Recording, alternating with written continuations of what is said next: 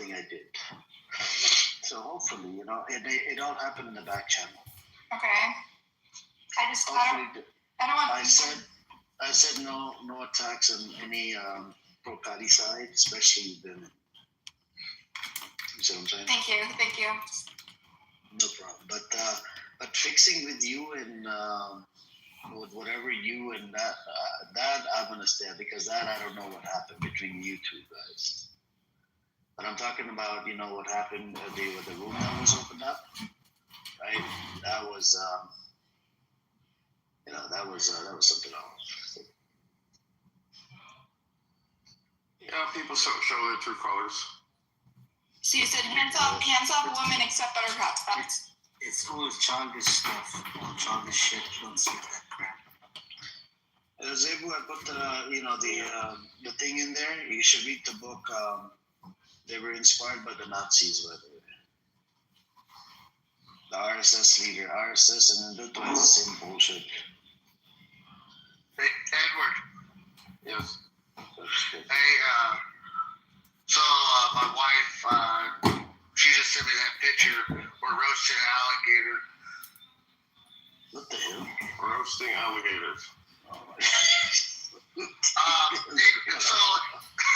So I had to go out this morning with the game warden because it ended up eating our neighbor's dog. So I had to call in the local fishing game, and they gave me. Are you technically eating the neighbor's dog yourself now? No, I pulled it up this morning. Oh. Do you use neighbor's Wi-Fi as well? No. No. They probably live far apart. But no, I called the fishing game and they gave me a tag because it's only gator in a small little lagoon, and so they gave me a tag and I literally threw a fish bait out and basically brought it in, and so yeah, we're roasting it tonight. Roasting a gator? Yeah. Oh, how big of a gator is it? It's only 6 feet. Oh, okay. Yeah. So yeah, that's what we're doing tonight. Roasting it. We're gonna do about 12 hours on it, and it should be falling off the bone. Is there like a specialized roasting pit for gators that we use, or you just like purchase it and some open fire? How do you do it? It just depends on how big it is. This one's 6 feet, so just like I have a homemade grill that I could do like anywhere between 12 to 20 chickens at one time if I'm smoking them or whatever. So I'll put it on there, offset the heat. I do about 100 degrees for about 12 hours, and just cranberry juice, Bush Light, and then some Old Bay, and just keep drizzling it. And does it taste like chicken? I mean, if the tail, it depends. The tail, some parts might taste like wild pig, or like a gamey eel. But the feet, I like the feet more because you put it on rice and you just eat the feet. So I'd say the feet taste better, more like chicken. But did you really have to? After what? And that would make it kosher, correct?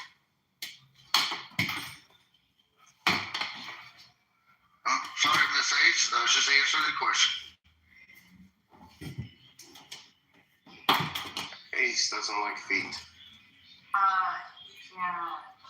Talking about that. I'm not talking about that, but like on a gator's tail, there's like good three portions. You got the top portion, like the straps, and then underneath the there, you got like, I would call it like the ribeye, and then you got a good chunk of ham meat, like a good roast meat off of it. But other than that, I like it. My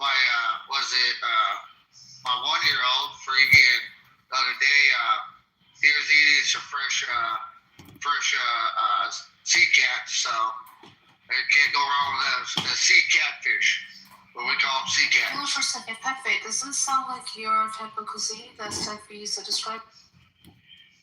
What kind of? What did he say? Beers, you know, just really long You're roast. smoking an alligator. I heard you Mexican. Oh, that's Is that like true? that's more like Cajun. I'm half Acadian. Acadians didn't have. I heard you're Mexican, bro. Is that true? You speak Spanish? Stop the cap, man. You are Mexican. So no. The thing is, everybody would say like, "Oh, you're not even white. You're one of those Mexican Are you whites because you're Kunas? from Are Phoenix." you Kunas or Cajun? You're Kunas? You Mexican? I'm Acadian? Acadian. You don't speak Spanish? You've been defending Epstein as well, just like no. I know. I said Epstein's the coolest Jew in America. Yeah. What the fuck, bro? That's serious. Stop this. Stop Pepe trolling. said as long as the kids have puberty, it's good to go. Pepe just wants to be Nick Fuentes so badly. Does Nick Fuentes say that he likes Epstein too? Hold on, Pepe. Le quiere de yo?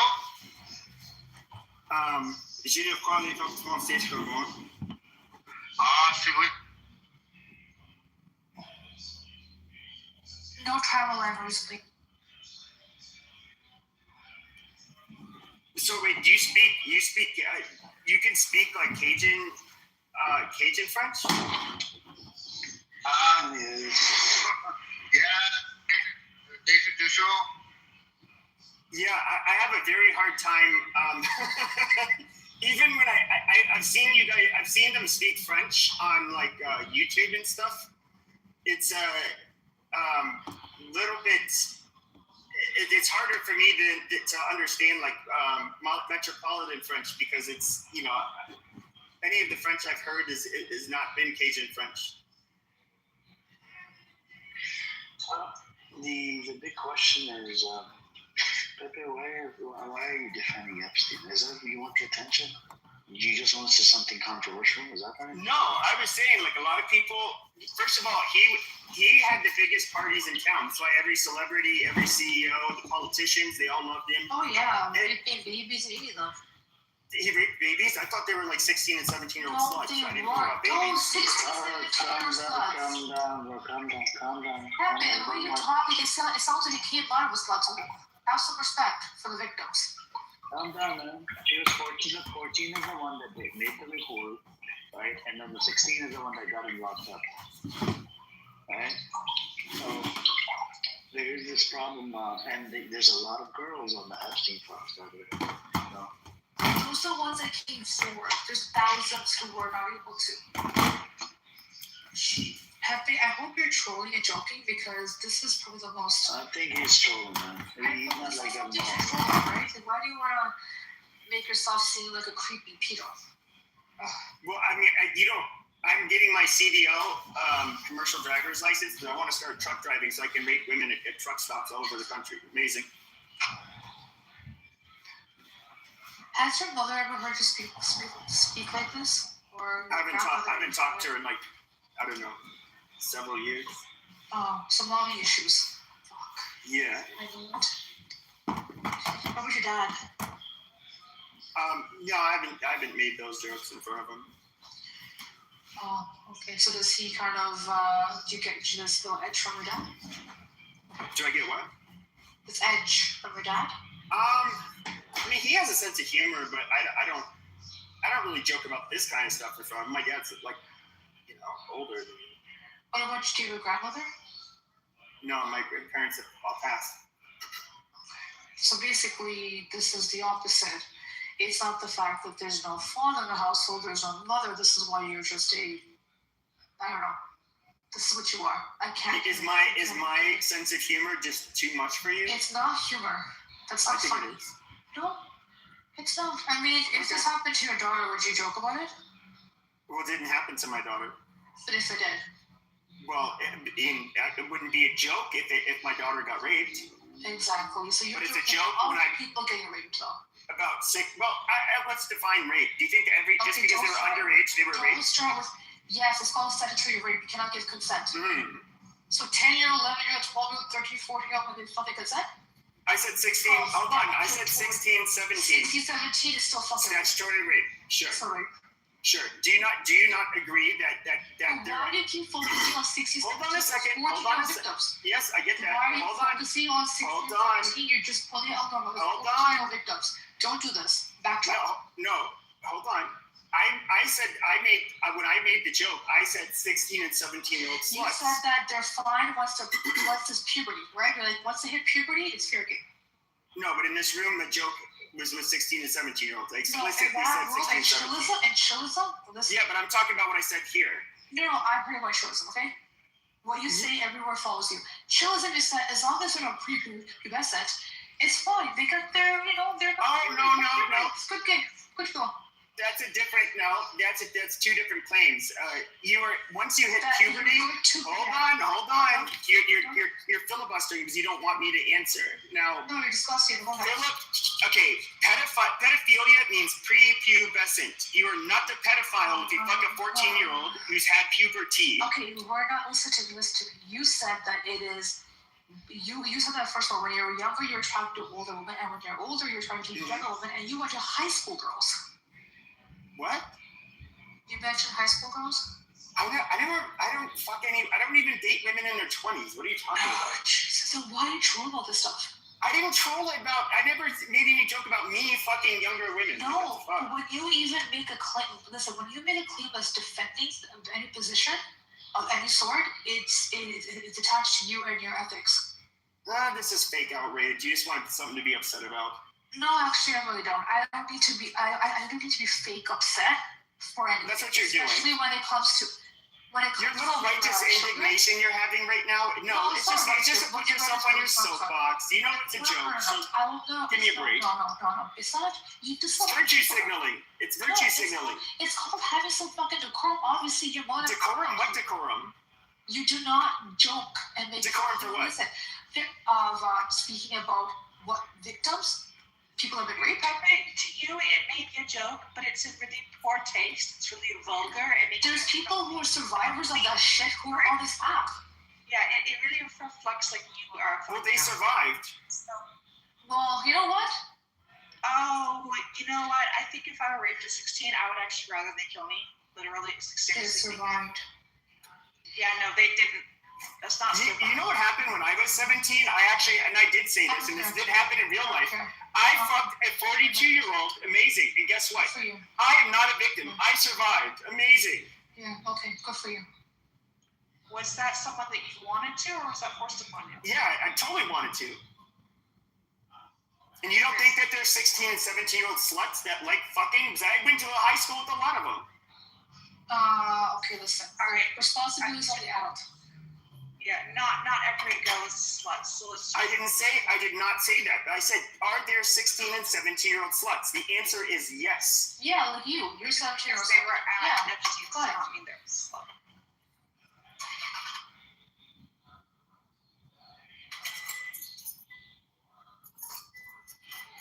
I mean, I wish that 42-year-old bitch would have flown me out to the fucking Caribbean. I mean, No, and then I could have fucked her there. No, a pasture asshole around other men against your will? Other men?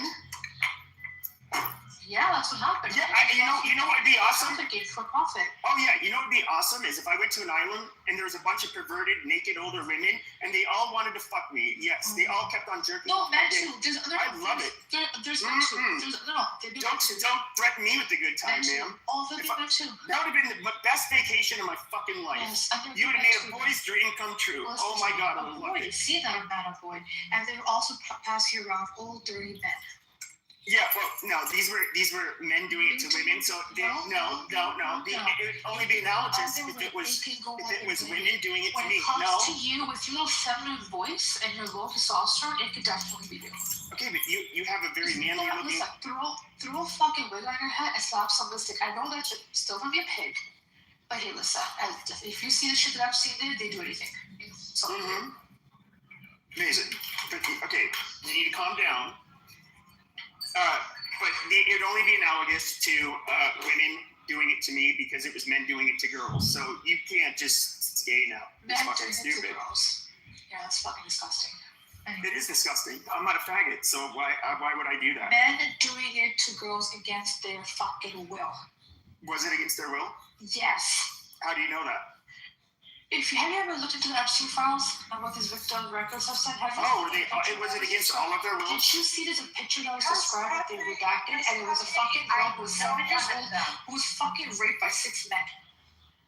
I wish I got raped by 6 women when I was 17. So fucking what? Pepe, you know what? Let's put you on a street corner, but then again, I was picking up. Yes, get me on a street corner where women will pay me to suck my fucking dick and let me fuck them. That sounds amazing. Okay, well, that's a job for now. What are we talking about here? So Pepe is defending Epstein. Are you defending the actions of Epstein? Are you accepting the fact that there might be people who just want to have sex at a young age? Well, I mean, rape is rape. If he raped little girls, I'm against that. Or raped any women. But as far as like some of these girls being sluts, recruiting underage girls for his pleasure all the time. You're okay with that? no, not if they weren't willing participants. No. Do you live in the real world? Hey, Pepe, listen, you know what grooming is. You sound like a smart enough guy. Mm-hmm. Why would a group of adult men want to congregate to an area with young women, knowing that they're under the age of 18, and pay an individual for sexual exploration of them? Oh, sure. Yeah, I think that it's just a dirty, perverted Jewish thing. They like to corrupt the precious, the pure, the beautiful, which is Gentile girls, especially if they're white. Are you Pepe? Are you trolling my guy? Because I'm being serious. That's a sensitive subject to want to troll on. I'm sure you could go. I'm sure there's parties that you can have a little good dark humor, troll, make dark jokes, stuff like that. But dude, you talk to a guy who has, I have a 20-year-old, I have a 12-year-old, and if someone was to ever do that, abduct my 12-year-old, Shoot him in the face. I know. Feed him to the alligators. But I just want to know your standpoint. Even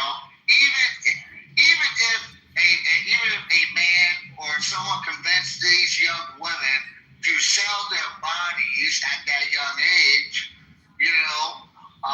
why? That's not a good thing. There's no justification. That means these individuals, these females, are these human beings were groomed by someone or convinced them that this is the only way that they can successfully make it out. And that's not right. That's not wrong. I get it. I mean, if you want to know, my real answer is that we should find out all of the people involved. And I don't care I don't care if you're a CEO. I don't care if you're even a fucking former president or whatever. And if they're found guilty, they should be fucking hung from cranes individually in front of the fucking White House, just to show you're not going to get away with it. I personally don't care. I think these are people who are not only perverts and predatory, but they also think that they're above the law and they can do whatever the fuck they want. And I personally would think there should be a strong message that no, you can't. In fact, you're just going to go fucking kill you, and everybody can see your dead, dangling body, in front of our nation's capital. All right, Pepe. Thank you. Thank you. That was Pepe. awesome. That's a really good answer. Thank you, Pepe. Yeah, dude, that was awesome. That got you a heart. I sent you a heart. Did you see it? Amazing. To start the CDL, of course, I run a farm, but I have a CDL, and me and my brothers do. And you can always message me if you got questions on a combination test. No, I don't really want to. I've been going around telling people I want to get my CDL, and they'll say, "Oh, why?" And then I'll say, "Because I want to rape women at truck stops and throw them into like empty mine shafts and shit." Just I don't know, just why not? People are just like, "Really?" Where do you find all these empty mine shafts? What kind of disgusting people do you, the men do you stick around and do you take it with? Have you been on Clubhouse? Are you fucking? Is that a serious question? It is a serious question. On Clubhouse? No, I'm talking about in real life and on. Oh, I don't say that. I don't make those jokes in real life. You're crazy, bro. You seriously are trying to get a CDL? No. I do not want to drive a truck. See, that's the thing, is if anybody was like, there's this guy on Clubhouse who says he wants to rape women and that's why he's getting a CDL, I would just tell the cops, like, look, dude, I'm not getting a CDL. Fucking, it's all a joke, so. But what is your real position? Are you, let me ask you this. Do you think Epstein was a pedophile? So there's individual allegations. There was one that was like, I read, that was pretty disgusting. It involved like an Israeli girl with foster parents, and she was prepubescent, and I guess there was a picture of her, and it was detailing what the image was showing because it's blacked out, and she was bruised and beaten, and I guess she had blood coming out of her crotch,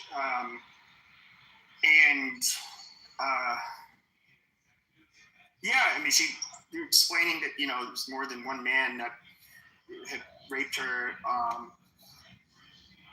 Like, obviously, I don't think, if anybody else in America was to be caught with a photo that there was photo evidence that they had raped a prepubescent girl, like anybody in this room, you're fucked. You're going to prison for life. Like, there's no. The fact that these people don't get investigated or fucking thrown in prison just shows like the level of corruption, and it's disgusting. Hey, Pepe, about 10 years ago, I was in northern Afghanistan when I was there for the military, and we came to a rural town where a guy raped, I think she was like a 10-year-old, and offset, we watched the town beat this guy, and the father, and then other men basically beat this guy half to death before they ended up dispatching him. I think in America, obviously they won't let someone go that extreme, but around the world, rape to a child or taking the purity of a child, I would say in America, in Western cultures, we're a little bit more civilized in the way that our prosecution is versus other areas.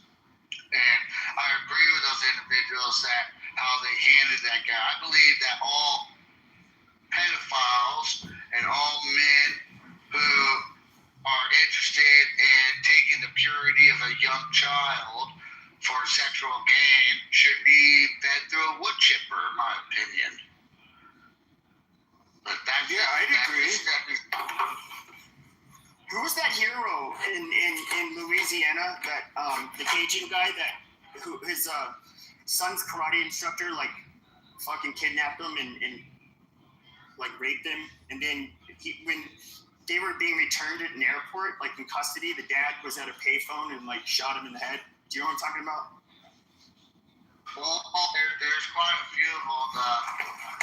The best one that I found was there's a guy above I-10 that his daughter got raped, and he literally took her down to the bayou and basically put his feet in the water and like basically physically held him there and put bait on his groin, and the alligator bit that area,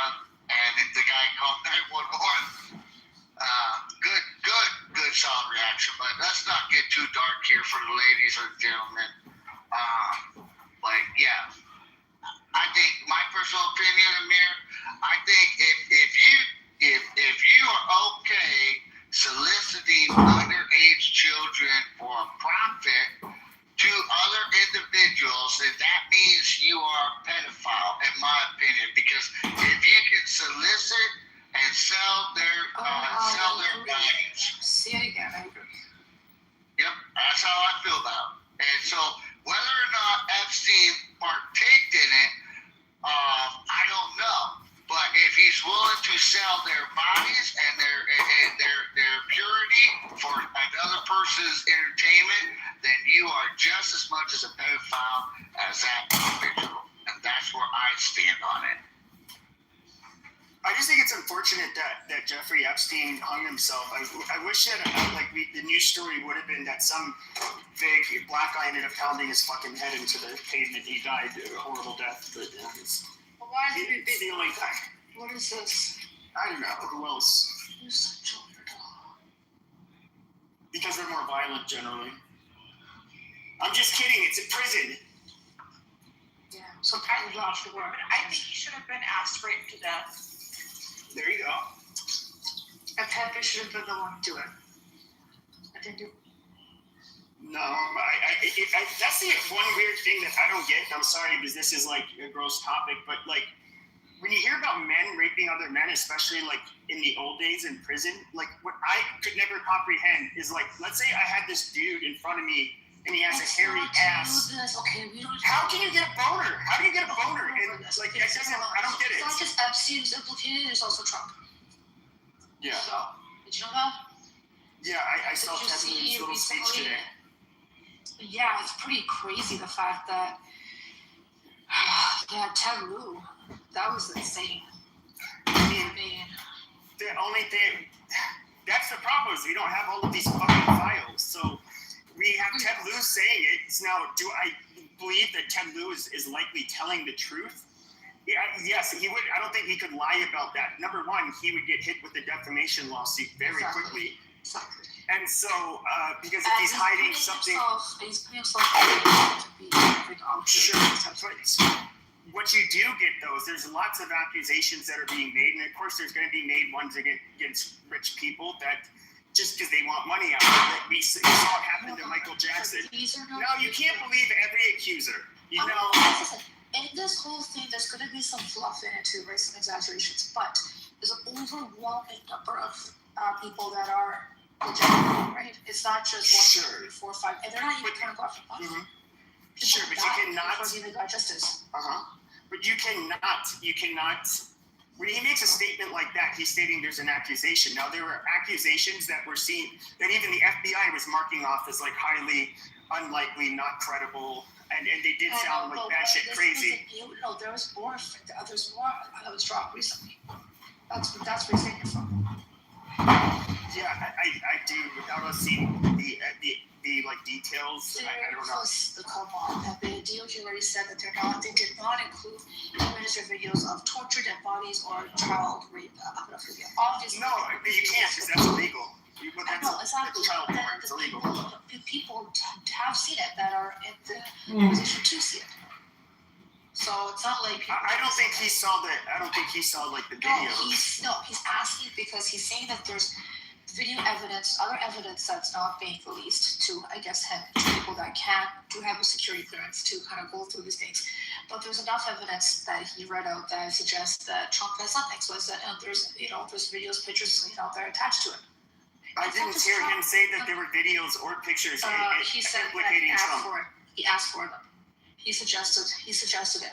He didn't say it directly, so that was kind of like a suggestion.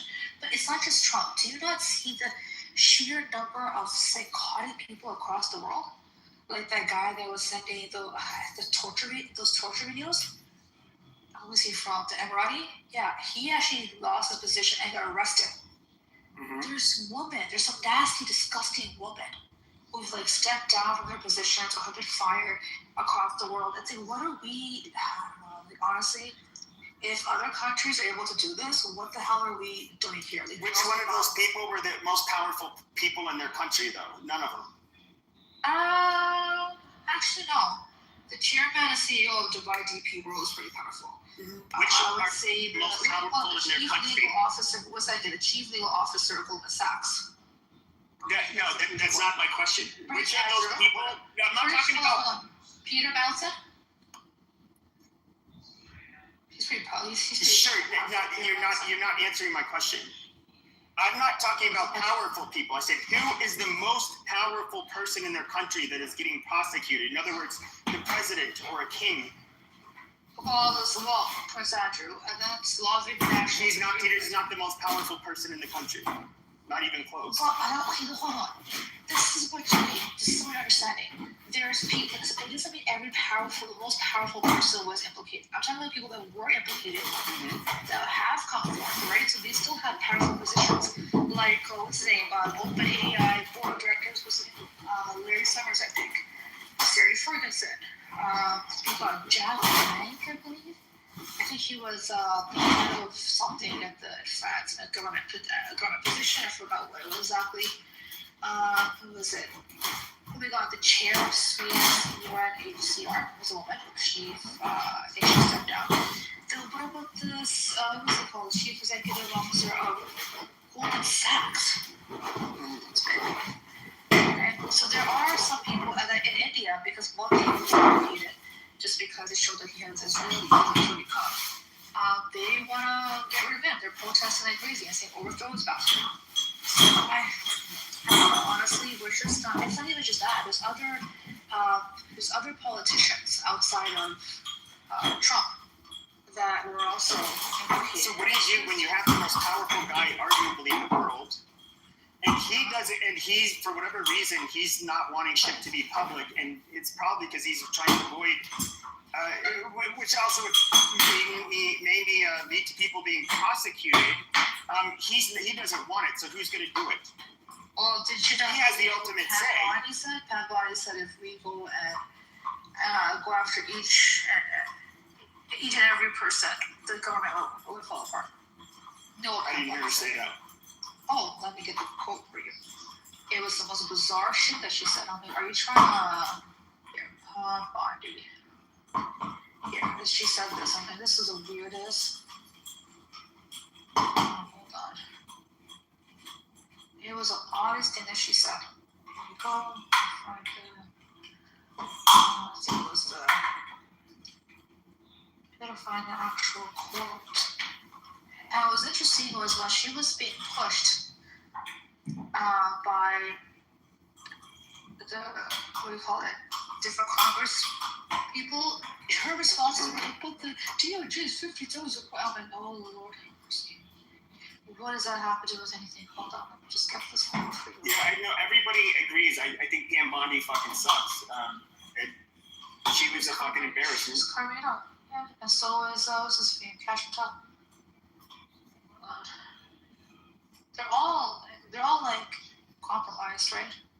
Well, here's where I will pressure you, and this is where I think there's the people who are like looking at this as like the Epstein files, and so it's one thing to have evidence and accusations that some bad shit had happened, but do they have enough evidence to prosecute anybody? That's a whole different story. That's what I'm saying. It's all circumstantial. I know. A lot of these victims are either can't be found or they're dead or like.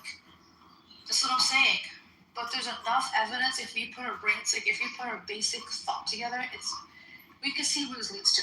But the problem is, like I said, there's a lot of powerful people that will be protected, and yeah, it's circumstantial. Like unless there's evidence that we don't see. From what I see, it's circumstantial. But the evidence that they have, if the DOJ has, that's like, a home run. And what I think is funny though is there's one type of evidence you're not going to see because the Department of Justice won't be releasing them. Is if I would think if there's anybody who would have real dirt, it would probably be an intelligence agency, and they will not share it with anybody. And the FBI might not even have access to it, and so. Well, this is the issue, right? So there's this pedophilia back, all these horrible actions that are done. What gets really interesting here is many people have said this was used to blackmail whatever evidence to kind of get certain leaders to act in ways that they want.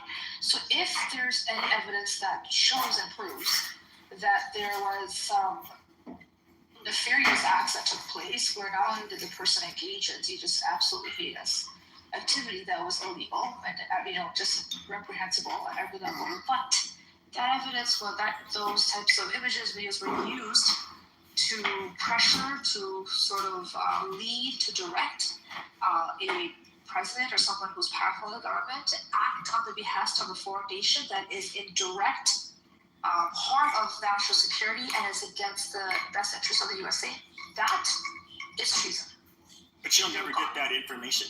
The question that needs to be asked now, since this guy was arrested and convicted, and then he was rearrested and he died in jail, then his girlfriend was arrested, convicted on this stuff. How come no one has been held responsible? Any other person who was engaged in the same activity? I mean, those other people who were involved. I mean, apparently he was servicing other people throughout the world, right? A lot of people. Okay, so I think how it's come probably this. Because, I think with them you could get the evidence. You had the evidence basically that they were somehow involved, and she was proven. It was by a jury of her peers unanimously believed that yes, she was trafficking women. okay. And so now the problem is that let's say you get a guy who was known to go to the island.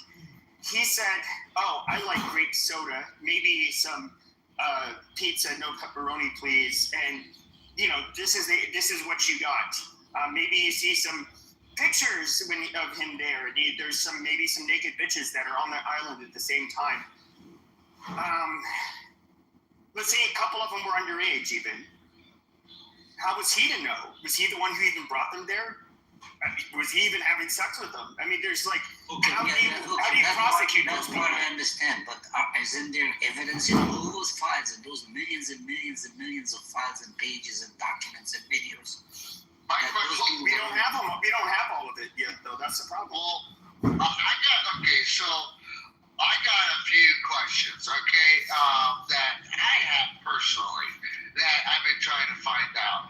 One, we went through, so the report was in 05, and during that, when the first technical report of Epstein was in 05, we had the FBI director under Bush Jr., and then we had the new administration, Obama, come in with his appointed FBI director, and then all the way up to Trump, and then Trump's FBI director, and then we had Biden's FBI director, and now we currently have Kash Patel for Trump's second term. My question is we went through so many years with change of hands, from the initial report to the time he was arrested, and all the evidence to be presented to arrest him. Why is it there's so much still gaps into it? Now I've had this question. It's just an internal question. Obama, Hillary running. We had Comey with the Russian dossier, which we found out turned out that Clinton and Comey were spiraling it up. Why? Comey was the FBI director. You know what I mean? He could have handled it all up and given it to the public in a fucking basket, with silver platter, best bow ever, and put them down. You know what I mean? And then we got all these other cases of coming out, victims. It's a lawyer's nightmare. I'm sorry to say, it's a lawyer's nightmare, because every one of these people that are on the list or on the travel list, these are high-end individuals that have money. They have fuck you money, to exaggerate.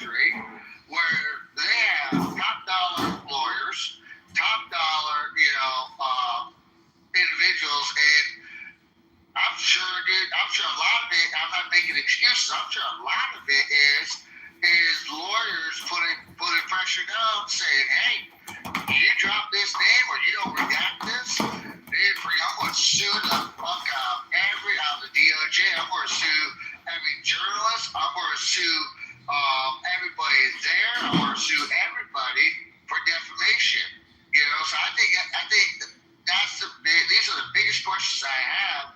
Is are they doing it out of the victims? Are they doing it out of the interest of the DOJ? Are they doing it out of the interest of Trump and previous administration and all affiliated? Or do they just don't have substantial evidence to just fucking round these guys up like a cattle drive? You know, these are all my questions that I've been trying to delegate to find out. And you bring up a good point, because this is where I got pissed off, and I still am. Trump said he'd release the files. I don't care what the reason is that he finds that they shouldn't be released, and he has a nerve to like bitch and complain about those in his base that wanted the files. You fat fuck said you were going to release the fucking files, so you release the fucking files. Okay, deliver what you promised your voters. And it's as simple as that. But I do think that, I mean, if I had to guess, I would say they probably don't have the evidence where they think they're going to prosecute. You know, the feds win. They have like a 99% success rate when it comes to convictions. And they have some of the most competent attorneys, you know, working for the AG's office. You know, they're not. It's not. I mean, Dave, I think they could go after somebody if they had enough evidence. I do think that it's probably a lack of evidence that they can actually prosecute you for, but also. Can be covered up, let's be real. Well, what, by the Attorney General? From top down, yes, absolutely. Because did you not hear Thomas Macy Macy? Saying his name wrong, but he basically said that we were supposed to get fully unredacted, but there's about half a dozen people that are being protected, and he forced those names to be released, and one of them happened to be that powerful guy in the UAE who was talking about sending torture videos.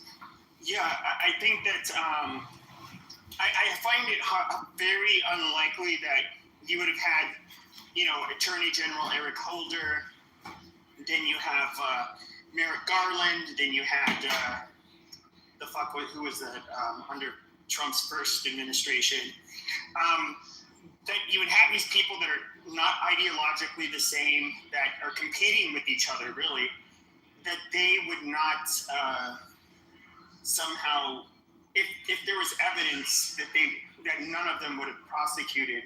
But also, I do think that, yes, there's probably, to an extent, there's so many people that are caught up in it that it could, you know, cause a shitstorm for both parties.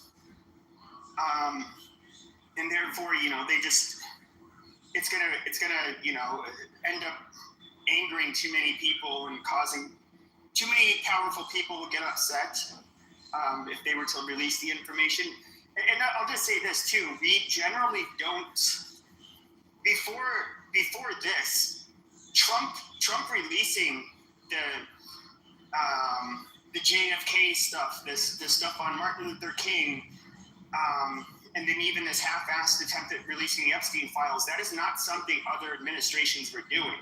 I think that, you know, that's why it's kind of hard to compare him to other presidents and other people that were in power. I don't know. I don't think the government is necessarily covering it up.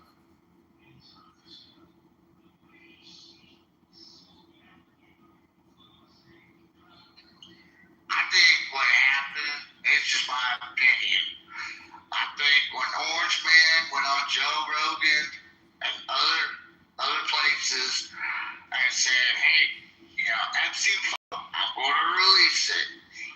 I think every Tom, Dick, and Harry that has a guilty conscience, I think they lawyered up like a motherfucker, and it's just my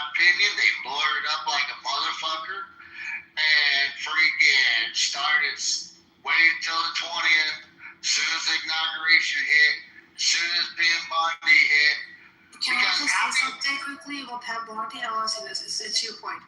This is a quote that she had. Okay, so Pat Bondi said, see, if prosecutors went after everyone tied to the Epstein files, the whole system would collapse. Pat Bondi. But that was, but in what context? Because just first of all, everybody who goes to the Epstein file gets prosecuted, the whole system will collapse. And there's sure, that's probably true for a reason.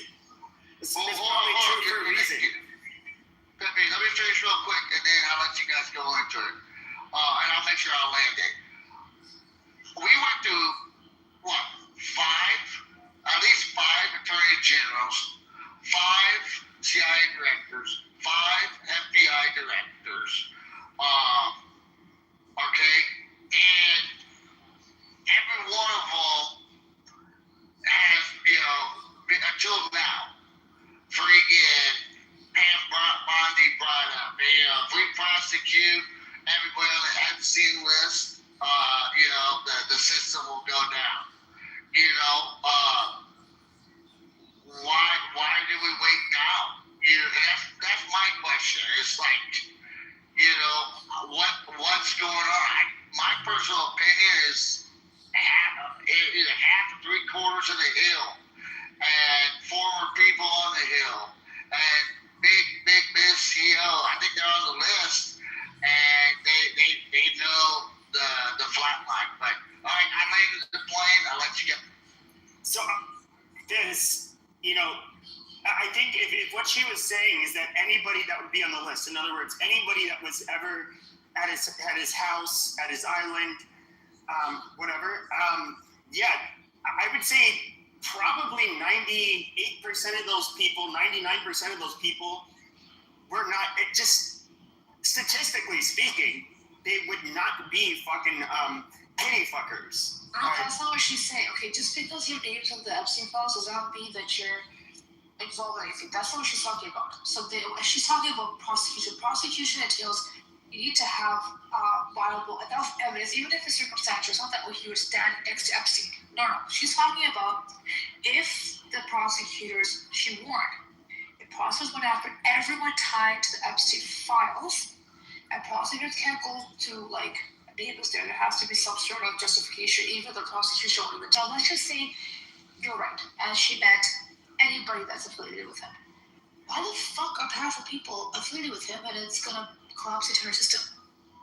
Oh yes, and that brings me up to my next point, because he's somebody who's we know that he was friends with Trump, the current president, Clinton. We know that he's all of the CEOs, celebrities. He's somebody who he was somebody that was very well connected by the anybody who's a somebody, really. All of the movers and shakers in the United States and even internationally. So why would it be him? Well, look at who he hung out with. I think there's other people you could probably say that about too, who are not embroiled in controversy. If you said anybody who's hung out with Larry Fink or I don't fucking know, even Oprah is, she probably does, she's probably close to a lot of politicians, CEOs, a lot of other people. This woman is none of those things. This is the funny thing. Sure, but this is where they're similar. They both have a circle around them that involve that are made up of basically the world's elites. Yeah, but okay, so was Norman Finkelstein was invited to go to his island as an email. Do you know this man responded back and said, fuck off, and he CC'd his daughter and his wife. He goes, don't ever email me again. So obviously people knew exactly what that island entails, right? Some people did. Isn't all of it was not, isn't all activity pedophilic? There was some sort of, some perverse sexuality or whatever the case may be, right? There's things that were probably what people consider, not PG rated, right? So fine, consenting acts. And when was this email? When was this email? Was it after he got convicted? Which one did it, sorry? Okay, when did he say the fuck off? Was it after? Was it after his conviction? after check, but guess what? After that, JP Morgan got sued. After Epstein passed away, because they said you still continued a business relationship with him. 17 makes it, and actually facilitated all of his actions. Well, obviously about money. It was people at the. You know what was crazy? The trend was after he came out. It was almost a marketing for him because he got connected with more people. More people sought after Pepsi. He was seen as a money man. It's not. No, he was who wants to associate with Somebody who wants to make money. That's a very simple one. My opinion, this is my opinion, guys. When you listen to it, especially let's say pre-2016, like even if you look back into like the 90s when you go find documentaries about hip celebrity parties they would go to. Forgive me when I say this name. Alex Jones, I think, came out in like, was it 2018, 2019? Yeah. And they asked him, he's like, you knew Epstein before? He goes, yeah. I'm like, dude, he goes, if you was a political figure, if you was a business person, he goes, you go to Epstein and be like, hey, what do you know about this person? He goes, and the best description I ever heard someone describe Epstein is almost like he's the devil, because you could go to him, ask about someone or their affiliation politically or business wise, and he could get you money, he could get you drugs, he could get you anything you want as long as you came direct. And so, I'm not giving him a free pass. I'm just saying, when you hear that, there's congressional members, Hakeem Jeffrey. There's pictures of Hakeem Jeffrey at one point sitting down with them, asking for support for when he was campaigning. We go through Democrat platforms, we go through Republican platforms, independent business personnel. I think the problem with Epstein was he's like a crossroads, in my opinion. He's like the devil at the crossroad. One way you want money for business, the other way you want for lust, the other way you want for drugs, and the other way you want for power. And that's the best way I can describe him of who he is, in my opinion. He's the devil at the crossroad. And a lot of influential men and women and individuals on all platforms of social stamina directed their route. And you had to, in one way or so before you got arrested, you had to go through Epstein in some direction, whether it's through just saying hi at a party or being introduced by someone at a party. I think your path will cross eventually. That's why. That's absolutely the case. He's somebody that had a lot of connections, and he could get you. He could definitely do a lot of favors for you, or even invest some of his money into you himself. So, no, I agree.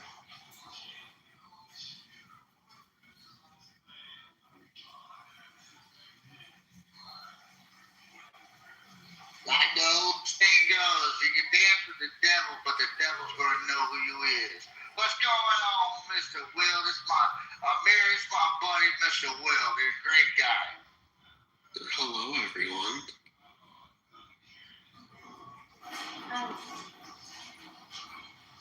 This is my idea of Epstein. I'll just chime in real quick. I think it's just a giant, massive cover-up that spans, decades and stuff, right? And, releasing the files, blah, blah, blah, blah, blah. I think that if they really released everything that's unredacted, besides the stuff that should be redacted, like sensitive information, like children and stuff that were involved, obviously keep those redacted, right? But the political, I think that if you really released most of the names, you'd bring down the world economy. I'm pretty sure, because you probably you'd see Democrats, you'd see Republicans, Independents, Libertarians, world leaders, the most prominent CEOs, the most high up people, and I just think that it would probably. I feel like they're really trying to cover it up because it's kind of like think about it, the 2008 housing crisis, too big to fail. Like if it's like too big to expose these people because it would cause riots, turmoil. Well, not too long away. Yeah. But you know what I mean? Like it would just cause complete and utter world chaos. Like for all you know, a civil war could break out between governments and their own people, because you just lose all that trust. And not that there's a lot of trust to begin with anyway. Would it be so bad? I personally think it wouldn't be bad because I think that there could be a lot of reform that can go on. But money breeds corruption. It's pretty much trying to protect the old guard, not letting it fall, even if there's some very heinous activities. I've always wondered why now are they kind of presenting this to us, even though it's limited, but it's more than enough information. God, something that I wish I had never read. I think that a lot of people, when it comes to rich and powerful figures, I think every once in a while there's something, someone has to take the fall because you get suspicions up, and then someone has to be a scapegoat. I wouldn't be surprised if there's a bunch of we call it the secret government or the secret people that run the world, right? And they probably say the people are getting really so someone's, I hate to say it, but someone's gonna have to take the fall. I think that was Epstein and Justine Maxwell, to be honest. They had to do something, put something out there. Yeah. And I think that Epstein was actually not the one orchestrating anything. If you're just not about it, you're not about it. Obviously, there was an affinity there. And the way that she infiltrated into this entire thing, it was by his side. And if you look at her role, it's pretty disgusting. But that being said, the amount of people, the people in different positions, I will never understand, how deeply integrated Epstein and his entire network got into. I'm talking about banking, corporations, governments, charities. I can't even name everybody. Yeah. Do you have anything valuable to say? Please do. When you have a shit ton of money like that, it's it's the classic money talks and bullshit walks type deal, and I think money is used it's used as leverage, and people will do anything for a quick dime. I want to suggest somebody deep dives, because I did, and I kind of regret it again.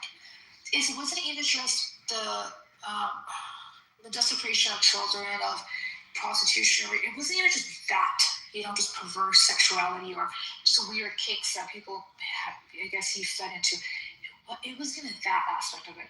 The fact that if you go into that Gmail account, I'll put it in the chat, it's pretty much his email, and you type in baby born. And there's hundreds of women that emailed him over the years telling him, I had a baby, it's a girl, boy, whatever, the size, the weight, what the name is. I'm like, why would anybody be emailing Epstein? And hundreds. Then there was an email where a woman emailed him saying that, please investigate, where's my baby? After giving birth, there's a few women like that, right? So I'm looking at this, I'm like, yeah, it was done. Where are these kids? These babies? Are women selling? It is demonic. So if it were girls that were being raped at the Epstein Island, they wouldn't be emailing him. They would, we see, that would be what it is, unfortunately. But it's women emailing. They were drinking adrenochrome. That's what they were doing. Give me a second.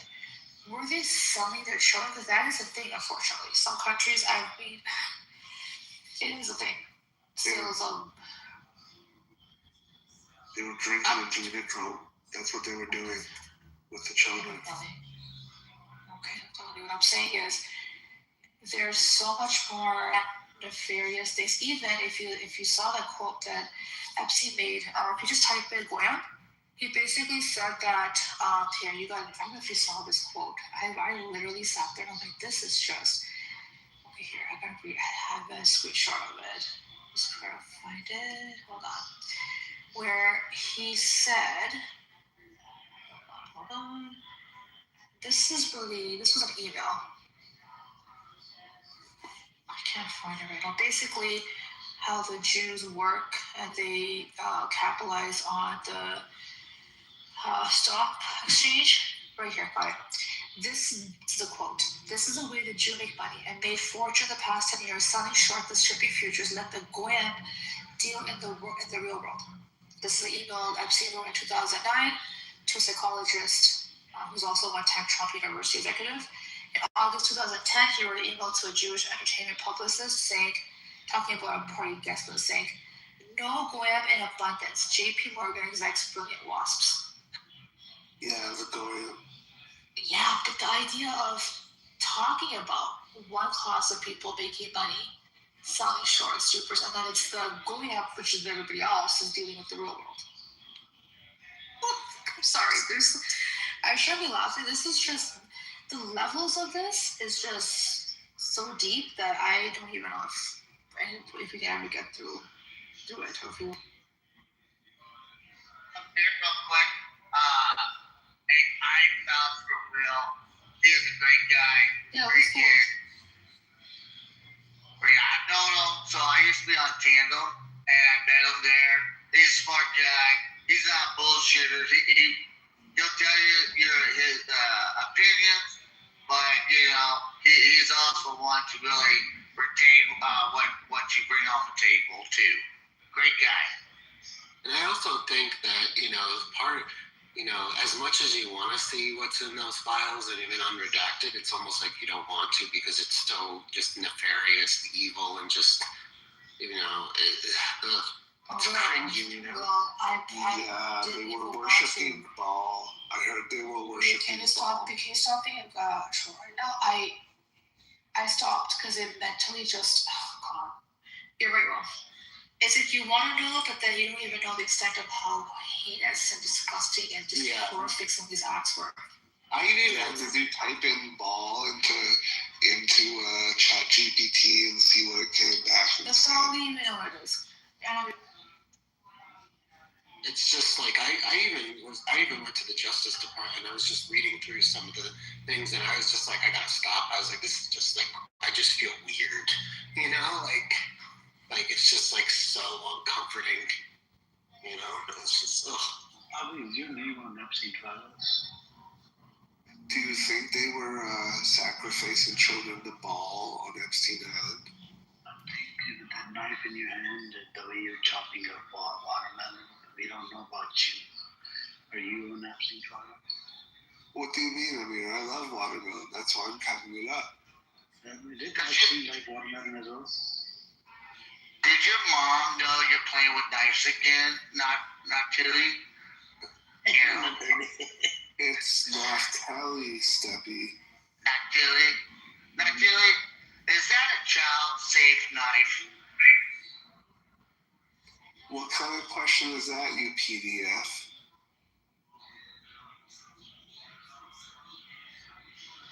You shouldn't make that because You shouldn't make those accusations because it's disturbing to call somebody a P-word, bro. The question for you, Naftali, is have you read the Epstein files? No, I haven't read the Epstein files.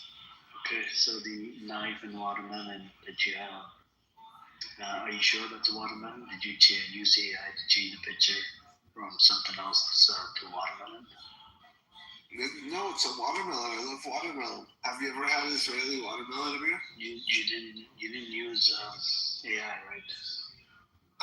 To make the picture of me chopping up the watermelon? Yeah, you were chopping up something else, but then you turned around. No, it was a watermelon I was chopping up. Kind of sounds sus. Was it soaked in blood? Because you're talking about blood earlier. I wasn't talking about blood earlier. Sorry, adrenochrome? Is it soaked in adrenochrome? Take it from old children? Do you really believe in adrenochrome? This whole like I'm adrenochrome asking thing? you because you brought it up, but you were like, so sure. No, I was just trolling. You caught me. I was trolling. You're fighting big enough, can't miss you.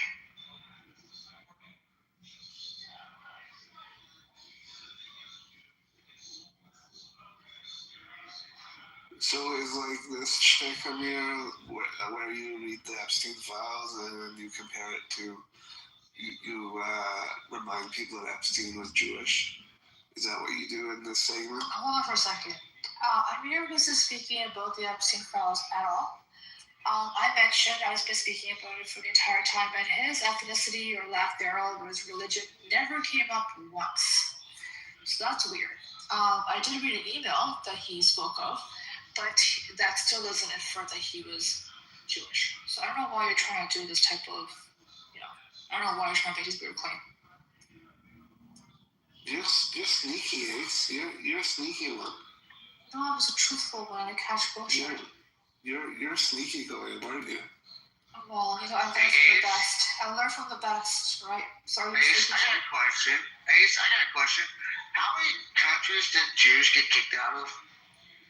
Well, let me ask Otali. I think his butt might be sore from being kicked out on his ass. What was it, 109? 109?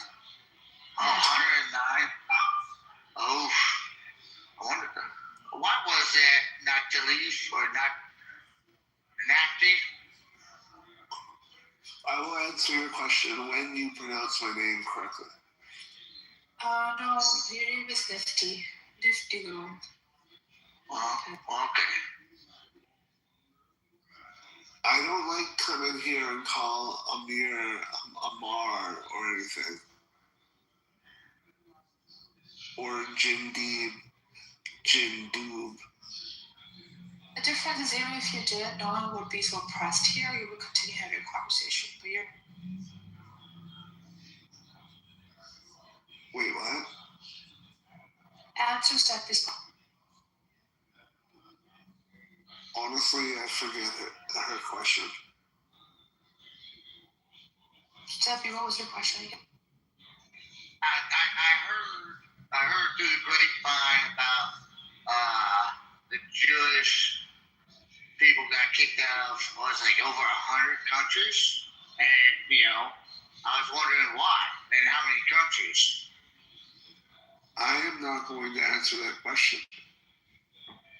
That is an anti-Semitic question. You calling Jewish history anti-Semitic makes you anti-Semitic. So let me give you multiple choice. Was it 109? Was it 100? Was it 95? Or was it 50? Now you have three choices. You can ask the audience, you want to call a friend, or do you want me to take away two multiple choices answers? What do you want to do? I'm not playing this game with you, Amir.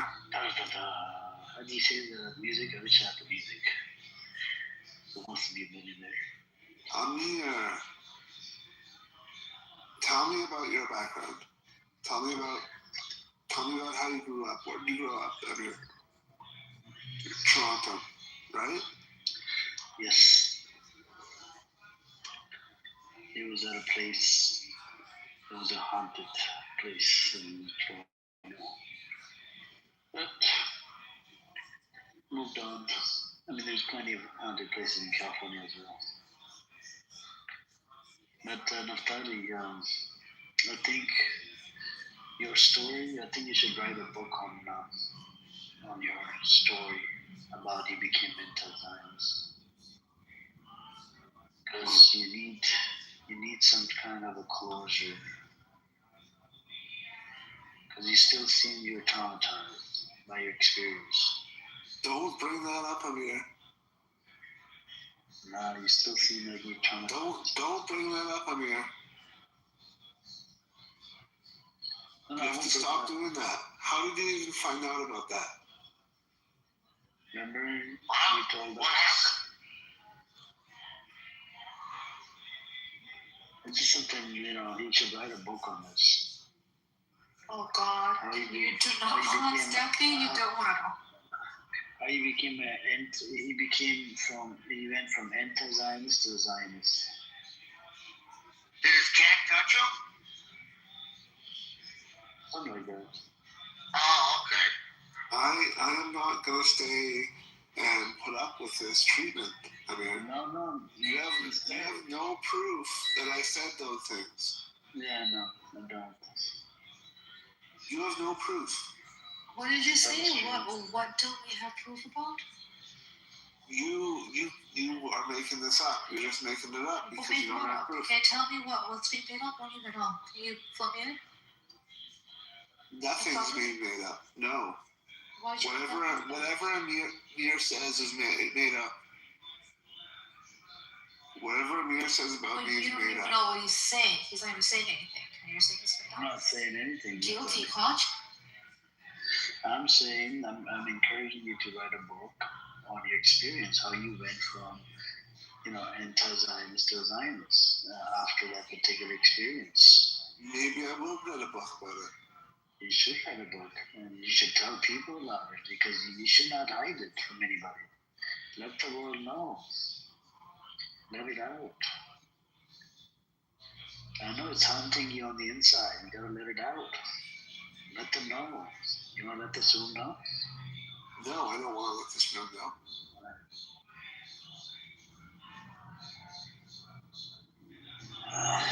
It's a secret, by the way. The deep, dark secrets. What is this title, by the way? Zio Palevi Hindu Buddha Supremacy Cult? You think there's a cult?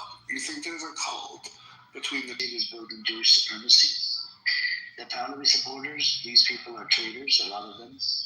They want America and Israel to do the attack, right? Hindutva, it's similar to Zionist perspective. They want to turn India into a Hindu nation.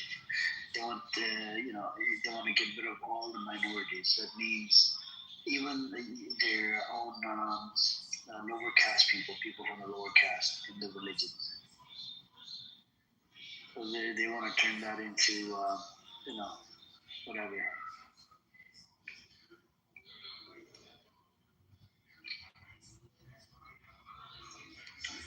Man, Amir, when's the last time you've touched grass? Be honest.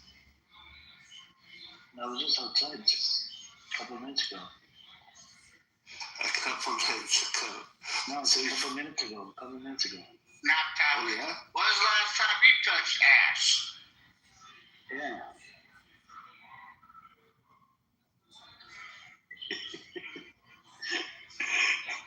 Forget the ass this time.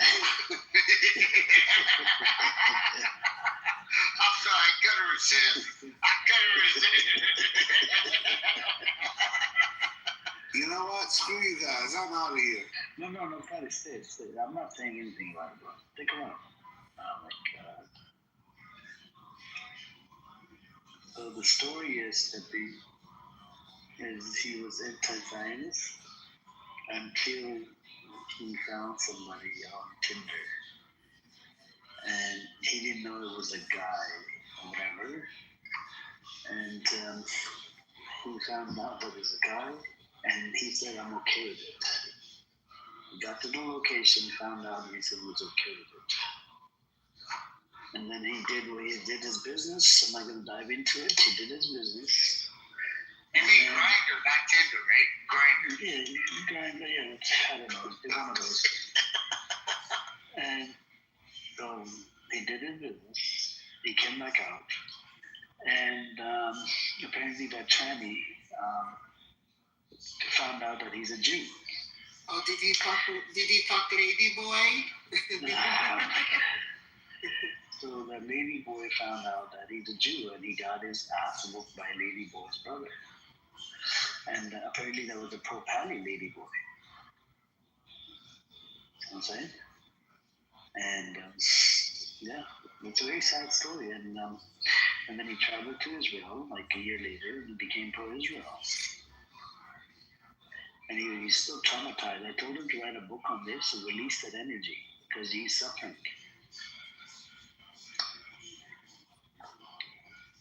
Well, what I'm hearing is someone clapped on cheeks and his eyes opened up and went a different direction. So we have a term called jihad, right? It means struggle. So he's doing a jihad within himself right now. Like even when he speaks, you can tell he's suffering. He's doing a jihad within, like he's struggling within himself to fight this whatever happened to him. Yep, it is what it is. So when he finishes, will he say Allah Akbar or whatever? No, I mean, I don't even know if he's religious. Like he's Jewish, by the way, and he's Zion. Oh. So yeah, he probably, hopefully, he gets well soon. After writing a book, he lets that, he needs to let this negative energy out. What's it gonna say? Sinus. How I got dicked down before I went a different direction. I'm sorry. I gotta be quiet. I'm sorry. Fucking. Dude, the title for that book could be off the hinge, The repercussions of a science. Do I need to talk with this man?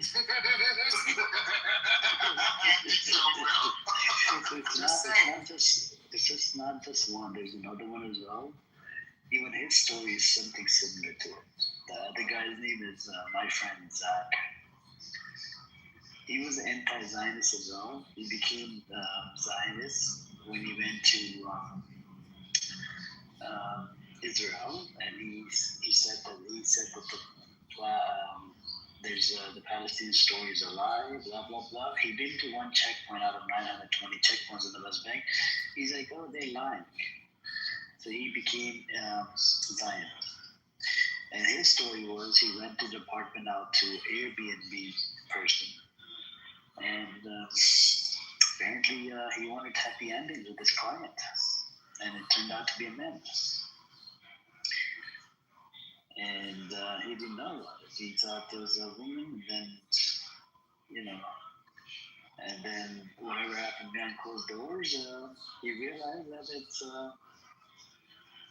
it's a she now. But what do we do? But that guy crashes out like crazy. The worst part about it is I didn't even know this story, and I'm like, when's the last time you touched ass? Now I know the story. Now I know he's so pissy he left. But I'm just being a smart ass when he said, when's the last time you touched grass? So he's just pissed off that he's possibly bisexual and he doesn't accept it. And then there's another story. I think we'll listen to this one clip later because I broke my fast, so we can listen to it. There's this guy. It's a crazy story, right?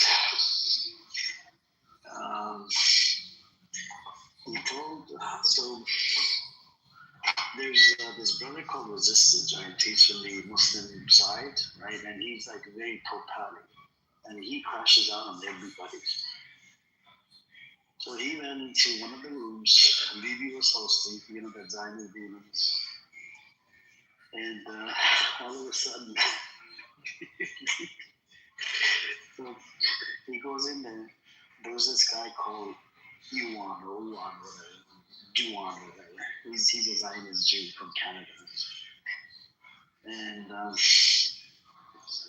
he started attacking his religion, it was a Muslim Islamic religion.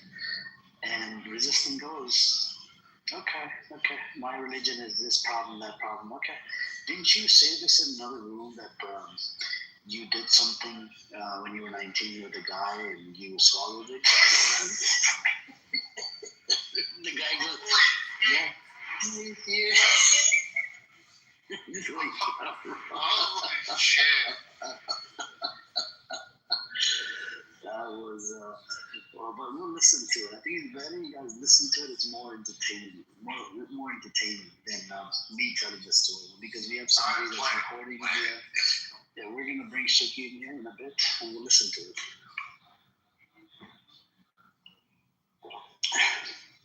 It's crazy, man.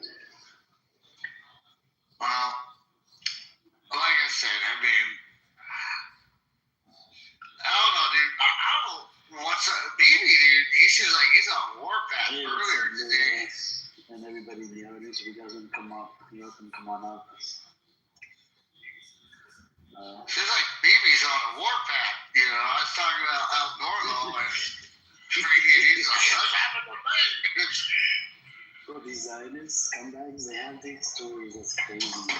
Do you remember that guy that always into grooming gangs? Do you remember?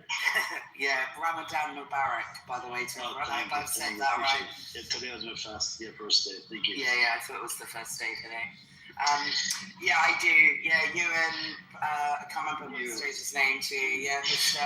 There's grooming gangs. And doesn't listen to any evidence of the fact that it's white middle-aged men, right? You heard the story, right? Yeah, I also was privy to some of the rooms he set up against BB and said he was going to do it for 30 days and managed about 3. So, yeah. Do you know why, right? It was Yeah. That was funny. Oh my God. BB called him the F word and it was funny. I think we should listen to him. Hey, what's up, Shadi? How you doing today? Hi guys. Yeah, we were talking about some Zionist scumbag on this app. He shared his, I don't know, he was crazy and one of the we just had one here earlier, Naftali. Who are you talking about? He was, his name is Naftali. Naftali? Naftali. Hey, Naftali's back. Naftali, welcome back. How you doing? What the fuck? Why are you talking about me, bro? No, I was Use telling the them. F word. Come on, Yeah. please. We just woke up. It's Ramadan. Were you fasting, Shadi? Yes, of course. Oh, okay. Nice. So, Naftali, I was just saying, you know, we're thinking about the name of the book that you write about your own experience. Stop bringing that up, man. I didn't bring it. I'm talking about the name of the book. Remember? No way, bro. No way. I'm out of here. Where are you going? Stay. Damn, I asked him what his Grindr account was. He was calling watermelon or the Israeli flags. Weird. Yeah, it is weird. Yeah, so the story was he found somebody on Grindr or something. He met up with that person. He found out it was a guy, and he was okay with it. He did his business. If it was Grindr, then you know, I never. I don't know if it was Grindr or Tinder. I don't. To be honest with you, I don't know. He said something. If he went on Grindr expecting to find a woman, then he's a fucking idiot. Clues in the name, right? Yeah. I mean, you can find women on there, but you might be surprised with what you see. Yeah. So horrifying. He found out that it was a man, whatever, and he did his business right behind closed doors. And then that tranny found out that he's a Jew, and that tranny brother beat him up, and he's been traumatized since then. He was anti-Zionist before, and then he went to Israel like a year later, right? And he became pro-Israel. He's been traumatized by that experience. So, yeah, that's the story about Naftali. But, yeah. Hey, welcome, Mo. How you doing today? Welcome back. Thank you, guys. First of all, Ramadan Mubarak to those who are celebrating. Thank you. Second of all, I went down a deep rabbit hole today. Would you guys like to hear about it? Sure. Is it related to Epstein? It's way deeper than Epstein. Epstein is nothing. Okay, let's go. Everybody's worried about a nuclear World War III, drones, Epstein, the right, the left, the gays, the conservatives, all of this BS, right? But you guys remember what they did to the Lebanese with the pagers, right? They have all the data. They got access to all the technology. They know who's with them and who ain't with them. I think World War III will be one of the shortest things ever. Imagine they just call all of their enemies. And when you answer the call, boom. I think that's a simplistic way of looking at things. I don't think it's going to be that easy. And 20 years ago when we were saying the rich are taking kids and raping them and doing weird shit in the forest at Bohemian Grove, and everyone was saying the same thing. That's such a simplistic schizo way. I didn't say schizo. I think it's... Edward, are you an atheist? No. Yeah. Okay. No, Muslim. You? I'm Muslim. I'm doing it. Okay. Wa alaikum assalam wa rahmatullahi ta'ala wa barakatuh. It is, in World War III, I don't think this is going to lead to World War III. Honestly, I think World War III is coming, but it's more technology and AI based, and it's going to be... Edward, what if AI is the Dajjal? No, because I've looked at this. The Dajjal has to be, from what I could tell, and I'm not a scholar, has to be an entity, like a living entity. And AI is not living. Okay. And How about this? Yeah. When do you think AI will make things so realistic that they can be mistaken for reality? Within 10 years. Okay. Knowing that, keep that in mind. We got personal computers and all that in like the late 90s and all that, right? The military had that stuff in like the 70s, 60s. They were testing. Yeah. When do you think they started testing AI? When do you think the military had access to something like Gemini and Nano Banana? That's hard to say. I can tell you, OpenAI, GPT, they came about. Their discoveries were sort of accidental. I mean, they were trying to create AI, but they didn't think it would actually manifest in AI. And it just springboarded from there. So if you look at the trends, if you graph out Moore's Law and others, you'll see that AI in computational power is exploding. And I mean, right now we have clinical trials going through. Let me ask. Let me just say this part. Right now we have multiple clinical trials. One of them just passed, and it's being used, but it was only on the trachea here in the U.S. But it cures cancer universally, and Saudi Arabia has approved it for all kinds of cancers. But here in the U.S., they wouldn't approve it for all kinds of cancers for some reason.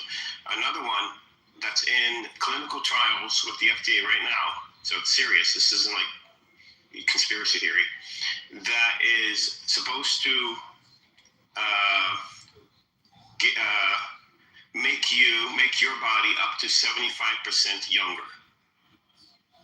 75. It's an injection. The Goyim must die.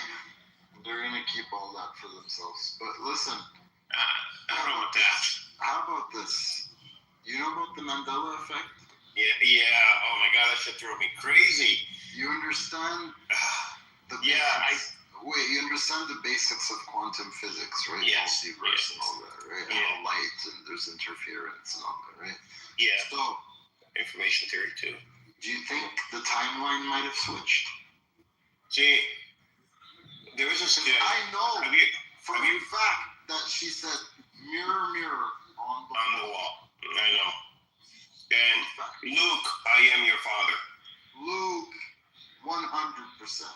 You know, 100%. not even that. He even said it multiple times, like in different interviews. So, but there is back in 2012, 2013, maybe 2011, somewhere around there. If you look it up on YouTube, Max smartest physicist kid. Put that on YouTube. Max, like M-A-X? Yeah, I forgot his last name. He is 12 or 13, PhD in I think theoretical physics. And he was going through on the Mandela, because he studied the Mandela effect. Oh, yeah. I've seen him, I found him. Okay. Yeah, he studied it. And he said that they were reports about that time, just before this time, that the Hadron Collider was set to create particles that did not exist in our universe. And he is saying, this kid, again, he's a physicist. What's his name? Sorry, his name? Max. Max what? Do you have his name in front of you? Because that CERN, I was so fascinated when I first, oh my gosh. Max Laughlin. Yes, that's it, Laughlin. Yeah, and so he was saying that that he. Let me see. Let me check. I put it the right way. He. Did So you think that was to break reality or something? No. So he said just one particle. What was Mr. Hold on. Let me just finish this one thought. He said his premise was that if you just take one particle in or out of this universe, you are switching this universe into another universe. Dimension? Different universe, universe next to ours. So just by changing one particle, because in our universe, energy can't be created or destroyed. Here, we're either putting energy into the universe by one particle at least, or taking energy out by one particle. So you are removing the balance that the universes have with each other. So, and that's around when the Mandela effect started happening. And he started it, and then he disappeared from the internet. He had 2 videos, and then he disappeared. See, I've always believed the parallel universe theory to use just sort of tries to bring that forth. That did drive me crazy. I thought I was like doubting my entire existence. I'm like, did they really not? Well, if you want to go crazy, study the Mandela effect. Go online and just put it on YouTube. I know. The Luke, I have your father. I think he said, no, I have your father. I don't think I've ever heard that in my life. I don't think I've ever heard that. It's a beautiful day in the neighborhood. It's a beautiful day in the neighborhood. Don't do this to me. Now it's not that anymore. It's a beautiful day in this neighborhood. No, that never happened. Go check it out. That never happened. Go watch old footage. You'll see it's a beautiful day in this neighborhood. That is so crazy. What about the Flintstones? What about them? It's not the Flintstones. It's the Flintstones. Really? Yeah, dog. Flintstones. I never heard Flintstones before. How do you spell Fruit Loops? Fruitloops?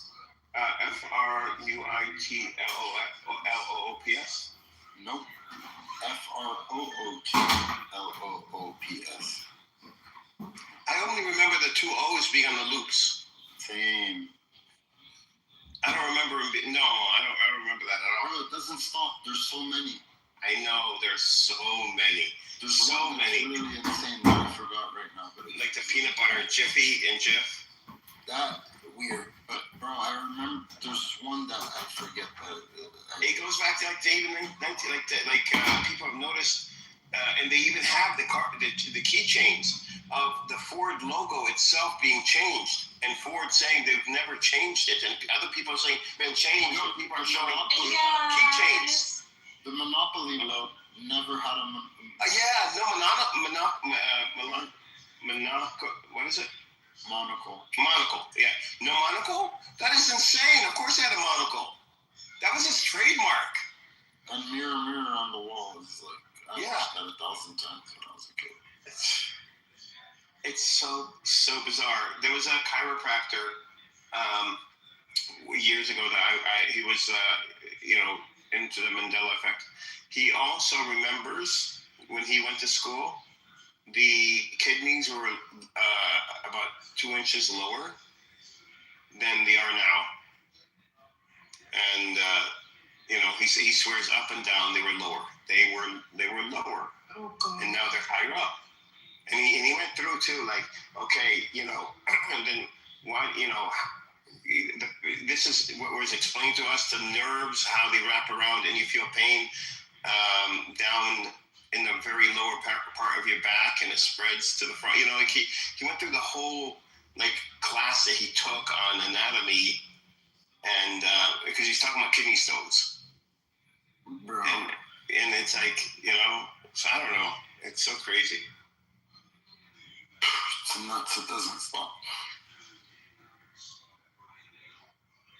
And then with Mandela, and that's why I started. Mandela died in prison, but he never did. Yeah. Yeah, He died in prison. I remember this in the 80s. I remember it. I remember reading that, and now Yeah. he died too. And it's because I remember the reason was people were arguing about it. Like, no, he didn't die in prison. Obviously, he lived. And they're like, no, I remember seeing this. You know what's going to happen with Epstein? No, he didn't die in prison. He lived. Yeah, he might be in this another universe right now. See, this is the most tricky. But CERN is crazy. CERN is definitely. Trying they don't know what to they're doing. find the God particle, and they're trying to actually make it. They're making another version. Also, Switzerland's supposed to be 10 times more powerful, more larger. But they're talking about black holes might be created. It's one of these types of experiments, which is, black holes. Yeah, or like nanoparticles. Yeah. But this whole idea of trying to create the Big Bang theory and trying to, that God particle, we're trying to capture that I don't know why this is so necessary to do this type of experiment. I don't know how they came up with the Big Bang theory to begin with, because nobody said it was a Big Bang. Yeah, meaning. I don't know. Yeah, the original actually, the original person that coined that. The TV show? Huh? No, not the TV show. Yeah, me too. And it's I love that show. It's kind of timeless too. It's not like what do you call it? Friends. Oh, that's so 90s. I never liked Friends. I hated all of her. So it was I liked so Seinfeld. 90s Seinfeld now. was so much better. I hate. Yeah, me too. I hated Rachel. I think Amir would be a perfect Sheldon. I think he would. No, that's Edward. Edward's the Sheldon. Okay, Edward, you made it to Sheldon. Particular, very monotonous with his. I think I would be a Sheldon, just like you. Well, maybe. I mean, I did study quantum chemistry and physics, so. And astronomy is my side hobby. I think radio astronomy has a lot to teach us.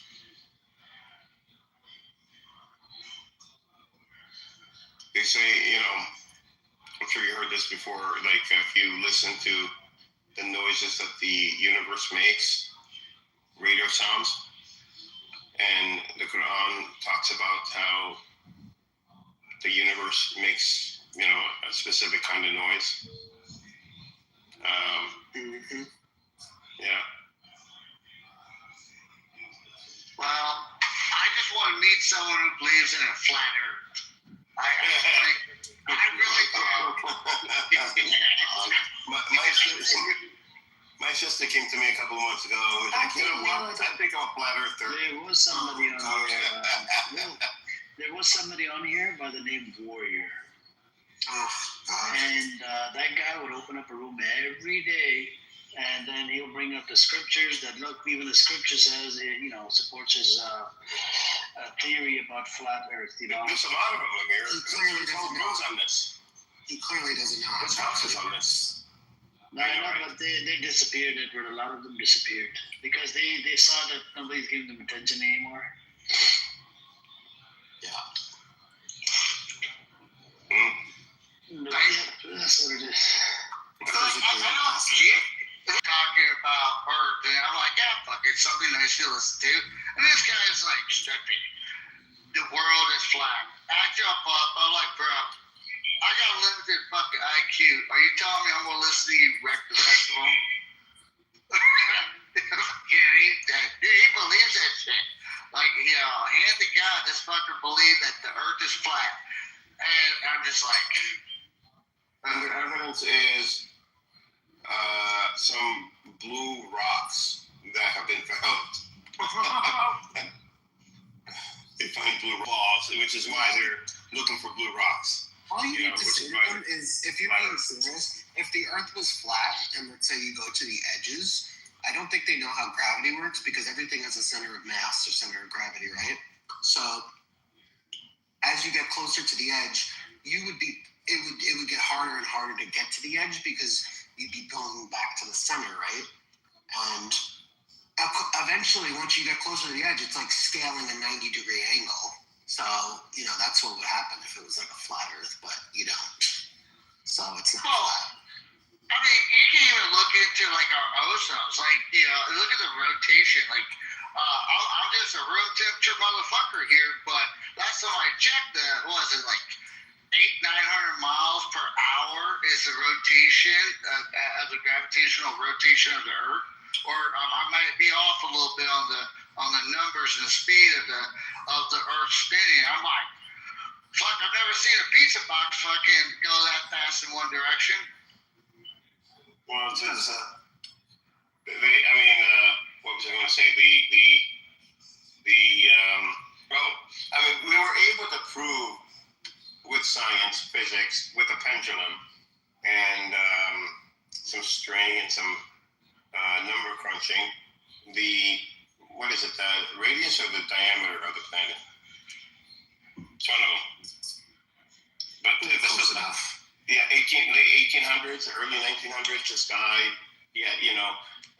spent his life as a physicist proving that the Earth is round by the way the pendulum swings and the way that it slows down at certain times or certain seasons or whatever, and he was able to measure it down to, give or take 1,000 kilometers. If you watch a pendulum and you time how long it goes back and forth, you can calculate the gravitational pull of the Earth. Yeah. He was able to calculate I think it was the diameter of the Earth. Very, very closely. The biggest problem we had was the external forces that pushed on the pendulum. Yeah, air resistance is the biggest one. Yeah, air too. Yeah. But he was able to do it after like 30 years. He was able to do it. I remember I did it in a physics lab, and I was so far off. I was like, well, I fucked up. Didn't make you a flat earther. No. It's like 9.8 meters per second. I think I got like 10.85. I was like, oh. Oh, wow. I was like, what? Yo, guys, welcome to everyone in the room. Hope you guys Rondo, do you believe the Earth is flat? Bro, I want to dive into it real quick. Okay, I do know from space the Earth is round, but right now, speaking to you guys, I'm walking outside and the Earth seems flat to me. So I want to dive into it. Okay, who wanted a flat earther? It was Debbie or Will? I'm not a flat earther. Steppy. Can you ask for something more like you said who asked the question. I'm saying I asked the question. Oh, Lord have mercy. So Edward, I think you might have to correct me, bro. Like, guys, right now, walking outside, the earth is flat to me, so, you know? Oh my God, gravity, Do you know how big the earth is in perception to how big you are? Bro, don't even explain this. This is a waste of time, please. Please choose something. Let's talk about pizza. Let's talk about tube socks, like anything else. Let's talk about Ninja Not the Turtles. tube socks. And I hope you guys have a blessed first day. You know, weather is so good right now, guys. Speaking to you from Michigan. You know, I was in bed all day. man, I was up, bro. I was up for like probably 16 hours. Bro, you're walking around in Michigan in great weather. Are you gonna fall off the earth? What do you mean? No. Nothing. What I meant to say was, Ace, I'm like walking on the flat earth right now. Honestly, I believe the earth is flat. I believe the earth is flat. So you're gonna fall off the earth? No, what I'm saying is, like, I'm walking in a pavement that's flat. I don't even know, like, what I meant to say was like walking in a pavement that's pretty flat, like a straight road. Well, actually, Tom, well, it is, but like NASA, when they built their runways, Edward, they there's built an it easier way. sides. There's an easier way to just shut this down. There's an easier way. Rondo, you know, Islamically, we believe the world is round, right? Like Islamic scholars. Yes. So that's it. Full stop. So NASA though, when they built their runways, they built them so smooth, so precise that it actually didn't hurt the Earth. No, I know that Victoria got those piece of Where the Iranians, Mazi? Where are your buddies? I just came from a hip hop room, so I don't know. I was far away from them. No fight today. You know what happened yesterday, Mazi? We listened to I was in a hip hop Taco versus Sailor clip yesterday. Alaikum salam. How you doing? Are you okay? I was part of that. You were listening. I was keeping up with the news, Amir. I just hope all the best now. Wallahi, I tried to be. Okay, Robin, do you hear? I got you, Rondo. Thank you. We gotta share the mic with other people now, right? Thank you. It's cool. No problem. So Mazi, yesterday the clip was played. The Sailor and Taco's altercation. Was I in it? Because I was part of that. Please. I didn't make the edits. No, me, Edward. Me. I can mute you. It's okay. No problem. So it was Taco and Sailor's. And Sailor was literally gaslighting him. Yeah, because at one point, she was gaslighting both of us, because at one point, she's like, why are you guys ganging up on me? You know, we're not ganging up on you. Like, you're saying stuff that's not true. Like, at one point, she called me a hypocrite, and I said, why would you call me that? Like, that's not the right thing to say. And I called her out on it, I cornered her on it, and then she said, I didn't call you hypocrite, I call you hypocritical. Your statement was hypocritical. I said, no. I said, no. I mean, look, I love Sailor, man, but she just was off the handle yesterday. Marcy, yesterday, do you remember the initial issue that happened? Listen, I mean, you don't think about it. Do you know the initial problem that happened with me when she called me a cunt and she called me a bitch? I heard from Amir's explanations, but I didn't actually hear it, no. I wasn't there. Okay, so there was a recording of this play in this room, and she said some crazy stuff about Bernie Moss, and I just couldn't believe that she would say that, because I didn't expect that to be her, right? I don't got that vibe, but I just said, like, I'm so surprised. I guess BB, that dumb bitch, recorded this room and sent it to her. She didn't even hear it. She just heard this Zionist pretty much tell her that I'm talking shit about her. She went off the handle. I'm like, dude, you haven't heard the recording. I don't know what's going on. She called me a cunt, a bitch. She said some fucking horrific. I'm like, can you calm down? I'm not telling you she wants you. Then she goes and I think there's a bunch of people in the room. She goes and listens to the recording and comes back and says, oh my God, you're surprised? And I'm like, yeah, I am. I'm like, it's... So she didn't want you to play that recording. I'm like, can you just play what I said? She refused to. Other people were like, can we listen to what she's saying? Because She said to me, I feel like you've been waiting on me to catch me writing dirty. I mean, why would I be? I mean, Celia, do you think why would I do that? I'm in fucking life?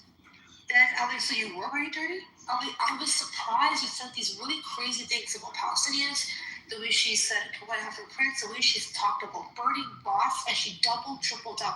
What pissed me off is what she said to me, and mind you, I'm still being called, I'm not calling her out, and she's yelling at me.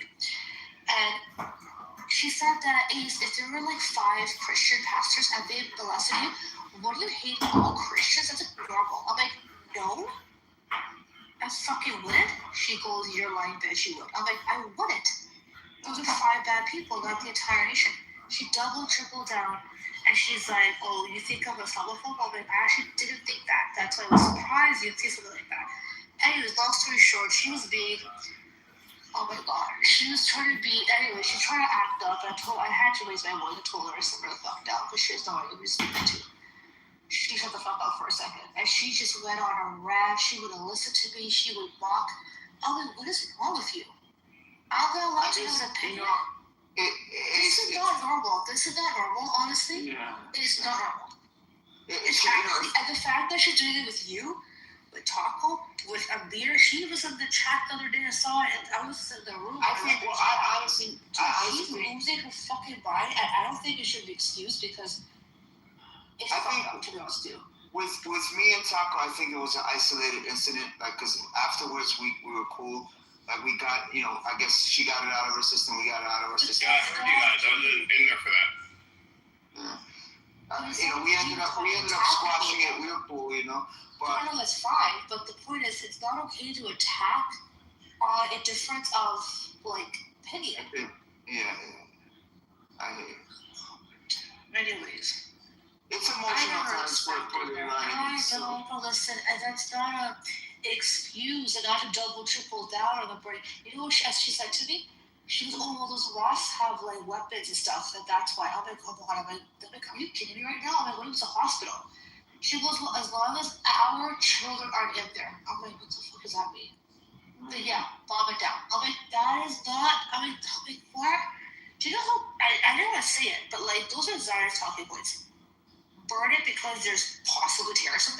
He was saying that don't let your thirst for revenge cloud your judgment. You know what I mean? And I know, it's really hard to hear somebody make this. It's not even it's a moment. Moment will last a day or 2 days and people become very, again, people have heightened emotions. We're all guilty of being human. But this took weeks now. Israel went on, or stepped up its alert status today. And they're saying war is imminent. No, they say they expect the negotiations to break down.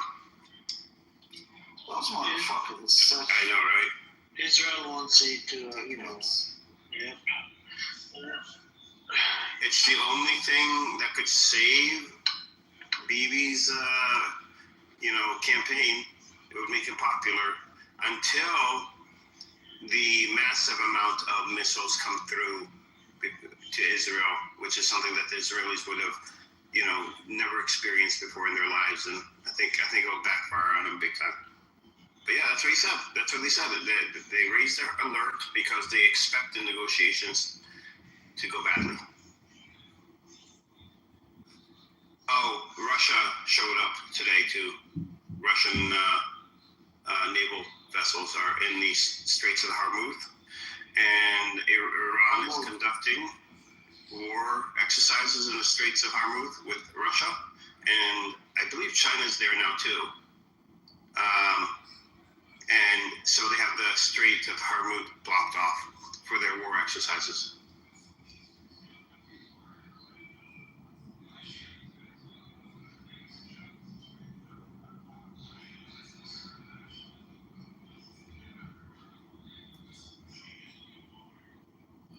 That's why there's a lot of countries in the background trying to work out some deal, because Iran is already in the Straits, and they're there obviously to make a statement that we're here. It's not about war games. It's that we're here and we're blocking the Straits right now. and the war hasn't even started yet.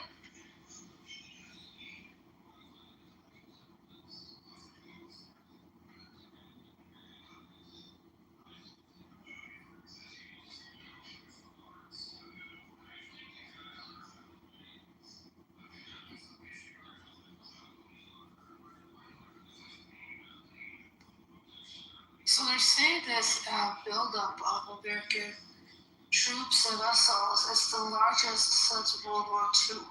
What? Not troops. Not troops, sorry, vessels and whatever.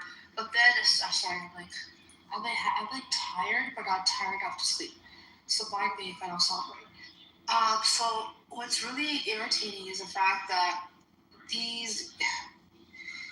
they're playing games. Like Trump making the announcement of, first of all, he's Congress on board. That was made apparent.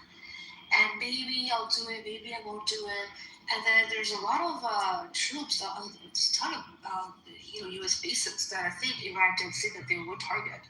I'm pretty sure they would end up taking those out in the worst case scenario. I don't think they keep them back, right? But either way, there's a lot of destruction that would occur.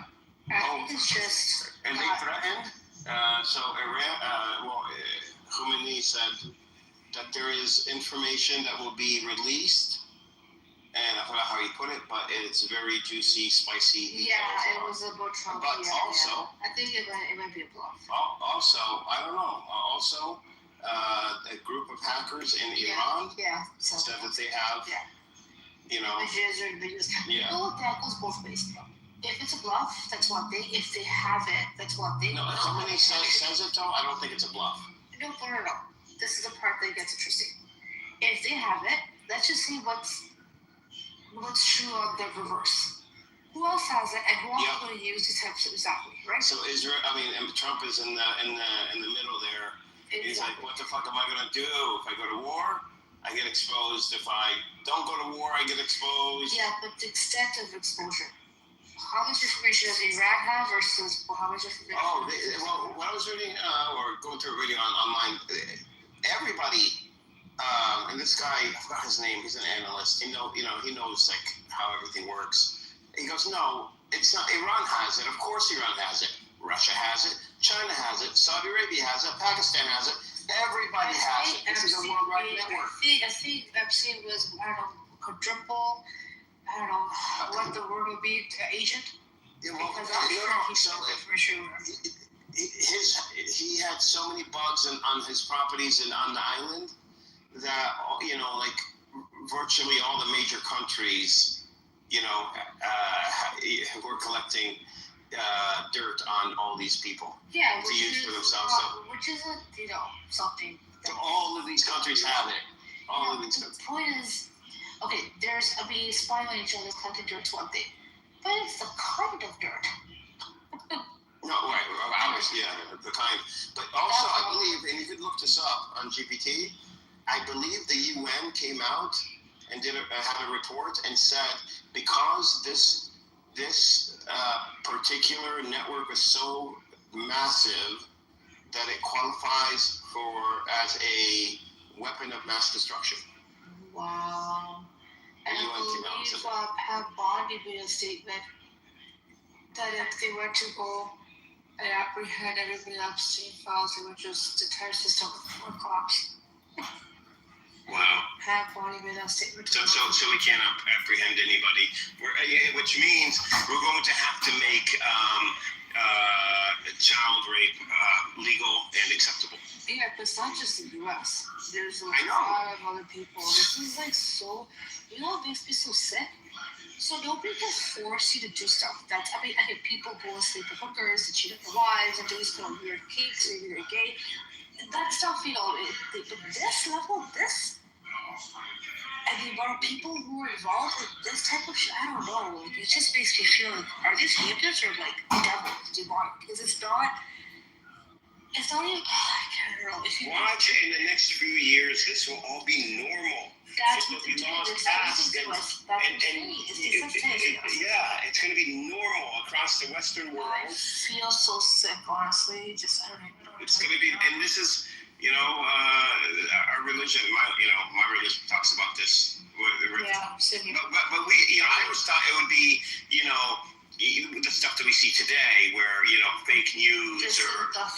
nothing. It's sexual perversion, over sexualization of women, and see, this is that thing. But making child rape normal, and I think maybe the Quran was referring to, because the world is coming to an end. This is because of this.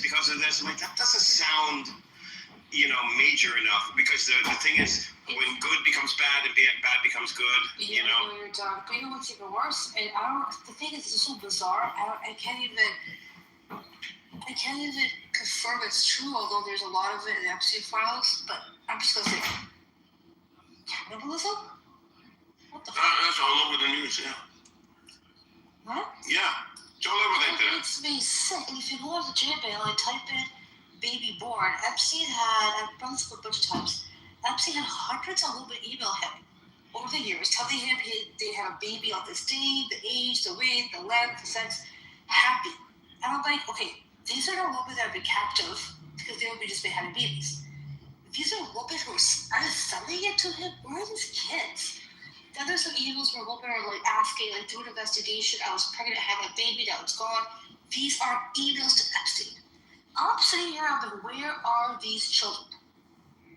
Why are there hundreds of women emailing him over the years? Are they selling it? I don't know what's going on. When I started looking they do sell. There was an episode on Dr. Phil, who I can't stand, years ago. I despise him so much. Yeah, me too. She was talking about how the system works. People get paid $20,000 or $30,000 to give their baby up, so they have babies just to give them up to these people. Do that. When I read these emails, I'm just like, they're so happy, and it's so gross. Something that religion talks about, that there's, this is hell, in essence. Those things, the demonic things that go on in this world that we're living in, it's akin to hell. And when you see some of the things that these people have done, the things that they worshipped, and it goes back thousands of years, it's not conspiracy. It's obviously a temple, you see everything. And think to yourself, how long has this system, this order of chaos, this order of just darkness been going on for? Because just go sacrificing children, animals, just really gross rituals to whatever Baal or Moloch, and there's so many different names that they call these whatever demons. It's different religions too.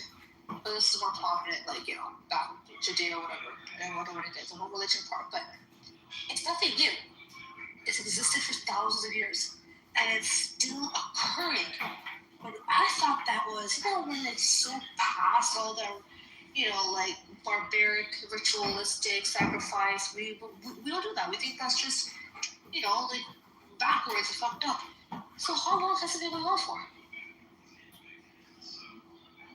Oh God, I don't know. It's just once you start thinking about it, it just gets dark. But I just want people who have done horrible things. It's been going on. To face the consequences. So child sacrifices have been going on, and not related to this, but for tens of thousands of years. They believed a pure child sacrificed to the rain god or whatever.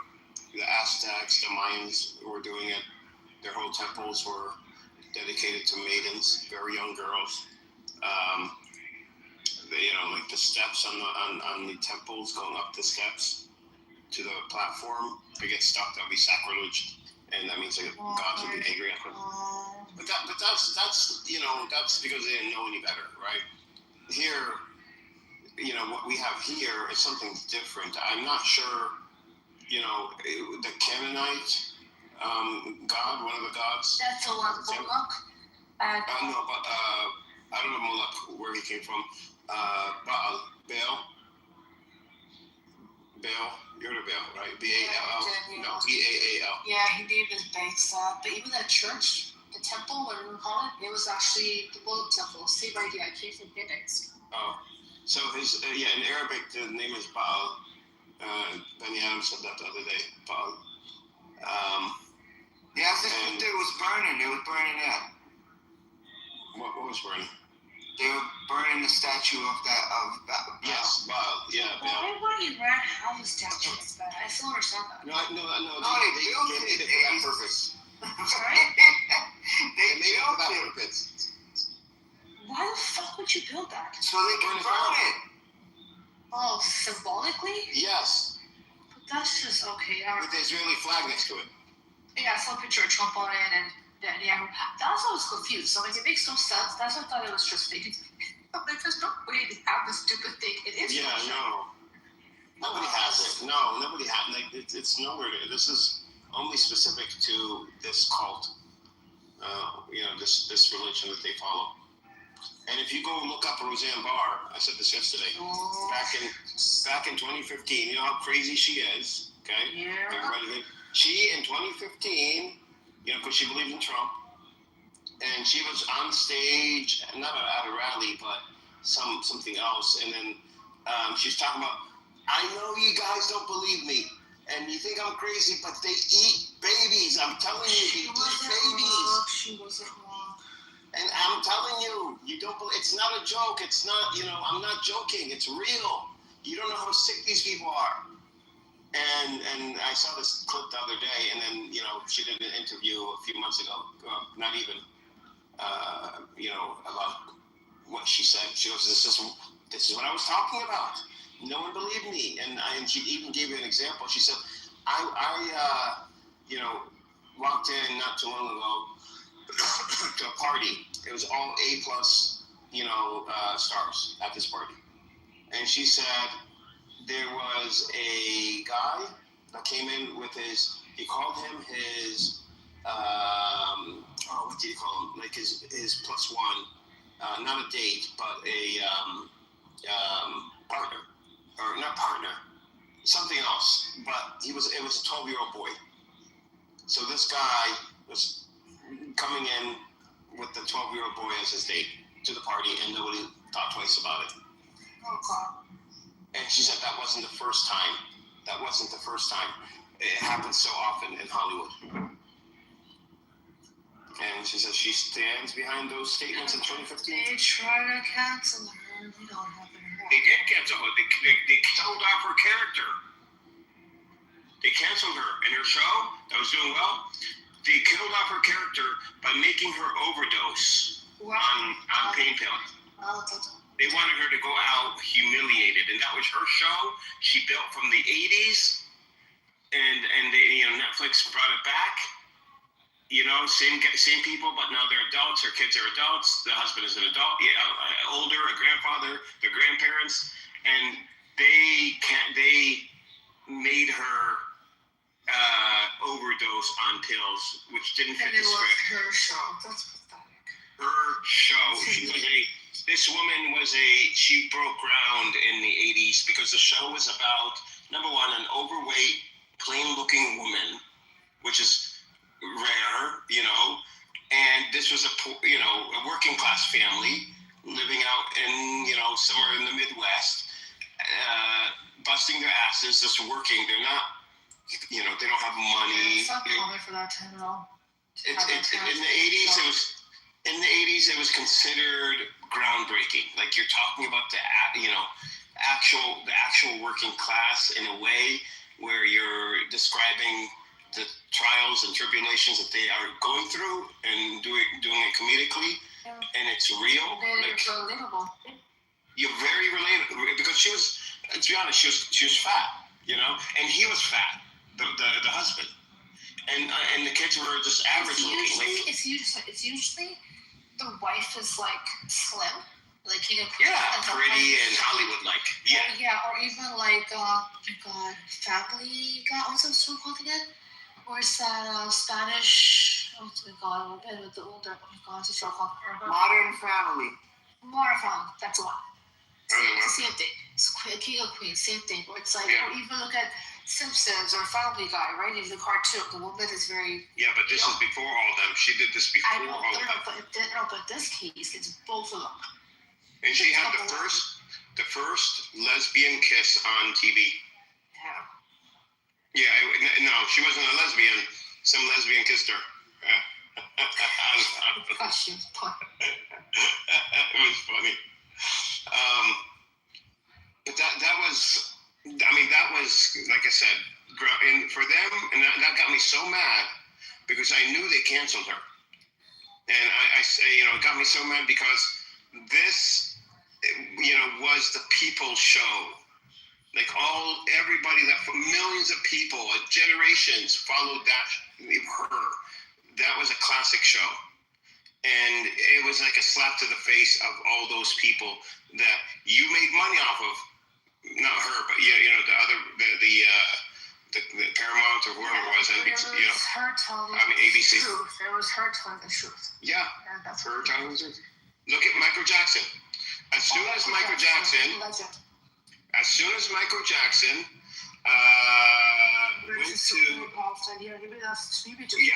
he made that song, and he went to, where did he go to? He went to the West Bank. Yeah, but he did something else. Do you know that his spiritual advisor was Rabbi Shmuley? That's the thing. Not during that time.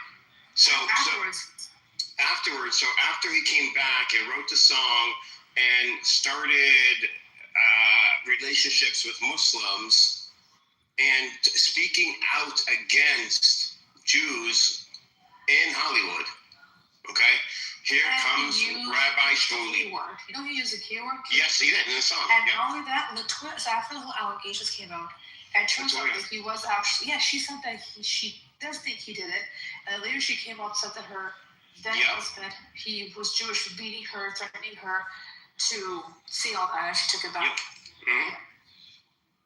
Yep. And Rabbi Shmuley he was brought in with this dentist. I hate him so much. I know. And killed him. I mean, this guy was one of the most talented people on the planet. He only had like 3 or 4 albums. You're a legend. And he also bought, did you buy the entire album? He had more than 3 or 4 albums. No, that's it, Mozzie. His albums? Yeah. No. That's it. No, yeah. No, I mean, unless you're counting him as a child with the group, but solo albums? No, but he had more. I don't know. I think that's all he had. I looked this up the other day. Let me see. I was surprised.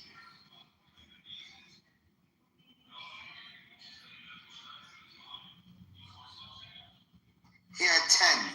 Let me see. I'll look out. Fine.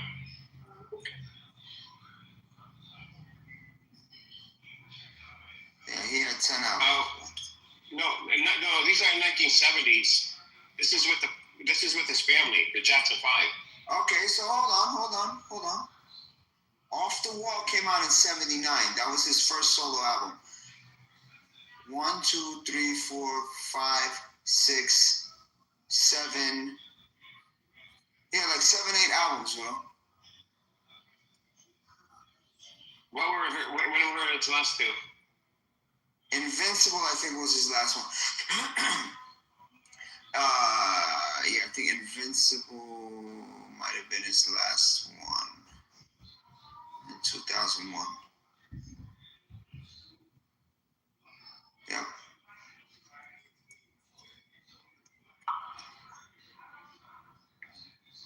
I'm looking at it now. Edward, I was going through John Kitover's YouTube. He's got a whole bunch of shit on you, a whole bunch of shit on me. He's got a whole bunch of shit on other people. He's a collector. Wait. Okay, explain. On YouTube.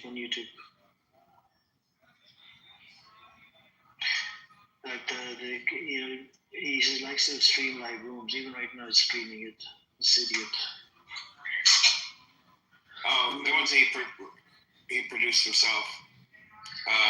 He streams it live. He doesn't produce. He just streams it live. He's just a lazy bum. He couldn't play an instrument, but he could beatbox like everything he needed. Yeah, he played by ear, just like James Brown. Have you seen my production, like the introduction that I've done, recent video? Okay, well, you have a long way to go before you get Norm is running away from resistance. Have you seen that? Mozzie, have you seen that? Yeah, that was great work. And the front page, a little bit, I need to do a little bit more of a better job. John Kitover, I wish you could compete with other people, man. Other content creators. You're just a dumb fuck. All you do is lazy bum. You got six. Oh my god. Edward, he actually had 12 solo albums. 2 came out after he died. So he had about 4 on Motown, and then after he got off Motown, he had like. Why do people say he only had? Why do people say that he only had 3 or 4 albums? See what it says. Who's there. people, bro? No, don't say that because this is what I heard. From who? From people like that I know.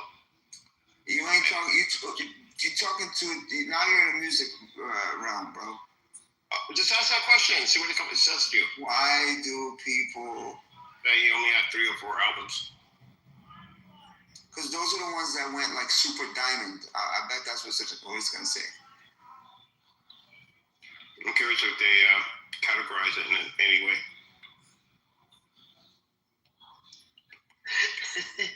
Do you want to hear his title? It goes Amir's analysis live recording of idiot talking marijuana. This is the title of a video clip. Wow. That's son of a gun. And then he's got another one, always online, rarely offline. The Buttercup, Issa and Simon Show. Wow.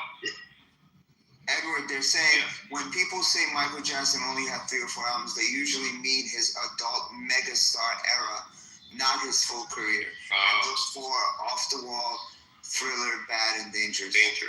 Yeah. Those are the ones that he. That's layman talk. We're not talking layman talk here, bro. Oh, look, Mr. Edward, do you know who you're talking to? Do you know who you're talking to, Edward? We're talking to somebody I'm who's talking waiting wait, for I know Edward I'm talking to make his. No, let me tell you. I'm talking to somebody that does not have his green bean right now. That's who I'm talking to. Amir!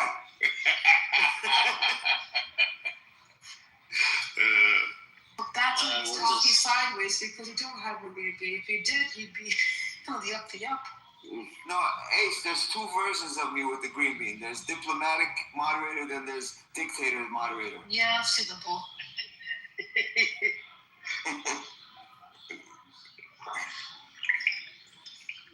The second one you mentioned, I would just use the first syllable.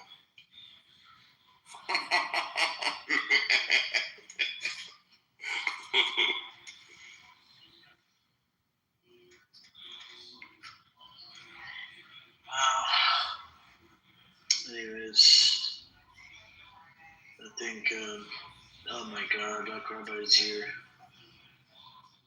Probably because he's scared Israel's gone on highest, I don't know if it's highest alert, but close to highest alert, if not highest alert. You put an old picture up. It's like a 50-year-old picture. Okay. Hey, what's up, Dean? Assalamu alaikum, bro. What's up, Tiger? Amir, why did you say that? You don't think so? Let him come up. Maybe you control him a little bit. Yeah, you've been quiet. They wanted to slam Yeah. Same to you, brother. What's going on here? How was your first day? It was good? Did you feel thirsty? Yeah, I feel like actually I was did a workout. I was working out like in the afternoon, so yeah, I got a bit thirsty. You know, in like a few hours before I break my fast, but alhamdulillah, makes it stronger. How about you? How was your fast? No, it's not bad. I did about 5,000 steps while I was fasting. MashaAllah, MashaAllah. Yep, been running around back and forth. We have a Black Rabbi here. Look at his picture, dude. He's like 50-year-old picture. Like this was taken 50 years ago. Let's see.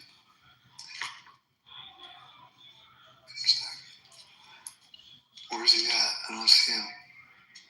There you see in the middle? It says black. What the hell? Oh, yeah, now I see him. Okay, all right. Yeah, it looks like he's younger back in the day. This was when he was Muslim, I think, because he became Jewish 8 years ago. Does he have the statue, Amir? No, he's standing in front of this. No, the statue, the karma. Oh, the karma. Yeah, karma is a top 5% karma. Oh, top 5%. Just a low life, you know. Oh, that's too bad. It's a metal one. Statue or metal?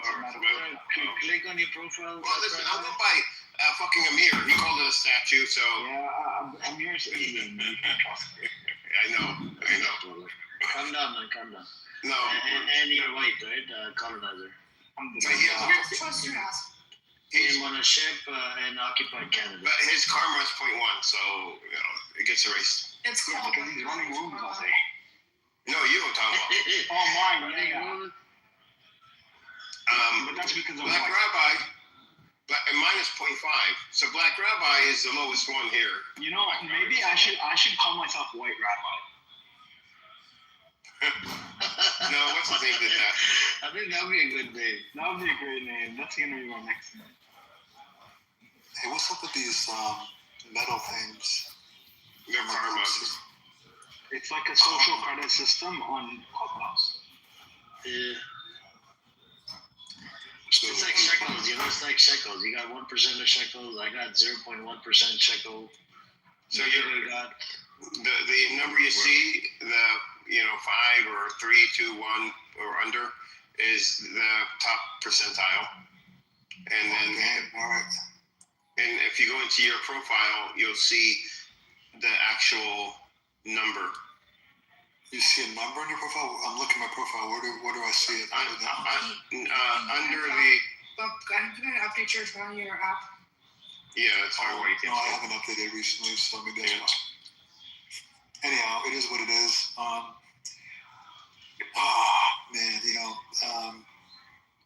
I just read the news about if Iran doesn't reach an agreement, then the U.S. is planning to attack. It's very much an Israeli Zionist government thing to do, to attack Muslims while they're fasting. They habitually do that year after year. They love to attack Muslims when they're fasting. I don't know why they think somehow we're going to be weaker, but your karma can lead you to becoming reincarnated in a lower state. No, it's not necessarily. I mean, it's just about like what goes around comes around, basically.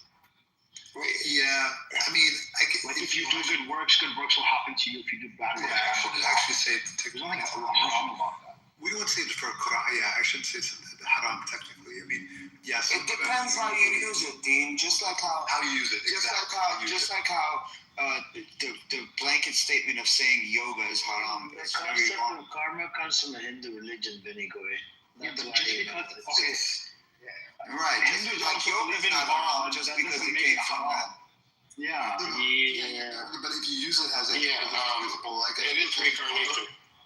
If you use it for replacement qadr or predestination or God ordainment, I should say, then we can't do it as Muslims. But in the sense that if there's a cause and effect, where if we do good things, we behave in good ways, that we'll as a result receive some type of blessing or benefit.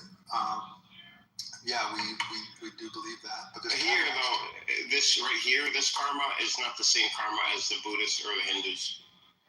Yeah, but we use karma in a different manner, Dean. You know what I'm saying? I think from the Muslim perspective, we use the word karma, but we mean it differently than the actual Hindu. Not religious. The I think even in the popular phrase in just regular, pop culture, it doesn't mean that anymore. It's just. It's what goes around, comes around, you reap what you sow, blah, blah, blah. No, that is actually what it is. No, I just looked on GPT. Originally, it's come from the Buddhists and Hindus who believe that their past lives, whatever they did in their past lives reflected in their future, their present life. Yeah, that's part of it. That's a part of it. But it's not necessarily that. So it's also in your current. Yeah, in your present life. Yeah, the actions you do. Can the Jewish folks use karma because they believe in reincarnation? Sorry, Dave. Go ahead. What did you say about the Jewish folks? They believe in reincarnation. I'll ask. I don't know. Yeah, because if you're a really bad Jew, you can get reincarnated as a Christian. I think my grandma will come back as a mosquito. It's going to be an idol worship. We're steadfast. fast. The high security is like, we're ready. Wait. Okay, did you fast Ramadan when you were Muslim? Yeah, I hated it. Why did you hate it? Yeah, Judaism doesn't leave it either.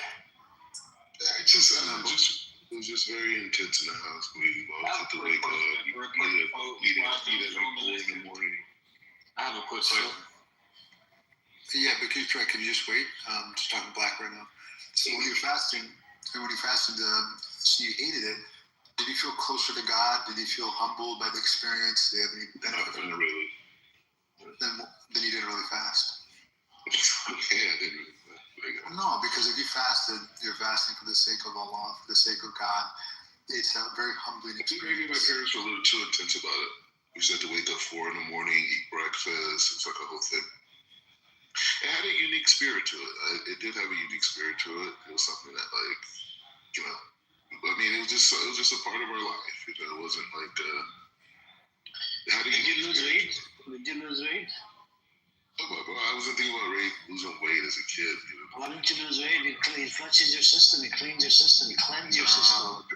My parents had really big. All that pork that you ate throughout the lifetime, it cleanses it. You know. I never ate pork growing up. Okay.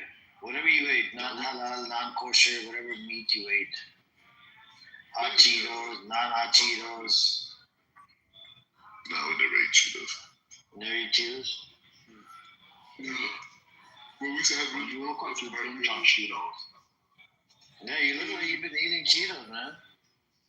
You look like a Cheeto. You look like a black Cheeto. A black Cheeto. Calm down, bro. He used to have cheese every time we speak, so. Oh my God. So Black, tell me, so Black, when you went to Muslim, so you were Muslim, a lot of your family members are Muslim. I think you said your sister's a Muslim, your mother, or your father. My sister's converted too, but yeah. And your sister as well. And then, how do they react to you jumping on the other side, so to speak? It was a very gradual process for me becoming Jewish, and thank God when I was at the Kabbalah Center before I even converted to Judaism, my whole family ended up coming to the Kabbalah Center. Your whole family came to the Kabbalah Center. Wait, did you go to Israel with Badara, you told us? Yeah, my mom worked for Madonna too. Wow. What a trashy woman, but that's okay. Very shaitan like. Dude, you know Madonna is actually banned from Lebanon? Why? She used verses from you know who Fairuz is? So Fairuz is the singer. She's a Lebanese Christian singer, and she does a lot of different songs. But she did an album about the resurrection of Christ and like the Good Friday and all of that, right? It was like a religious album with like religious themes and religious music. Madonna used a portion of that unlicensed for satanic music. Wow.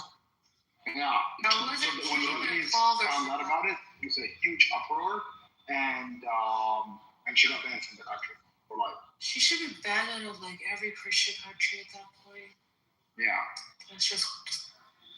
Oh, and by the way, the singer is Catholic. She's not even one. Yeah, but it's just like you're taking something religious and purporting into something satanic and dark and twisted. Yeah, Google it. Yes, Madonna is Jewish. Yeah, she's a Congressman. It's very orange. She's not Jewish. She's not She Jewish. is. All right, fine, She talks about it. She's not Jewish. Did you say that she talks about it? Do you think you've heard the Kabbalah Center? You guys went to Israel together? Oh my God. So we can look up on Wikipedia. Madonna is born in Michigan, and let's see. So their parents are. Let's see, parents, early life. Born, her father Silvio Ciccione. She was Catholic, Dean. She was Catholic. Is an Italian. Her mother, Madonna Luis, was an X-ray tech. They're Italian immigrants. Wow. So she's Italian. Her mother's French Canadian. No. She converted. Oh yeah. I knew she. I read that she converted, but I was wondering if like her Jewish parents. No. She's a pop. Or licensed, right? She never converted. But Benny Adam knows, right? Because he all. I mean, you can Google it. I mean, if you can prove that you didn't. I know her personally, bro. She's not Jewish. What is that noise you're making? Is that a Iranian missile heading your way, or did you swallow one?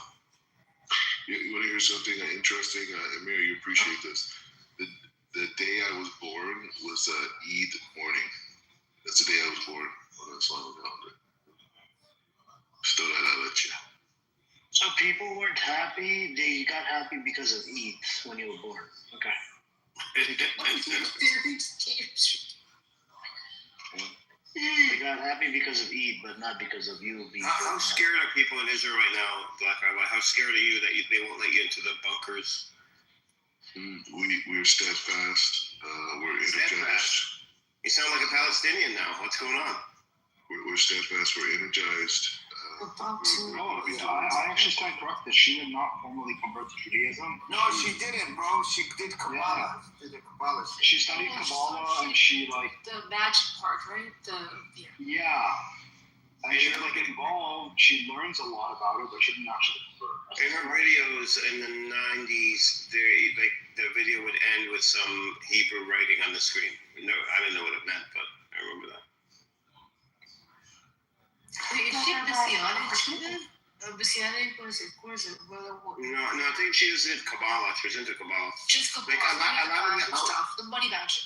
Well, a lot of the Hollywood people are into this Kabbalah thing. Or it used to be. I don't know if they still are. It was like fat. They wore the red, what do we call it? It's red or something. What gets me is she moved to London years ago, was there for a month, and came back to America. Or was in London still and giving an interview to an American media outlet, and she had a British accent after being there for 30 days. Yeah, but a lot of people did that. That's just a lot of people did that. I would never have a British accent. I just tell you. Because that's corny. Corny. Yeah, that is corny. Hey, Rabbi, I have a question for you. I'm just curious. You're in Israel, right? I'm in Jerusalem. Yeah. How many United States soldiers are there? I don't know how many, but I do know that the weapon defense systems are being operated by U.S. soldiers here. Okay, thank you. Yeah, but U.S. soldiers have been here for the last 2 months. So, Black Rabbi, you're saying that Iran will get attacked? That's ready? As early as Saturday. As early as Saturday? Are you okay? Are you going to Iran after they attack it? Are you going to go occupy Iran? Israel's going to attack Iran?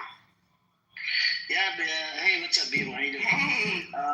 So America gave green light to Nazi, Netanyahu, to do the attack on Iran if the deal doesn't go through. And that's the plan. And I think Black Rabbi's, I don't know, he's going to try to run into some bunkers. The last time I checked, during the 12-day war, there was a whole bunch of flaming homosexuals running to the bunker, trying to find a way to do orgy inside the bunker.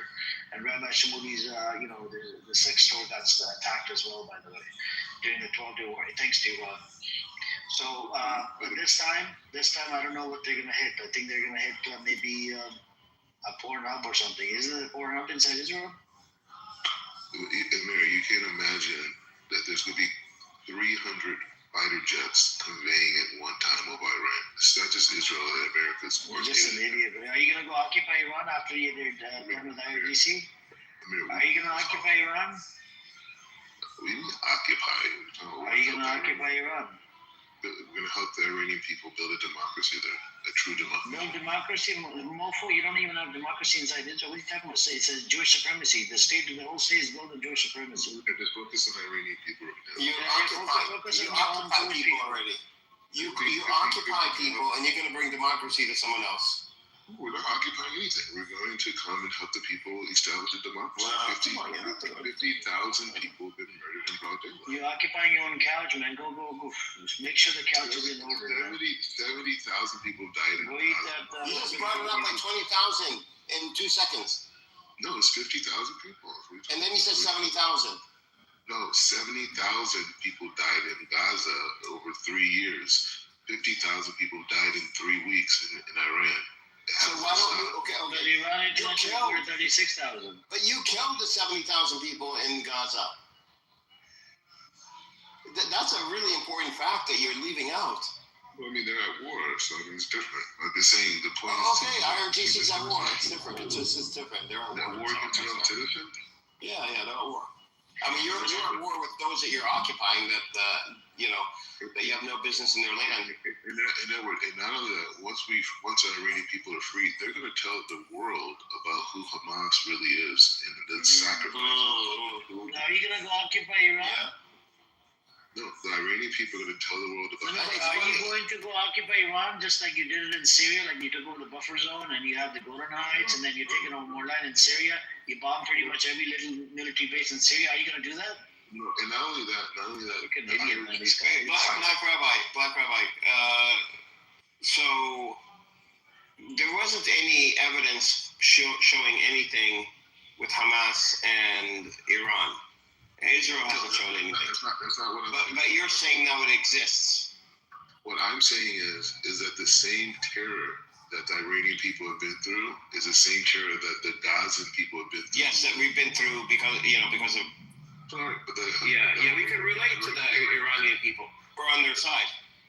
The Iranian people will clean up the PR situation globally about what this jihadist movement is and how. Oh, you're counting on them to save your ass. Okay, I got you.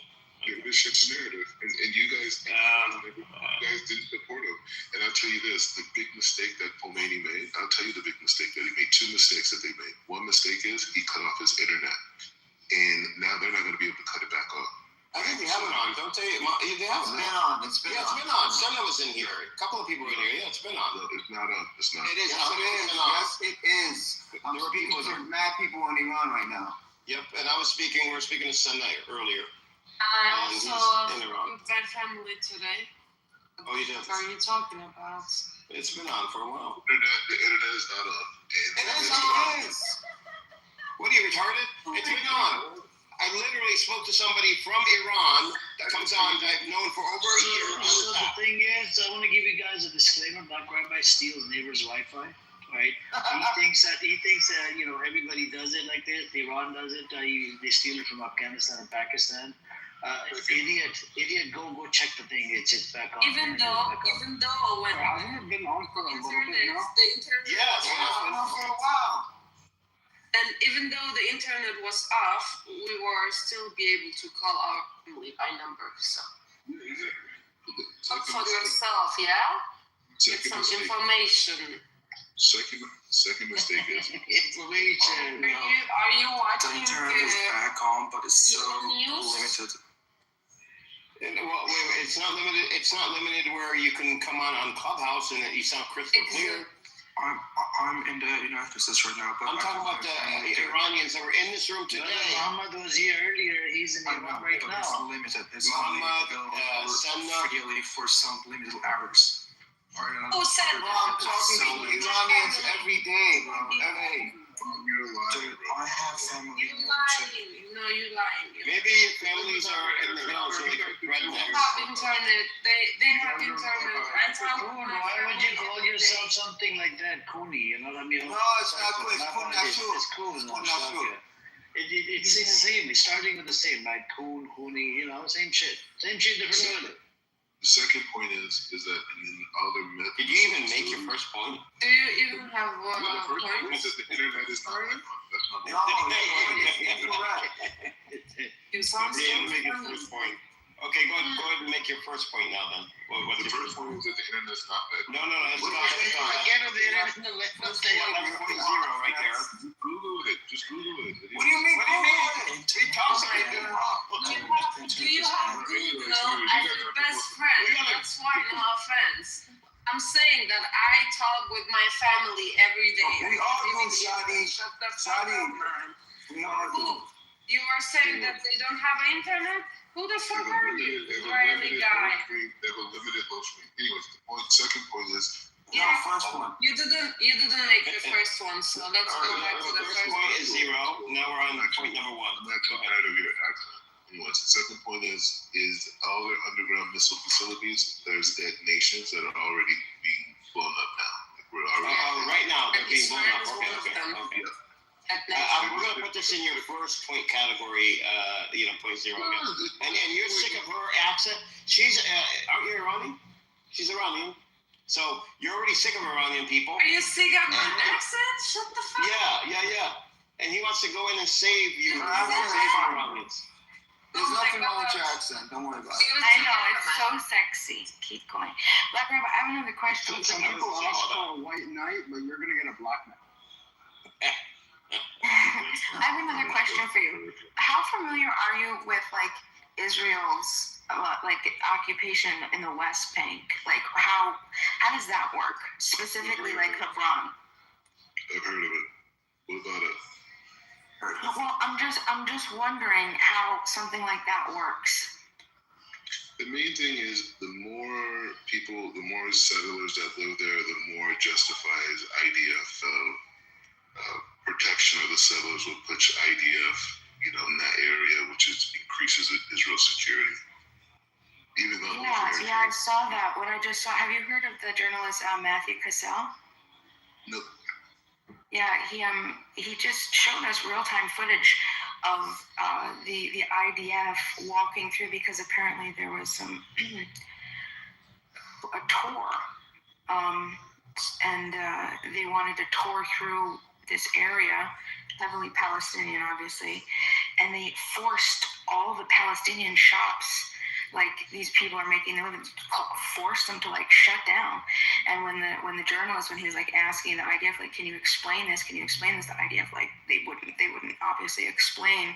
So they just recorded. He just recorded to comprehend, and I wouldn't be able to comprehend it either unless I lived here as long as I have. Is how militarized what we call Palestinian society is. Like it's not like a regular group of people. Like you see, like Israel's been people in Hebron are not militarization. Though the only militarization that I saw was from the IDF. They're literally getting shit. What do you mean by militarized? Shit thrown on them in the marketplaces. They're not militarized. Yeah, in Hebron, they're not militarized. Can you explain what you mean by militarized? You're talking about who? We've been to Hebron. I've been to Hebron 6 times, you fucking fat fuck. I've been to 6 times. I know they call me fat. I'm not nothing about these fat. Bro, you sound like Fat Albert. You look like Fat Albert. No, I don't. You see, can you explain that the militarization? What are you talking about? Is he Persian? Are you Persian? Yeah. I just don't understand why people, why Palestinians. But he hasn't been to Hebron, so it's not going to make any sense. He's called them militarized. They have no weapons there. The shopkeepers are literally being shitted on. They throw feces on top of the storerooms. They throw toilets. I've seen it with my own eyes. So he's never been there. He only stays in Jerusalem. He's never been there. He's never been to the West Bank. And if he has, he went to the settlers. He goes to where the so have I. So what? So have I. So have I. You're not gonna beat me in a travel contest. You're not gonna beat me in a travel contest. You're not. You're just not. You're a liar. You're a fat fuck. You sound like Fat Albert. Shut the fuck up. How about that? Yeah. But could you imagine if Palestinians did that too? Came in and did that to areas that were heavily. They would if they could, but they couldn't. They would if they could. What do you? Okay, so you're saying all right. So there's a potential that they might. So it makes it right for you guys to do it. They might. They have in the past, right? Okay, so 2 wrongs make a right, right? Hebron is one of the worst places I've ever seen in my life. Can this guy shut up? No, can you shut up? That's war. That's war, right there. We'll never know who you are. We got a song to sing for you. Yeah, all right, cool, bro. That fucking Albert, shut the fuck up. We'll never know who you are. They're gonna know me. me for Bro, you are nobody. I'm very Googleable, you stupid motherfucker. Go Google me. Shut the fuck up and Google me. I don't need to say lies like you. Google me. Shut up. You are a fat loser who lives off the fucking land in Jerusalem. You are poor. You're broke. You have a fake ass on Zoom school. You've never been a Muslim. You said you lived in Saudi Arabia. You never did. All you do is lie. Fat Albert, shut up, Fat Albert. Fat Albert, shut up. Fat Albert, stop lying. Stop lying. Stop lying. You were an intern at Warner. This guy was an intern in the music industry. Bozzy on fire. I walked away from that full Bozzy. I was dying laughing. Are you hiding from me, so like about You did it. You did it, huh? What happened? Anyways, the point is, I went across shut the fuck up. yeah, well, okay, so I'm in a room full of losers. I get it. No, you came in here and then you gave us. Yeah, and leave, bro. You're nobody, buddy. Trust me, you are nobody, bro. I'm very Googleable. You are not. You have a fake Zoom school. You have a fake Zoom school in Jerusalem, and you have a roommate. I don't have a roommate. I got 2 spots in New York, bro. Bro, perfect strangers, bro. Shut the fuck up. I don't have a roommate, bro. Okay, No. Bozzy has roommates. Yeah, I don't even have roommates. I wish I did. The place is big and about myself. Oh, are you in the basement of the yeshiva? So anyway, really quick. So Amir, you appreciate this. So I took my family came to Israel. I took them to Hebron, right? And so we went to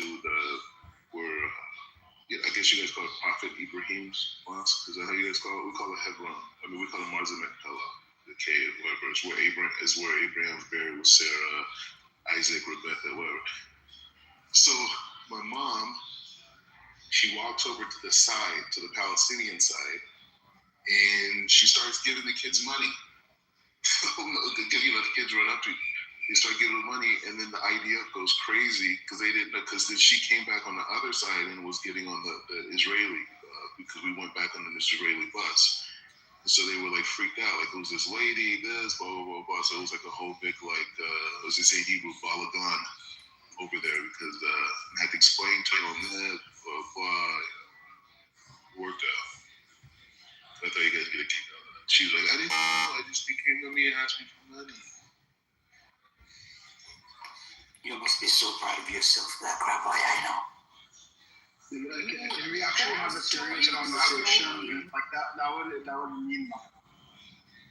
Judith, be honest. Who from American society who's reached my level of spirituality, like ever? Like, honestly, my little toe,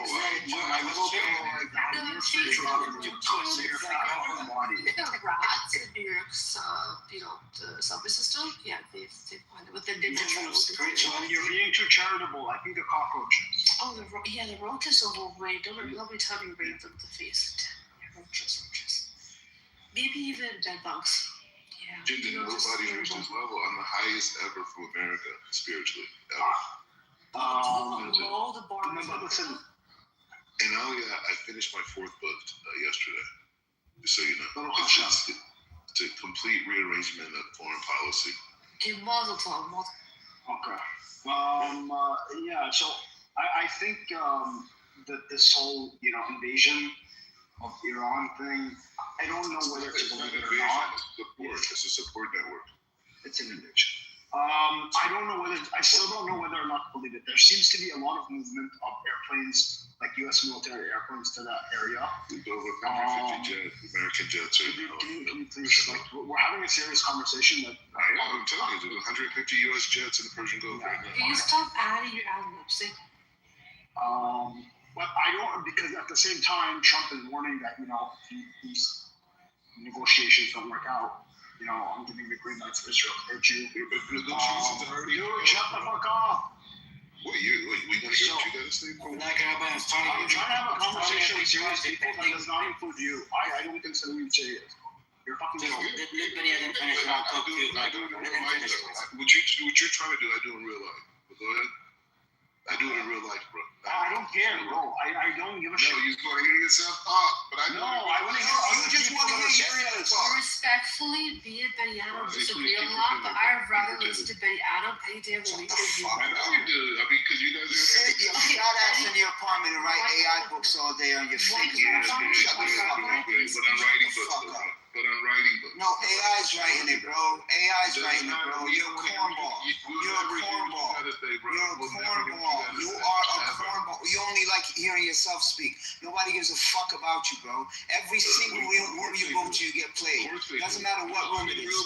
Rap rooms, music rooms. You're nothing in real life. You're not even popping. You're not even popping. You have a fake Zoom school. What the fuck? I'm on TV. I'm on TV, bro. Bro, I've looked your views up. They're nothing. They're nothing, bro. I am Googleable. You are not. I am Googleable. Motherfucker, Google me. Shut the fuck up. Listen, man. Nobody in this room cares about what you have to say. Like, I'm sorry. We have fun with you, yeah. You entertain us sometimes. We want to have a real conversation that does not include you. He's in the background. He's in the background. Okay, He's White Rabbi, can you speak? No, he's Black Rabbi. You know White Rabbi.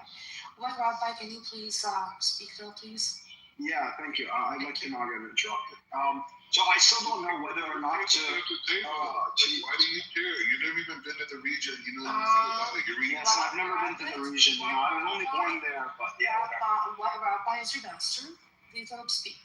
Yeah, Oh, I like that. White Rabbi being the master of Black Rabbi. It sounds very. You won't be punished. Sounds very Talmudic. No, and it's very Talmudic. It's right in the Bible book. Did I give you permission? Yeah, I know. Illegitimate, horrible. I don't need trash bucket children. Okay? So comes out of your DNA is trash. So nobody wants that.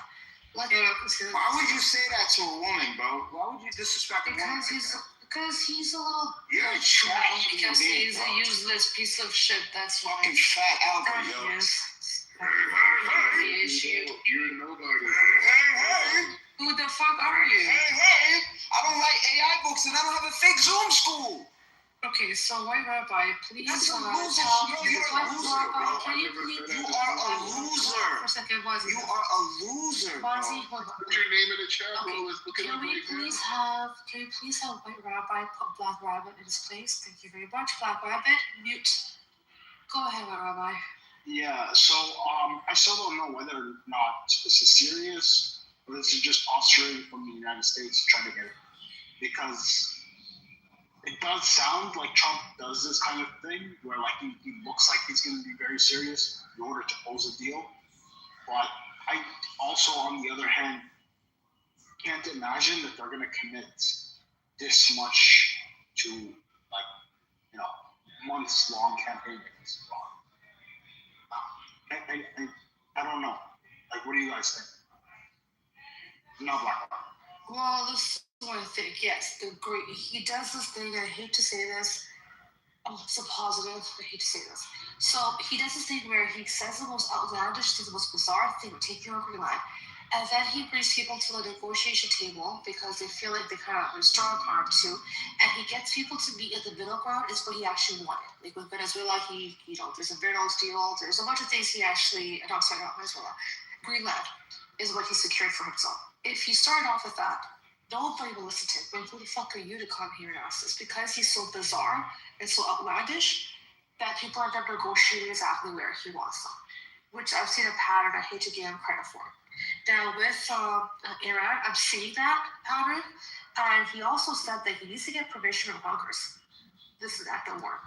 Usually a lot of them have kind of done things that have been what they consider smaller sort of campaigns without having to go through Congress, even though, at times it's kind of a sketch. That's one. And second of all, I think that he would have to posture and be very, it's Iran.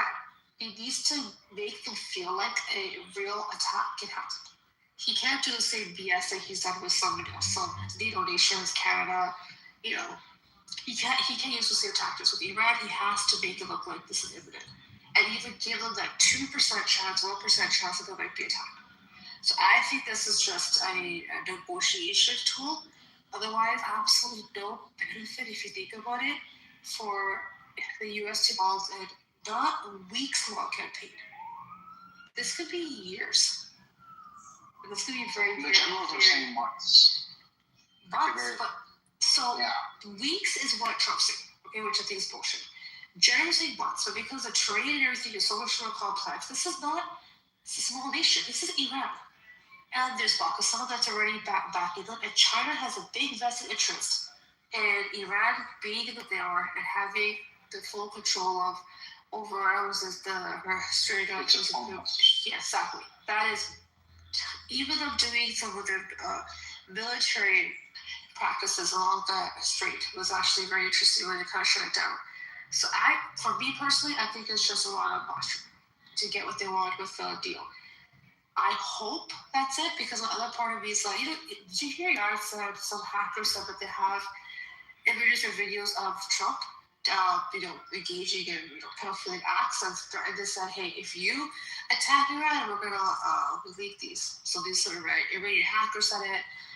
But my question is, because they could be bluffing, they may have it, but the other thing is, who has the ultimate blackmail material on him? That would be extreme. So even if Trump logically is not his pattern, is not his character, but he gets pushed into it because of, that's the other part of how I think. But I don't know. I hope there isn't an attack. I know the Black Rabbi is desperate to get bombed, but that's just like his blood. He's kind of genocidal. But yeah, the whole sexual acts that Trump is doing, I think that's a non-issue, because if it exists and Iran has it, then Israel definitely has it. That's exactly what I'm saying. Right? Maybe even So it negates itself. Yeah. But it negates itself, right? Yeah. I tend to agree with you. I think it is threats and posturing, because a war like this, it'll change everything, right? And it'll make Trump, especially before the midterms, definitely lose a lot. Become a lame duck after that if this happens. Yeah. Yeah. Which is also, given how the projections are going, he might become a lame duck anyway. In which case, it's better to start the war before he becomes a lame duck. That's true. That's very. Well, we don't care about your analysis, bro. Black Rabbi, now you've been given permission from White Rabbi to speak. Go ahead. Either way, have you guys heard all the underground explosions that are going on in Iran? That you guys aren't aware of?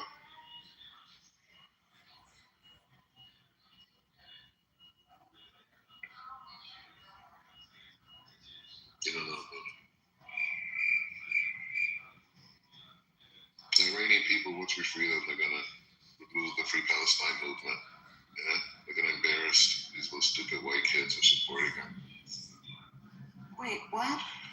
I'm so disappointed. I thought you would have had a better answer to the Hebron, the idea of shutting down. Yeah, all right.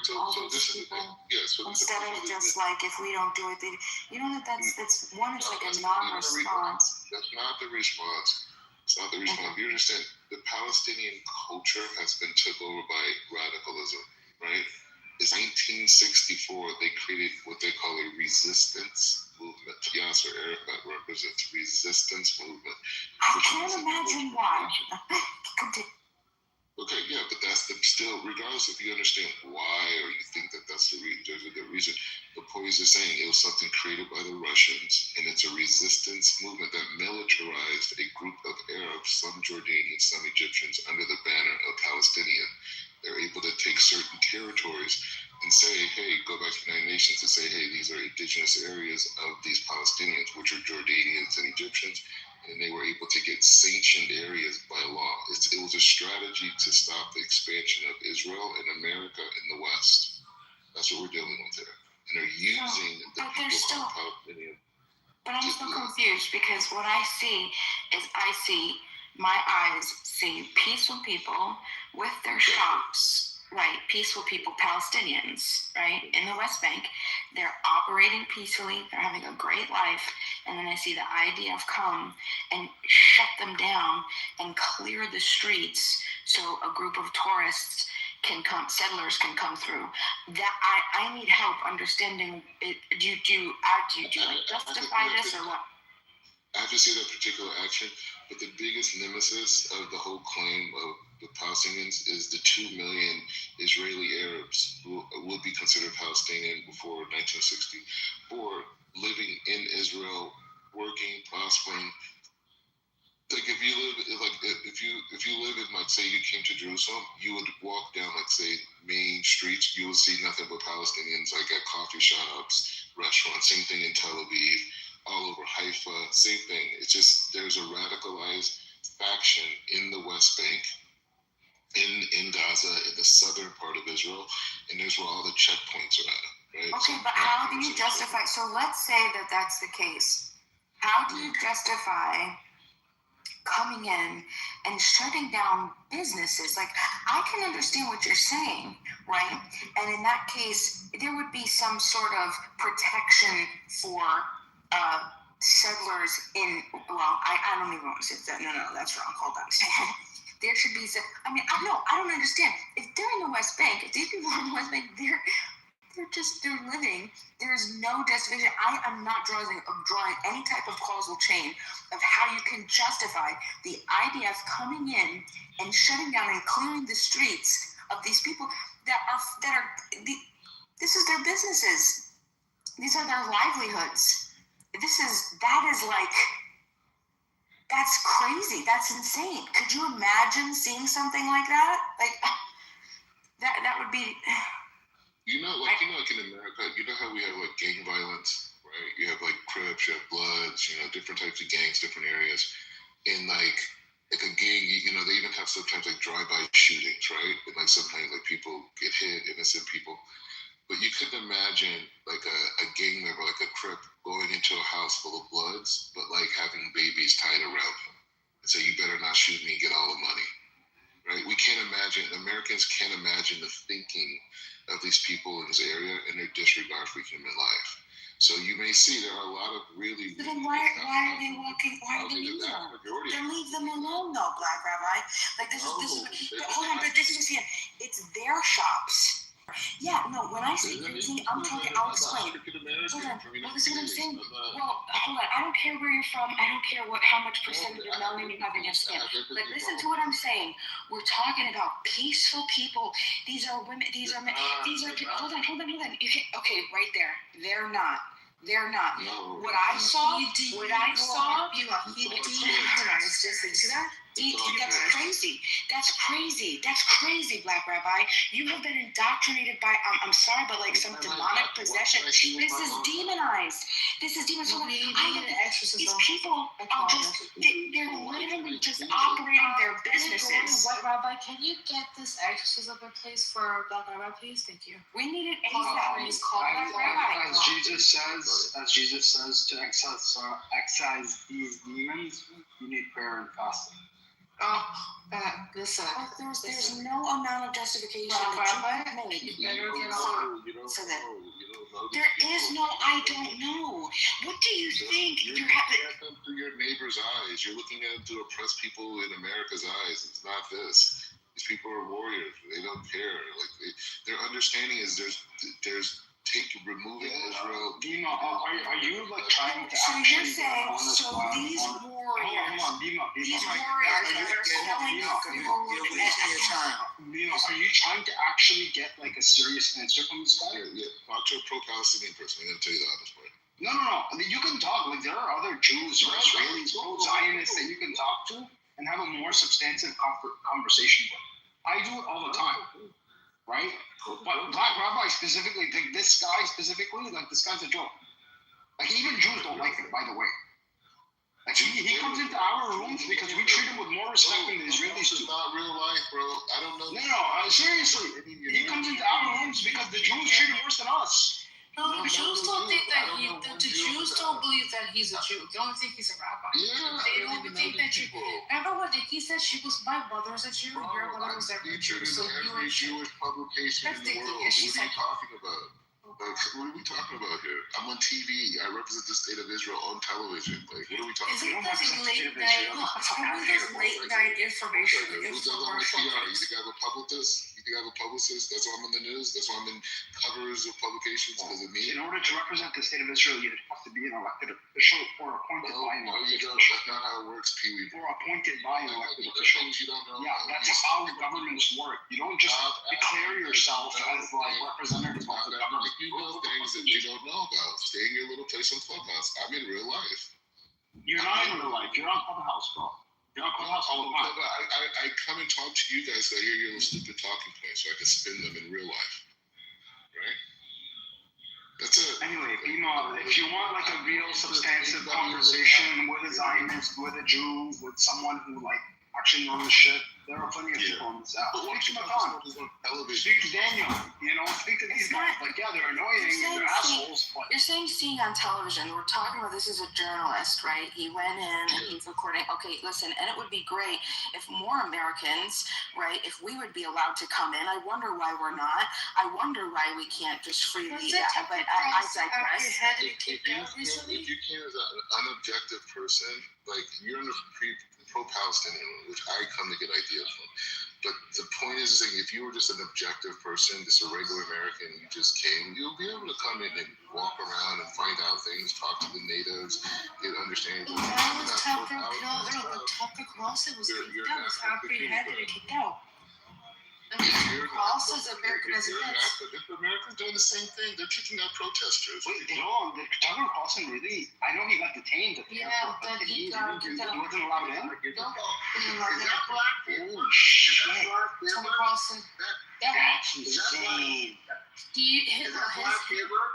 Hold on for a second. Him and his production crew was like, Mozzie probably can't relate to this. He was not allowed to even get That's crazy. That was good news. You guys just make things up. I actually love it. I think this is what needs to happen. Ooh, because you're going to make Israel look bad, and then the world's going to... No. Israel makes Israel look bad. Yeah, Israel, that's why we said it's going to happen. We don't care, boy. That's what we said it's going to happen. Carlson is very influential in America. He is. You're underestimating how influential this guy is. He really is. When he interviewed, we went to Russia? That's Clearly, you guys care about what we think. Your president just had. Hold on. Wait a second. No. Netanyahu had taken 500 of our senators. Okay. From each state, or however many it was. 250, I think it was. So I think you do care because you want to indoctrinate. That's never been done. From each state, our elected officials and pay them to come out to Israel to indoctrinate them for 3 days, convince them, bribe them. Who the fuck does that? I think you do care. No, I'm saying we care about the infrastructure of the United States. Aren't they paying $7,000 for some influencers? Yeah. They really care. That's a desperate level. Imagine the people that they throw the Epstein files to, and you guys sit there and read them and think you're finding out. No, you're the guy that wishes that Epstein invited him to his island so you could do the nasty shit. You defended him. Do you know what you did? You put R. Kelly. You put R. Kelly and Diddy in the same. You know what you did?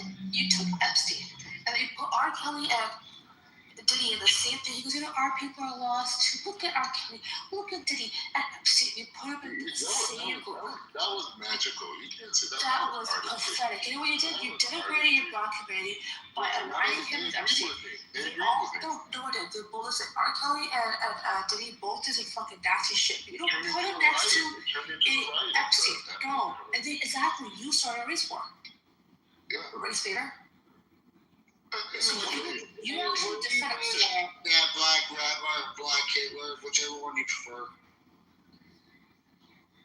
Yeah, you're saying Hitler and all that. You're just really saying I'm a black guy that can't be controlled by your narrative, and that bothers you. So I shouldn't support Israel. I should be a victim.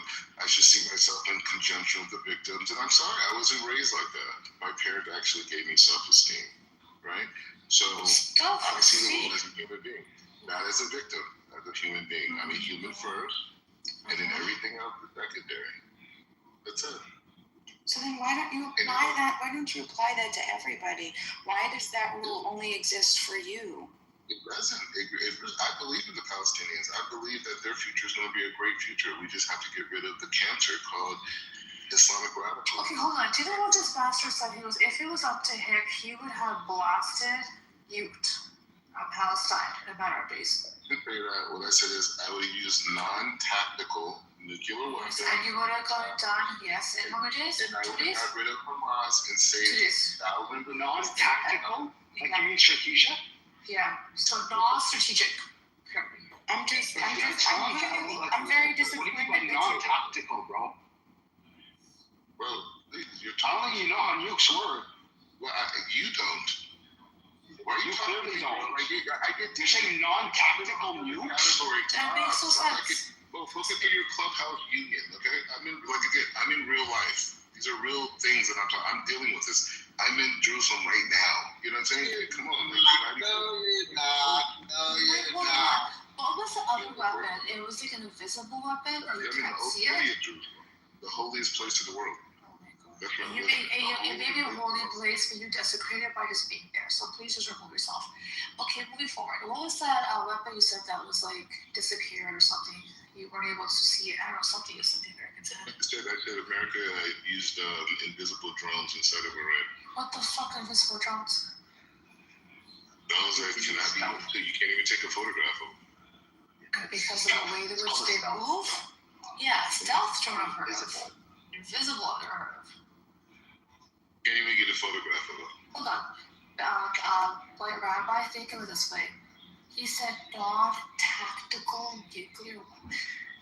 Meaning that there isn't fallout inside of it. No. That's not non-tactical. Jesus. You're a moron, bro. You don't know what you're talking about. They usually say tactical for a second. Pretend, bro. Do something with your life, bro. Non-tactical means willy-nilly. Tactical organization. Start a club organization. Yeah. Tactical versus strategic. Strategic is like a big nuke. Tactical is small. See, I had no idea. See, I learned something new. So Black Rabbi, maybe you can listen. I learned something. Thank you. No, I'm saying it's a real thing. Anyway, the point is, I would have saved thousands of Israeli and Palestinian lives by just removing Hamas in the first 48 hours. That's what I did. But I think that's a good thing. So annihilating everybody. Yeah. But piss in your toilet. That long putting something. In fact, they were going to use non-tactical nuclear weapons in Iran on the first during a 13-day war, but instead they used the Moab. It was a traumatic war. Get it right. Yeah, what did I say? 13. No, 13. Yeah, Black Rabbi, I'm gonna head out, but I just wanted to say, one thing that it's still sitting with me and it's really hard for me to digest is you said that you're an individual first. And that's so important because the way that you speak, you collectivize everybody. And I think that you should really consider the consequences of how a peaceful person, how much a peaceful person can take a violent, coercive force being controlled of how to live day to day, how they could make their money. I just want you to consider how much would you take before you decided that you're going to join. Hold on, let me just land. Before you join whatever you can and you cross that threshold of enough is enough. I want you to consider that as an individual, because what I would have liked to heard from you is there's no justification for shutting down peaceful people's shops and the way that they make money. How do you know they're peaceful? Because you, in the same way that you operate, Rabbi, I'll explain to you. If they're not actively committing a crime, if they're not actively, wait a second. In the same exact way, the United States can walk through people. You can walk through our inner cities and go hang out at the corner store, right? And get a 40, right? And among a bunch of gang members, and know that hold on, and get a 20, whatever you want to call it. There's a couple different. We're talking about different couple things, but listen. Hold on, listen. The same way that we there We could be there, and you know that you're not going to use cold force. They're peaceful. They're standing there peaceful. They're not peaceful. Hold on. No, what I'm considering, what I'm trying to explain to you is a person is not violent, or how do you know that they're not peaceful? How do you know anybody's not peaceful? How did you know Ted Bundy is not fucking peaceful? You gotta wait for them to commit the crime. You have to be able to see it, and there's no justification. Black Rabbi, there's no justification. We've already figured this out in moral philosophy, that unless somebody is committing, and there's objective evidence that they've committed the crime, how our societal glue works is we treat them with respect. And there's no way in my mind that I should hear you as an individual say, I'm an individual first, but then also believe that a bunch of other individuals who are just living their life, what are you looking to do? And then I'm looking to get married, happy, excited. Like, what are you thinking these people are planning? I mean, it's mind-boggling to me, okay? And I don't know. It's very disappointing, and I really, really hope that you're just here as a contrarian, and that you actually don't believe this stuff, and you're pushing back because you feel attacked. Because that's scary. Since I will say this just briefly, I will be running for president of the United States 2032, and I really hope you support me. That's all. Yeah, so did Kanye. Kanye's actually far more probably. Kanye's actually a pre-promotion for me in a way. Kanye hates you. Kanye hates your gut. He's calling you fucking. Yes, he does.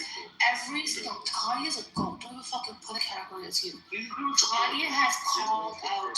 Support you, hates you. He look at you and be like, this is what you call a sound. Moving on. Do you know what he thinks about your Zionist people? Do you know what he says about them? You know what he says about them. DEFCON 3. Move on. Do you want to go play Wild? Yes, he said. No, he didn't say it about Zions. He said about Jews. Yeah, he said Jews. You know what? You're right, buddy. Sorry. Rabbi, you're right. He said Jews. I'm just trying to be a little bit. He actually said Jews. Seriously, Kanye would actually spit on him. Like literally. Like, I think he would actually spit on him. He was spit on him. He was spit on him, and then he regret wasting his precious spit. Okay, that's good for you. No, that's actually true. Very Kanye. I mean, that's very regrettable. It doesn't matter. No, not only that, actually, have you seen the video of your radio, those speeches talking about? Yeah. Are you sure? You guys, this clubhouse talk, so I get it. But I'm building now. Yes, I'm building. You're building Lego. Legos? Lego? Yeah, Kanye is a goat. Kanye is honestly one of the most truth-telling people on the planet. He didn't let no $1 billion, hold him back. He said, fuck it, take these chains. Unlike this fucking Black Rabbi, he gets a freaking room and board and fucking trips and I don't care. Debating's cold, man. Okay, so you know what? Maybe start sleeping in the streets. Yeah, you're right. Please, thank you. We all city Wi-Fi. Thank you very much. Just like Iranians have other Wi-Fi. Oh yes, they do actually. So. You guys are funny people. But hey, we need you to think this way because this is how we can take over. Guess what? I don't hate Jews. You guys have. Who has to hate us? I don't. I don't think it's about hating Jews. I think it's about accepting Western dominance. It's not about Jews. It's about it is who's dominating you. So are you gonna go look after your girl that you fornicated with? Are you gonna go do that? What do you mean? You fornicated with your girl, right? You didn't even marry her yet. You haven't even married her yet. Yeah.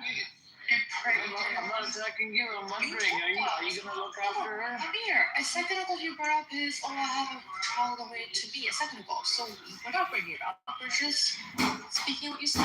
Yes. Why are you attacking me though? We should be.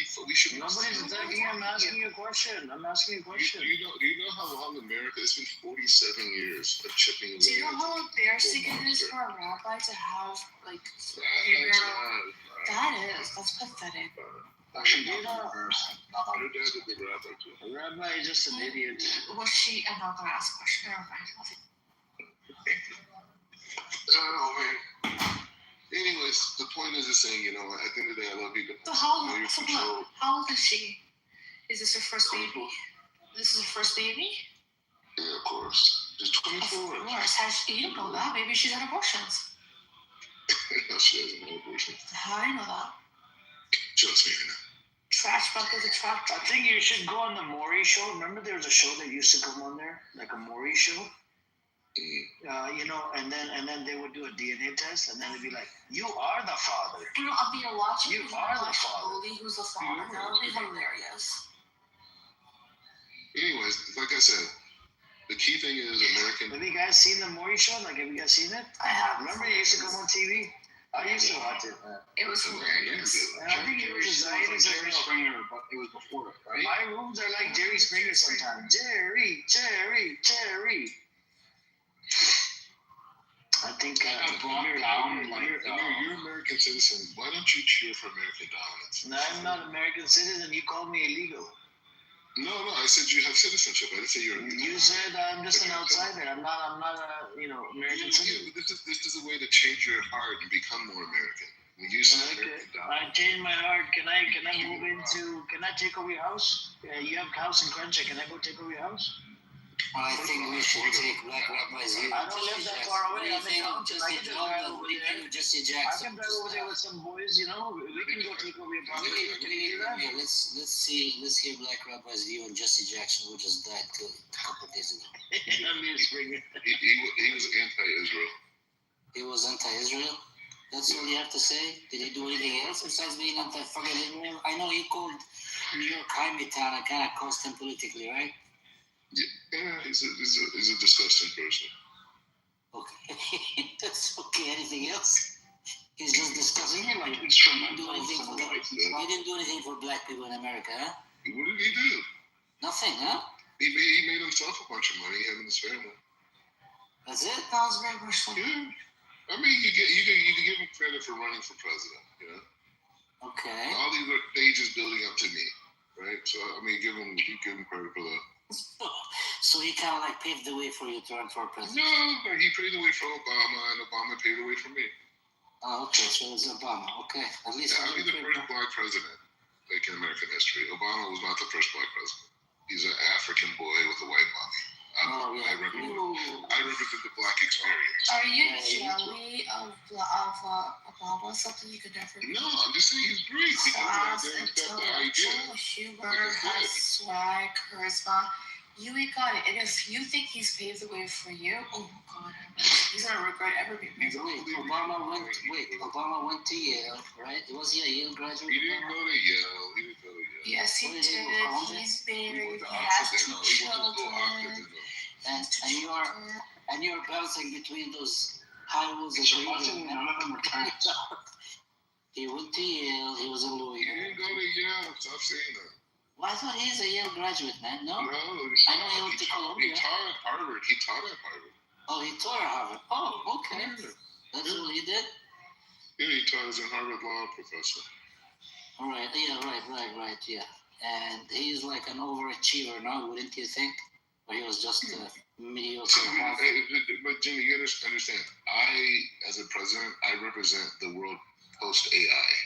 So all the academic people and their degrees and all this type of stuff, it won't mean anything. In fact, those skill sets and the outlook are going to be outdated by 2030, let alone when I'm in the White House, right? So I represent a new type of So when you're sitting in that Oval Office of the White House, you're just use ChatGPT. What does that mean?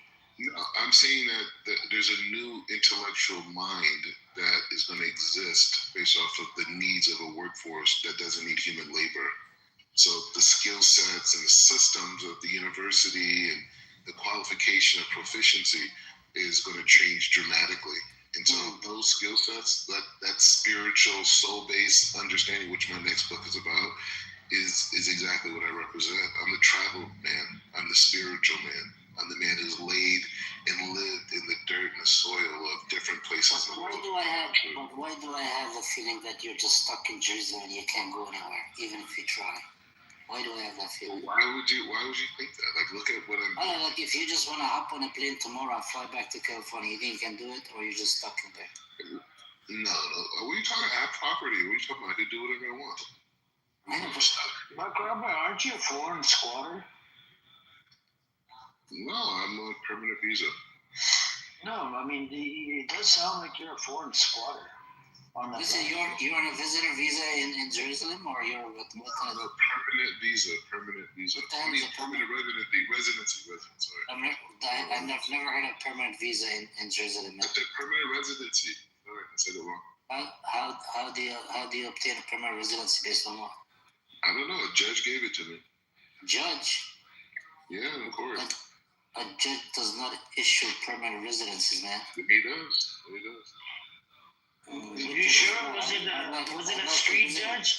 Was it a street judge or like my lawyer is in Jerusalem, right? You know that, right? Wow, lawyer, Jerusalem. Wow, that's crazy. Yeah, no, my lawyer. That's the lawyer who does. No, but didn't he learned his religion from a street rabbi? Now he became a street rabbi. Now I think he hired a street judge. Is it a street judge you hired that gave you like a write-off on this, that you could live on an illegal property or illegal land that doesn't belong to you?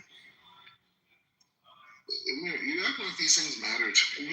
It doesn't matter to me. It matters to me. You live on a fucking illegal land. You're illegal, foreign squatter. Great. You see how I use the new term, foreign squatter? Listen, I'm starting a new project. If you want to run the project, I think it would fit your outlook. Okay. I'm serious. It has to do with music. Music is just music stuff. You're familiar with that industry. Come on. You want him to booty clap with music, Jinder? What is this? Didn't you? Yeah, I did. Yeah, for years. Okay, so you interned for years? That's kind of sad. Intern. Yeah, he got kicked, man. He got kicked. Where's Nazi? You assume that like an internship would last, a couple months. Nazi left. He killed his brain cells. He's like, this guy's an idiot. Hey, Nazi's a joke, man. Thinks he's talking. You're a joke. Actually, Nazi is a very cool guy, by the way. I'm sure he's a nice guy. Nazi is a rapper. Calm down, rabbi character. Hey, character. He's a rapper. He's a rapper. Yeah, he is. Yeah. And a comedian as well. I'm on the mic. I'm pretending I'm black. I'm on the mic. He doesn't claim to be black. No. No, he's pretending. Nope, he doesn't. I'm pretending to be black. He does it for the Palestinian cause. I don't know if you know that he's been to Gaza, he's been to the West Bank, he's been to Jerusalem, he's been to Israel quite a few times.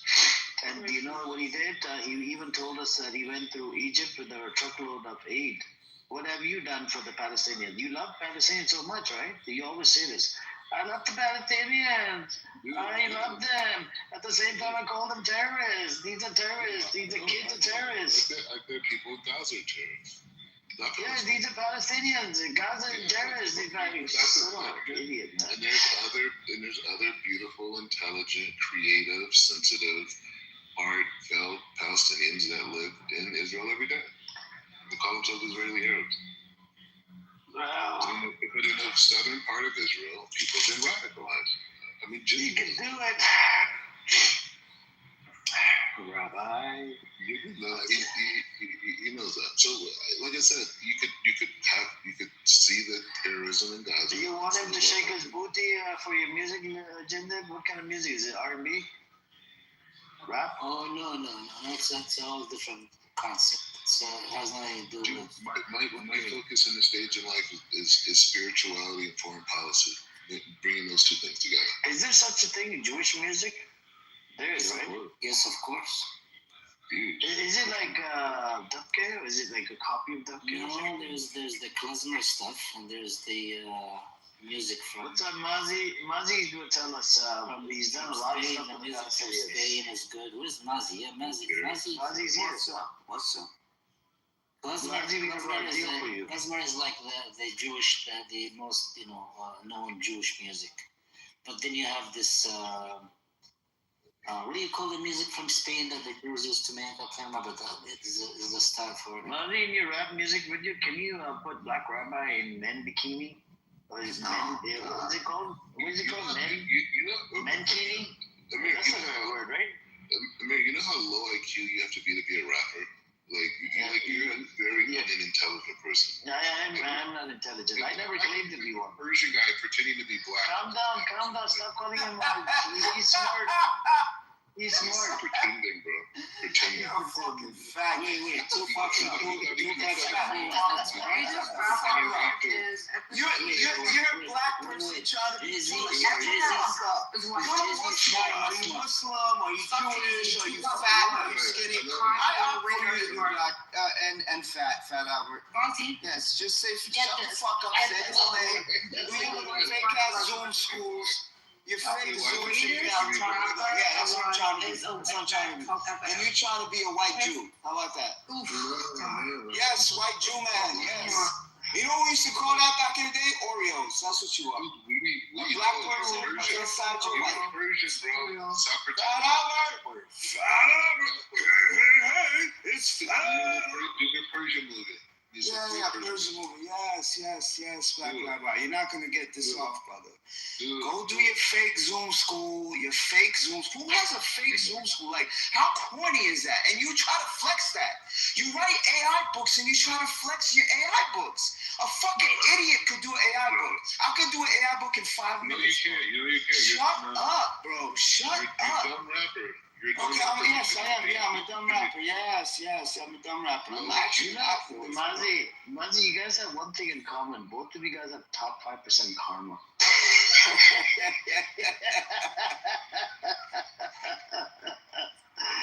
What's your number, Mazi? What's the number?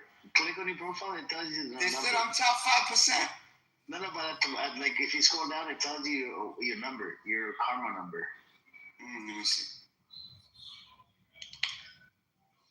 We'll have to update this. How does the karma work? Oh yeah, you're gonna have to update the freaking app. I gotta update it. Yeah, there's gold medals and shit now. Hey, well, how does that work? Who's in my PTR? Nazi. Yeah. He's in my PTR. Oh my god, that's obscene. That's FEFC. Man, that's how brainwashed you are. That's all you see everywhere. Oh, so what? Taking these old ass pictures from 2002. Who gives a fuck? Bro, I used to work for him. So what? So what? You did it, bro. Get out of here, bro. You're stupid. What are you talking about? This guy was an intern at Warner, bro. Amir, this guy, he said he knew somebody, right? You're not gonna know who they are, but he said he knew somebody and he used to work with them. I went to that guy, who's a VP, by the way, and he said this guy was an intern. You should tell me how this. You know what an intern is, Rabbi? It's you. No, but you know what an intern talks like? Amir, just to show you how dishonest this guy is.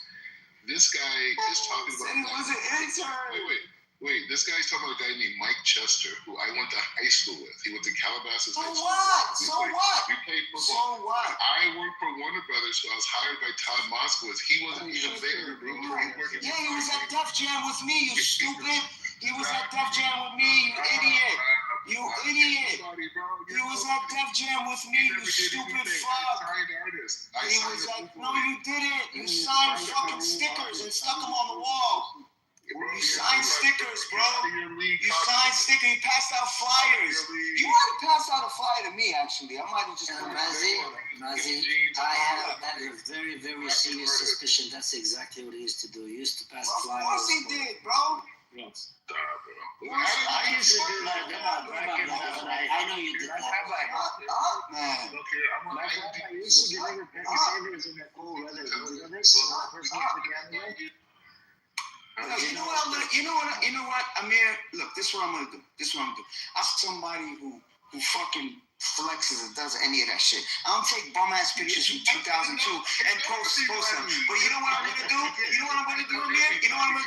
Amir? I'm at the Def Jam office right now. I'm gonna take a picture. Hold on. Amir, I'm gonna take. Now it's a dead business. First you were flexing with New York Cohen's picture. Now it's a dead business.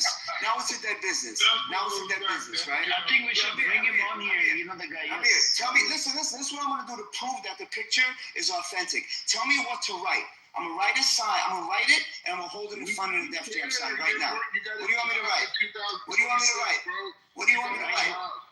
You have a job. What do you want me to write, Amir? Black Rabbi is an asshole. Okay, Black Rabbi Bro, this guy has a job and talking to me having a job, bro. Like, what asshole is and like something we had jobs. asshole. Yeah, but a few minutes ago you were flexing with Leo Cohen's picture. So which one is it? Is it whack or is it cool? Hold on a second. I'll be right back. I'll be right back. Let's not talk shit. I'll be right back. I was a kid. What are you talking about, bro? I'm in Jerusalem today. What are you talking to me about? Today we have a fake Zoom school. That's a fuck. You went from intern to fake Zoom school. Shut the fuck up. I was a VP there. He runs big. I swear to God you weren't a VP. You liar. You're a liar. You're a liar. You were not a VP. You're a liar. Put up your ID. You're a liar. You're a liar. You're a liar. I don't need to prove nothing, bro. Like, I grew up in South Shut up, bro. Hold on, I'll be right back. Jerry, we're going into Jerry phase 2 now. Phase 3 hits. And I'm gonna post it in the clubhouse. I believe you, Black Rabbi. Don't worry. Okay, it doesn't matter. I believe you. This is different stuff. You Black can Rabbi. Hey, give me validation, bro. This guy gets a kick out of this. I believe you. Yeah, bro, it's hysterical. It's like these people, no, that wasn't you. You didn't do that. You did this. Like, bro, what are you talking about, bro? Come on. Like, I've been the guy. Haters will always be haters, Black Rabbi. Yeah, like, but these are like jokes to me that funny. Like, this is Yeah, not they're jealous. They're jealous because you're a successful man. It's okay. It's not just. It's not. He's not as successful as a liar. He is. Yeah, he's a special person. He's successful. You guys are just jealous. This guy is. I'm so. Can I take some of the boys with me and take away French operating? Amir, I can ask you, Black Rabbi. Wait, really quick. Amir, that's why you didn't make it big in life, because you're a jealous guy. Like, that's just your thing. Like, that's your No, I am saying I'm gonna go take away property. You're a smart guy, but you never made it big because you're a jealous guy, and jealous guys don't have self-esteem. That's the issue. You're right. It's okay, but you're a smart guy though. Like, you're articulate. No, not smart. Yo, PTR. Let's go. This guy really did it. Oh my God. You see it? Rabbi character, do you see it? Do you see how he did it? He's at the place. You're not the place. You are just a dumb ass. You're just a dumb fuck. You just lie so much. You are Now, Black Rabbi, you take the picture of one Is that the place on 8th Avenue? You take No, they moved. They used to be on 8th Avenue. Now they're on Broadway. Oh, even Jindip knows the location. Jindip, you hip. I didn't know that. What? I used to think you're like an old man. You're like an 80-year-old man, but you're young. I am young, yeah, but I know where this shit is. I used to think you're like an 80-year-old man. I'm just kidding, man. How old is he? You know how big of a loser you have to be working at a record label in 2026? Yes, look at this idiot. Always flexing about his shit. You are such a cornball. Why do you have Leo Cohen's picture up then? Why do you have he's the head of Def Jam? He's the head of Def Jam. Nazi, why are you jealous of Black Rabbi Nazi? You are a cornball. You're so goofy. Yo, you're a goofy, bro. You're so corny, bro. You're so out of touch. You're so out of touch. You're so out of touch. You're so out of touch, and you're broke doing fake Zoom schools in Jerusalem in a one-bedroom, probably studio apartment. Yo, you are a cornball, bro. How corny can you be? How corny can you be, bro? Bro, I'm in Jerusalem, loser. Yes, on fake Zoom calls, doing fake Zoom schools in a fucking studio apartment in Jerusalem. So what? So what? So what? Black Rabbi, go get a falafel sandwich from Teta Cafe on St. Mark Street, okay? I'm in the old city. Well, that's an old city. Just go Teta Cafe, look it up. They have really good falafel. You can go and get like yourself a sandwich. Teta Cafe, is that on the Arab side? It's on St. Mark Street. Does that sound like the Arab side? St. Mark's. I don't know what that is. Yeah, it's a strange name for a street in Jerusalem, right? Big time. Yeah. I don't know what that is, but it's probably easy to find. Yeah, look it up. Either way, man, I get it. You know, people got emotions, but that entertainment stuff was like kiddie. Black Rabbi, back your bags. I have a job for you. I'll pay you. Don't worry. I'll put you on. Okay. I'm good. Well, I'm about to serious. 10 books at once. You know what that is? 10 books I'm gonna read. Bag your bags. I'll buy you a ticket. Hey, Black Rabbi, I just went to your PTR. A lot of these pictures were from when you was young. I just found one. I found one that's more recent. You ugly than a motherfucker, bro. I ain't gonna lie. You ain't gonna lie. Why you gonna say that? I ain't gonna lie. Your hair is weird. Like, you fucked up, bro. Yeah, I get it, bro. I get it. I understand how you get the rules. Hey, Amir, you got your little loser Israeli girl on the stage. I'm gonna tell you guys about some heartbreaking story here. Look at your teeth. Look at your face. Damn. Cash. You gotta do something like that. You gotta do something like that. Hey, boy. You gotta stop sucking Trump dick, making these books on ChatGPT. You're talking crazy. You're a big fat loser, cuz. Yeah. Nobody cares about you living in Jerusalem, bro. You following real Jews around. If you understand the world, you would not make a big deal of it. It's a huge privilege. It's a huge privilege to be in Jerusalem, bro. You have no idea. Your Gentile soul can never understand. Well, guess what? It's a privilege not to look like you. You an ugly motherfucker. Fair enough. I'm glad you feel that way, Cash. No, I think a lot of people feel that way. Go through it. Sure. Look at that recent picture. It's a recent picture, like his 6 PTR. Look at it. He's standing with this like Irish guy. Look at that man. I understand why he angry now. You ugly than a motherfucker, boy. I swear. Oh man, you're right, man. Wow. Hey, Amir, you got your little loser Israeli girl in the crowd. She wants to come and tell you. A baby walked across and they took her doll. The occupation's getting worse every day, and I'm here to tell you. Who are you mocking anymore? Who are you mocking, boy? That's the little loser Israeli girl in the crowd. Talking about people going through something already. Bro, get your little shit. Loser traitor. Get your Calm down. Stop attacking her. Stop attacking her. He's attacking Ambrose Jindib, this idiot. God damn it. Rabbi, you're like you're the one with your fucking marbles. Because he ain't got nothing to say to me. He ain't got nothing to say to me with his ugly ass. Yeah, we don't attack women here. Calm down. No, but I just tell you, she doesn't care about those. Do you know how much women Amir, do you know how much women probably attack him? Man, look at that man, bro. For real. Go look at that picture, bro. Please. We got it, man. No, they ain't understanding, bro. I'm over here mind blowing. I just screenshot your shit. I'm about to show everybody. I ain't even know. I'm trying to figure out what kind of creature you is. I'm about to show some people in the hood. And that's great, Cash. It was great. Go fix the black on black violence in the neighborhood. Man, you got black on black violence when you was born. Go do that. Go do the incarceration issue. Your mama put your ass in a basket. That's how you got the rules. Get this ugly ass thing away from those issues. Focus on those issues. At least the show is getting better. Hey, boy, Rabbi, I swear to God, you one of them kids like if your mama bought you a dog, she would have to tie a stake around your neck for that motherfucker to play with you, bro. You have to tie a stake around your neck for a dog to play with your ugly ass. Hey, 70% of African Americans are homeless, making up 13% of the population. 70% of black people. Look, Cash is dragging you to filth, Black Rabbi. Oh my God. You getting punched right, left, and center. If I were I was just teaching her. I was on mute laughing so hard. I'm like, oh my God. I'm just worried again. But you and Cash have a similar intellect. So I mean, I get why you find. He's a genius. Yeah. Like if anybody has my intellect, it's a genius. Like Black Rabbi, my little cousin said he looked like you was born out of an ass.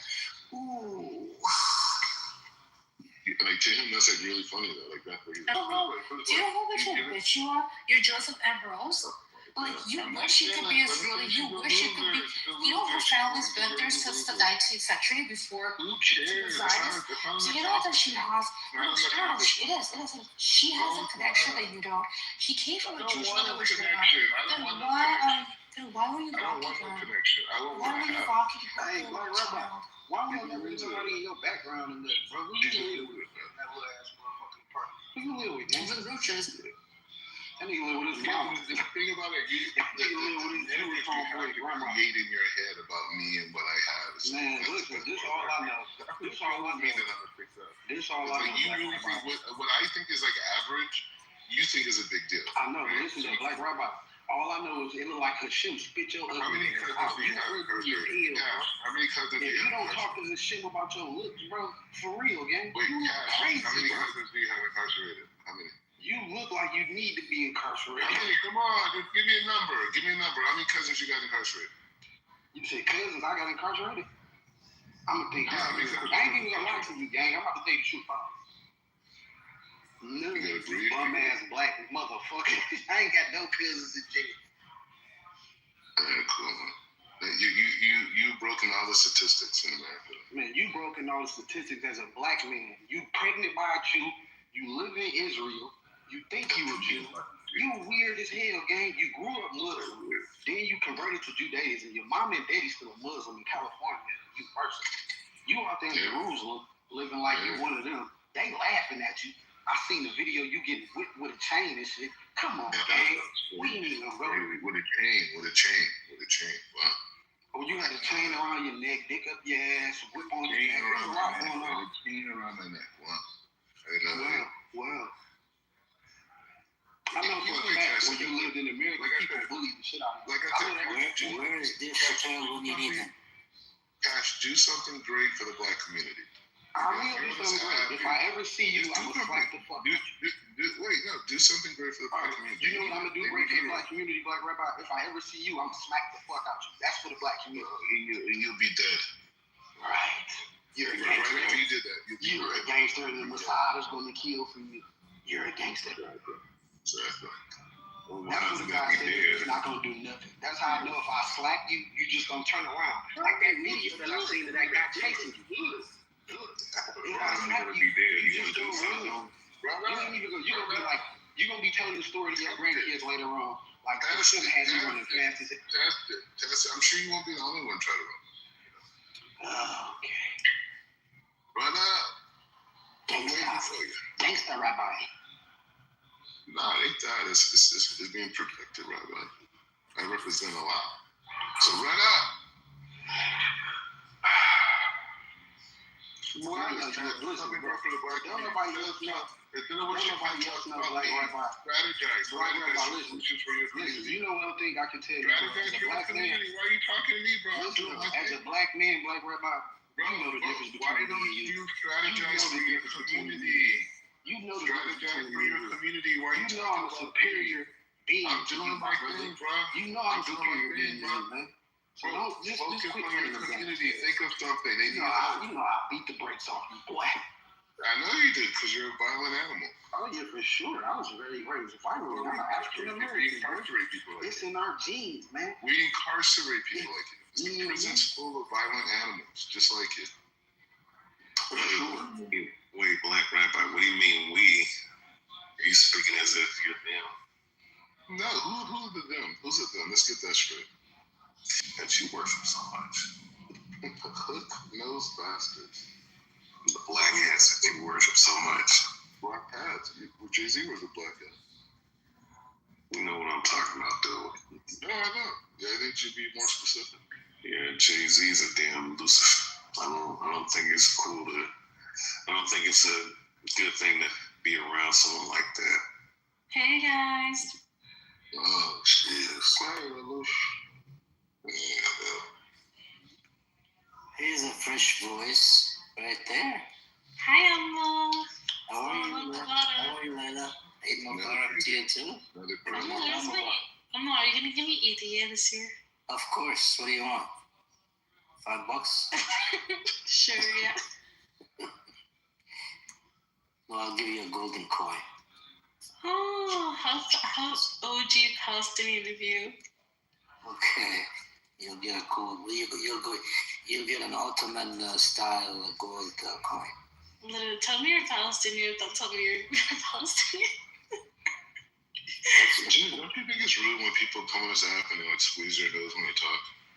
What? What are you talking about? Like, you know, people like they squeeze their nose. You do sound like you have a cork up your ass too, you know, Black Rabbit. Oh shit.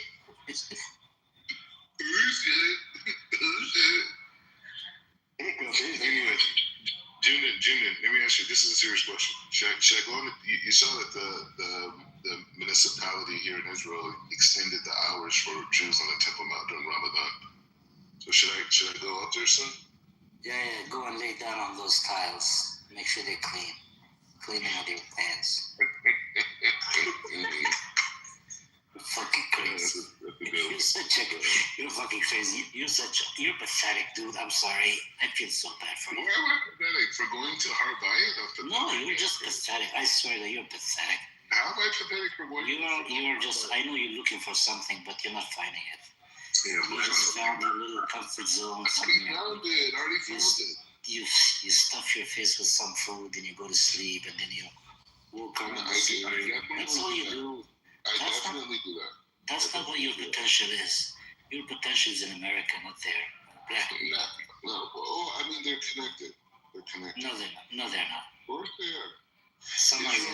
Israel's giving me a platform to tell my story. Dude, pack your bags. Pack your bags before it's too late. I'm telling you, you still have a few more good years in your life. Pack your bags, go back home. More good years. I'm way younger than you. What are you talking about? Pack your bags. Get your stuff. If you don't have money to buy a ticket, I'll buy you a ticket back. We're here. I have kids going. I have kids here. What do you mean? It's an American construct. Black is an American. I mean, technically, yeah, you're right. But I'm just saying. You know, it's not about holding on. I mean, who do you think you're talking to? I always tell white people that's a construct. You know, myself, but my thing is, at the end of the day, those people those Israelis are not your people, bro. They are the Jews are. So my thing is though, like if it's your child, you're the father. How is that child at least not half black? You're just calling them Israeli. What's wrong with you, man? What do you mean? They're Israeli. They're gonna be born here. Wait, Black Rabbit. So you knocked some woman up? You're gonna have a baby with her? Yeah. You sure about that? Yeah. You're not lying. She's a model here. She's a model here too. Oh, she is? Yeah. But you're not lying, right? You're telling us the truth, right? Her dad's the rabbi here. She became a model. She's a story here. Hey, you're gonna have to take a picture of the X-ray. I don't believe. No, Cash. You don't get no pussy. I don't care what you say. Listen, I've seen that pussy. You know the mother is Cash. It's that happy chick. No, you know who the father is? That boy been getting fucked by Ben Javert. Are you sure you're not the one who's pregnant, like Rabbi? No, so the thing is, like, my parents' grandkids are gonna be. I'm 100% sure you take dick. I just don't know if you get it wrong. That's what's Cash, stop, man. This show is becoming a little too much for me. So there's gonna be a little Mordecai's running around Yerushalayim. Like Rabbi. It's not like missing any more Mordecai's. It has enough. Like Rabbi, are you in your 50s, like 51, something like that? No. Man, go look at that PTR. That nigga about 54. He fucking for the guy. Yeah, bro. Cash, do something with your life, bro. I am. I'm looking at. And you were attacking Ambrose. You were attacking you, Black Rabbit. Ambrose. I mean, she's a loser, though. That's a big deal. Loser. I think she's intellectually superior to you and your entire Mordecai system. Sure. So she's on act. I'm an Israeli, and I know the truth, and I go against my government because I want to. Because she does. Because she knows but you she knows exactly what she's talking about. No. You and I both know these people like her have a white savior complex, right? They exist in America. They exist in the UK. They have a what complex? What complex do you have? A white savior complex. What kind of complex do you have? No, that's not Jew savior complex. It's not that she feels that it's not that she cares about you genuinely, right? Because if she cared about you genuinely, she would just move away from this. I heard you have this other complex where you want to fit in. It seems like they didn't allow you right into the Ashkenazi Jewish community. Seems like you want to fit in, right? You've been trying for over 10 years now, but they're not letting you in, correct? You're trying to prove something, and this is what Ben Gavir is doing in the Knesset. This is what a lot of the Arab Jews are doing inside Israel. Some of them that are on the right side to sort of like get a validation from some of the top people like the Ashkenazi Jewish community. Do you know there was a lot of racism since 1948 up to 1970s against the Arabs and Arab Jews and the Sephardic African Jews were being discriminated against by the Ashkenazi Jews? You see what I'm saying? So you're trying to fit in, just like the rest of the other community are trying to fit in. You have that problem. Ariel's trying to fit in, and that shy guy that with the name Shai. He lives inside Israel. I don't know, man. I just think you need to understand is that I'm a Black American, right? According to your tweet, you're not. Okay, so we're the star anywhere we go in the world, right? So I don't need to fit in. It comes to me. I don't need to do anything. I'm me. You know what I'm saying? So like I was a star whether before I was Jewish, I'm an even bigger star now. You know what I'm saying? It's only because I got older, not because of Judaism. So it's like this whole notion about fitting in and everyone's so superior. No, this is like all in your head. It doesn't exist.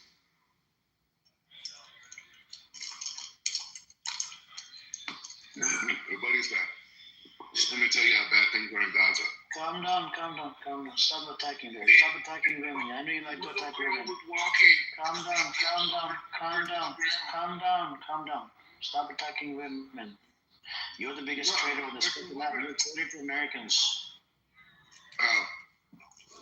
So you're the one that's like a foreign squatter, right? Is living on a land that doesn't belong to you. You're an American, right? Come back to America. What are you doing? Living over there as an illegal squatter. Amir, this is America. You're in a squatter. You just come back. The Israelis can say whatever they want. Come back. You're a squatter. You're a squatter. You don't have an Israeli passport. You don't pay your taxes. You're illegal over there, bro. You're like an illegal alien on that land. I spent hundreds of thousands of dollars in Israel, cash American dollars. Fucking foreign squatter, man. That's your new name now, foreign squatter. Oh my god. And a fucking leech. It's like you get stuck on this one thing, right? It's like you're going through this phase, right? You had that, the Muslim phase at one point, and then you had this other phase, and now you're into the Jewish phase. Something my parents chose, and I was born into it. I didn't have a phase. Parents didn't choose for you to become Jewish? No, I'm saying my parents. Did you get permission from your mom to convert to Judaism? Before I was born. Did you get a permission from your mom to convert to Judaism? My mom, when I was going through my conversion, they came to my classes with the rabbi. Did she give you permission to convert to Judaism? I don't know permission if nobody. They supported it. Did you mistreat her? Did you treat her like shit? Did you tell her F off and this and that? Did she call you out on this? My mom's my closest friend in the world. Your mom's closest friend, yet you disrespect your mom. By disrespecting the Palestinians, by disrespecting mothers over there, by disrespecting women on that land, by disrespecting women in this room, by disrespecting women in all the other rooms. My family has nothing to do with Palestine. You do know, right? We're all real people, right? Behind these PTRs. You know that, right? We're not fake people. We're not AI. That you can come over here and freaking disrespect the shit out of women, right? I haven't disrespected anyone. Okay, you didn't disrespect Rose. She's literally in the audience. She's She has nothing to do with it. she's one of You're attacking her again. You're a foreign squatter. Bummy Israelis. I think they're Calm down, foreign squatter. Calm down, settler. Your new name is a settler and a squatter. I'm not a settler. You're a settler. You're a settler. We know I'm not a settler. Calm down, settler. Calm down. Freaking settler. Look, You know, she's one of these like people that illegal should be here. He's just a racist. I'm racist? No, you're not. I said this is Rose, like she's so racist. Rose is not racist. Rose is not racist. You told me I shouldn't even be in the country. Because the reason why black people should not be in this. No, she didn't say black people. You're not black. She did. You're not black. No, she did not say black people. Plus, you're not black according to your tweet. According to your tweet, you're not black. You want to stay with the black people? Okay, should we read over your tweet? Part of a colonialist system. We shouldn't be here. She's a racist. Let's read your tweet. Let's read your tweet. Yeah. Let's read your tweet. What you tweeted on Twitter page. All right. You're just an idiot. She doesn't care about you guys. She just hates Jews. No, let's read your tweet. You go back. Everybody hates Jews, boy. This is the problem with this idiot. Bro, why are you like wasting your life? You know how many articles Amir has inspired for me? He is my muse. You know how much promotion Amir does for me? He takes videos. He's like, we're like, me and Amir, we're like in partnership together. Hell no, bro. You know. You just want to fuck Amir. We all know. Why are you gay? Oh my God. You can tell for sure that Cash and I have a strong male influence in his life. Amir called it straight. He called it straight. My fault. Yeah, I gotta watch my back. What's your relationship with your dad? Oh my God, bro! You stop asking first question. Amir, I love when you ask questions like this. You said, "How's my relationship with my dad?" Yeah. He's great. I swear to you, my dad talk all day. We talk about Israel mostly. Oh wow!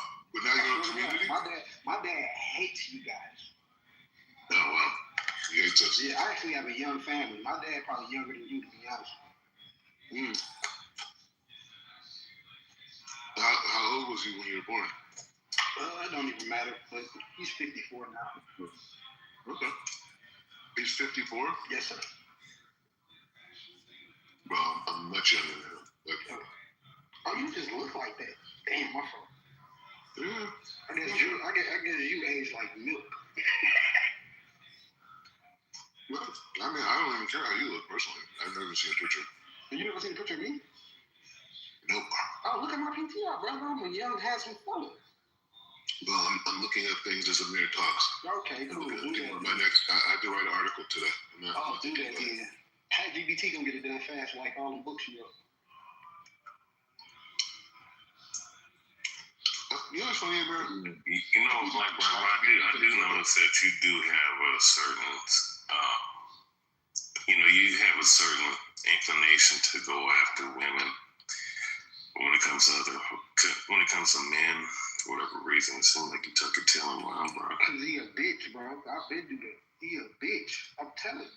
I know for a fact that we was in person. At the end of the day, if we was in person, he wouldn't. Me and you have more in common ideologically than you want to admit right now. I know that for a fact. Listen, if we was in person, that man would stare at the ground and act like he don't recognize me. I'm telling you, bro. I know that for a fact, bro.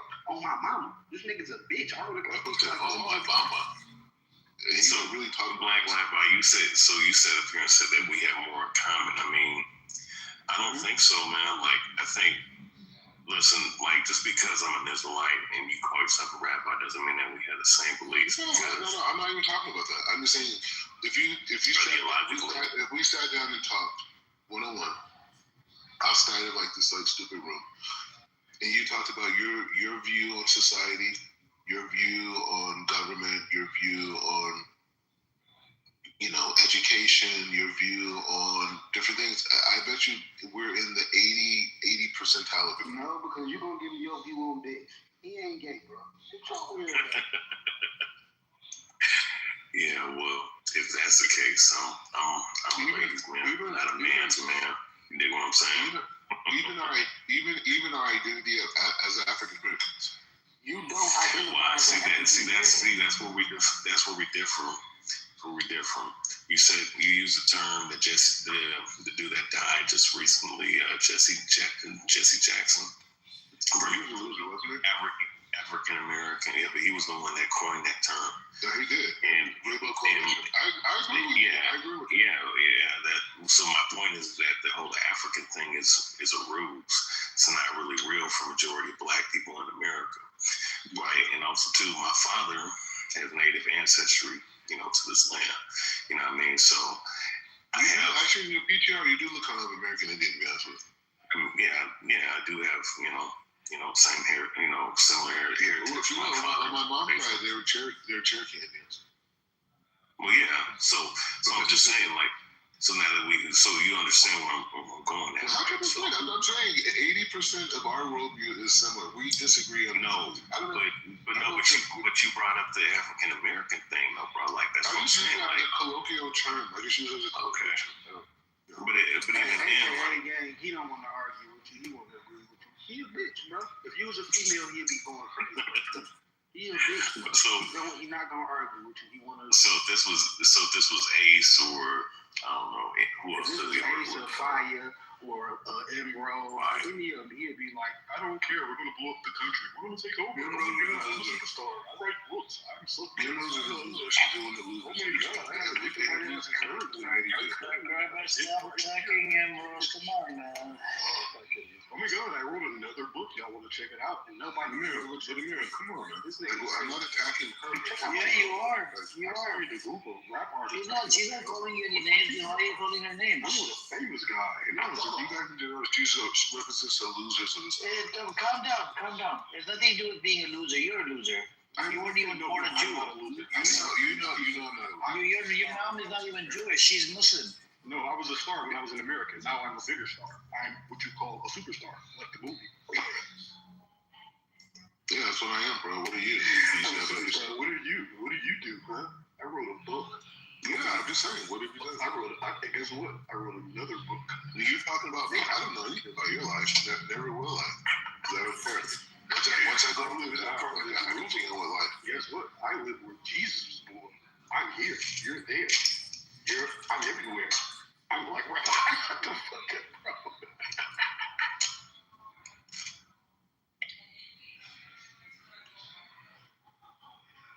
I had to mute my mic, though. I'm laughing too hard, bro. Yeah, but the thing about it, Cash does represent a certain demographic. Bitch, I swear that's a shit. You a lame ass nigga. I swear that's a shit. What do you even feel, bro? I'm eating chips. You let me talk. That's crazy. You're always eating chips. I don't really like. You don't get real food. You know what's going on? Eating and it ain't no chip. But you always eat chips. Well, America, they have like a Israeli version of Doritos here. It's not for you. That's a kosher version. Your ass gonna die, bro. Yeah, but they're not even Doritos. They're like they have another. Israeli chips, bro. They not your chip. You gonna die eating that shit, bro. It ain't for you. Why are you talking about my life so much, though, bro?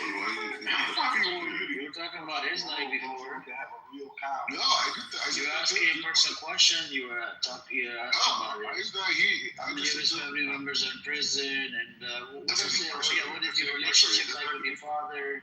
It doesn't have to be prison. It's incarcerated. Yeah, same thing. Other people agree that same shit, different genre, incarcerated.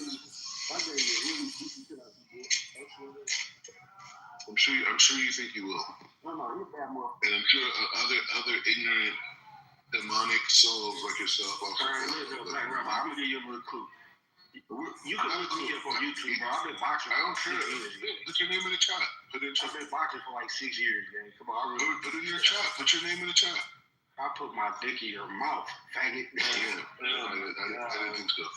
Yeah. So Cash, you come from low people. Cash says since you've been boxing, if you were to hit his stomach, right, do you think you can make him skinny? I wouldn't hit him in his stomach. See, I hit him in his liver. He gonna throw up and rethink his whole life. Yeah, bro, you get your head blown off. Besides that, killers for black rabbis. I forgot, bro. You a gangster. Another dead nigga. I forget. Let's not use the N-word, please. Just saying, this ain't this little criminal thug up here talking. Bro, calm down. Stop assuming shit about other people. Stop doing that. You'll be another Jew with a black eye in front of a bunch of other people. You'll just be another Jew with a black eye and a broken jaw. It's cool, bro. It happens all the time. Yeah, whatever. You're a loser. Hey, this is not black on black violence. He is an Israeli. He is not black. Your parents I'm a real black African American man. You're a real I just grew up in Choctaw Indians. My great ancestors come from the Mississippi, St. Louis. You're a thug. You don't contribute nothing in society. You don't contribute nothing but taking sperm in Israel, bro. You gay. What are you talking about? Why are you even talking to me, bro? Like, I didn't even acknowledge you. Because you're a bitch. Hold on, let me block you. Please, block your boy. I would. You don't deserve it. I would. Shut up, bitch. I hate your voice so much you don't know. Thank you. I didn't even know you could block people on here. Do it. Even if he blocks you, there's no point of using the block feature because he's not a moderator.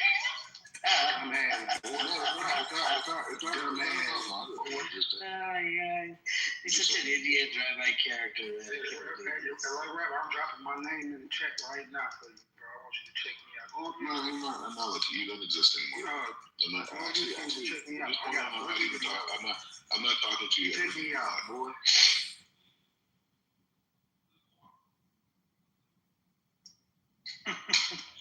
But Ray, I do believe that we would have a lot more in common than you think. And I think, I think when it's closer to me running for president, I think that it's not gonna happen, family. Well, it's definitely gonna happen. And not one of your campaigns in Michigan. Nobody is even gonna beat me. One of your campaigns in Michigan. Nobody in our generation is gonna remotely beat me. No politician. No business leader. Man, you couldn't beat I'm the spiritual president. You couldn't beat Newsom. I'm during the Messianic era in America. You know what I'm saying? That's what this thing is about. Bro, you ain't beating Bernie Sanders. Shut your dumb ass. So, it is what it is. But Amir says he's going to stop me. There's just clips on that. There's just clips on from his book. You know what I would have to do? I have to send it out to somebody.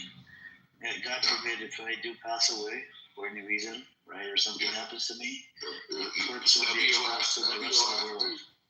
Yeah, it will be exposed to the rest of the world. Yeah, but you know the thing about America, why would you want to rob the American people from our leadership? Like, why would you even think about that? You know what I'm saying? Like, we're talking about a new imagination for the whole world, but imagination based off the soul, based off of spirituality, like. Why would you even want to get in the middle of that? Like, Amir, even trying to stop that. Hey, Amir, I'm gonna ask you a question that I would answer Israeli if we had one of here some fucking sense. But what do America benefit from this connection with Israel? Like, I'm just being real. I'm not being funny. I'm just asking, like, what do we benefit? Nothing, to be honest with you. Just some bullshit. And this is why Israel is trying to convince America to do the attack on Iran. So Israel can be, can feel that Israel is still important to America. Otherwise, Israel, there's no importance in America's life, for Israel. Israel, just because of Iran, Israel's still there. Otherwise, I think it would have been gone. Do you think that they're gonna attack? Because they're talking about it as early as this Saturday.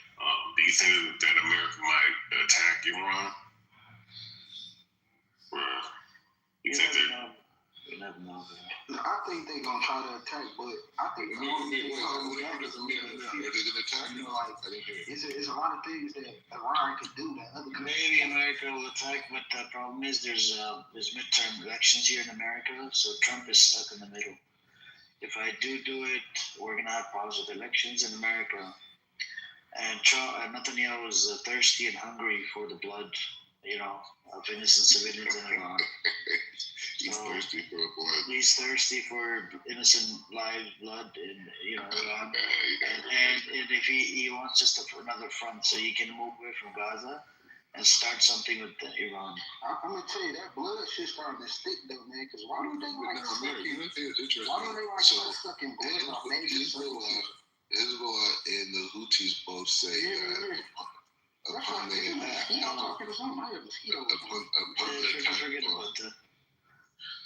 attack on Iran, they said that Hezbollah says they're going to get involved in attack, or Iranians sent some message for Hezbollah to also counterattack Israel. But they don't have any infrastructure though. Israel's been bombing Hezbollah infrastructure for the last 3 months. Do y'all think Israel be doing all this weird shit if America wouldn't support the serious question? They did a lot, bro, in 1 year. You know what? I love black people, but some of us are just stupid, but we don't even get it. Damn, Amir, you hear something? It's like a mosquito. Yeah, he's a self-hating person, man. What do you expect? No, I'm not self-hating. I'm just saying I'm trying to. I keep on talking to Amir and I hear something weird. Ray, I disagree with, but he's actually an intelligent person. I don't really understand what I'm hearing. What is this? This guy's a real nigger. He's a real nigger. Stop using the N-word. Can't understand that. He's a nigger Luke Gold. You think I give a fuck about it? He's a type of nigger. Stop using the N-word, bro. Calm down. You are the one sheep he was talking about, bro. He came back, his sheep was lost. You him. A real nigga. Anyways, man, you inspired me today. I love you. Pray for us that we're safe in this war with Iran. And it should be very quick. And the regime should fall very quickly. And the people should be free. I'm going to make sure I pray that the only bomb that gets fired hit your apartment. Your little ass apartment. Take your ass out the court. Bro, you wish you could. Your Gentile soul will never be able to set foot in this country. You're not pure enough. If I'm a Gentile, what are you? You're a Gentile. If I'm a Gentile, what are you? You grew up Muslim and you're black. Shut your ass up. Those are two different types. Stop using the N-word, bro. Calm down, rabbi characters. Bye-bye. Bye-bye. Love you, Amir. Fire. It's rough in here. It's rough in here, Fire. But you're the queen. All right, just know that. Know that I believe in you. No, I know. I know some of my views for you may be kind of extreme and it may seem callous or insensitive. But this is what leadership requires in this era, and it's here. And ultimately, the Muslim people are going to be free from Islamic radicalism. We're going to bring back creativity. What do we do about the terrorist settler attacks in the West Bank? Amir, just really quick, Can you answer the Jewish settler terrorist attacks in the West Bank? Amir, I'm opening my heart to fire. We're gonna allow Muslim creativity to exist. We're gonna create critical discourse around. Bro, you're attacking the religion, motherfucker. Just shut the fuck up. When I went to Egypt, I went to. We don't care about your trip to Egypt. Let's talk about the terrorism that goes on in the West Bank. The Zionist Jewish terrorism. I went to a masjid in Egypt, and they have 4 different Hanafi, Shafi. What was the 4 schools of thought? Hanafi, Shafi. What's the other 2? The other 2 schools of. Think about it. I can't think right now. But the point is, the mosque was divided.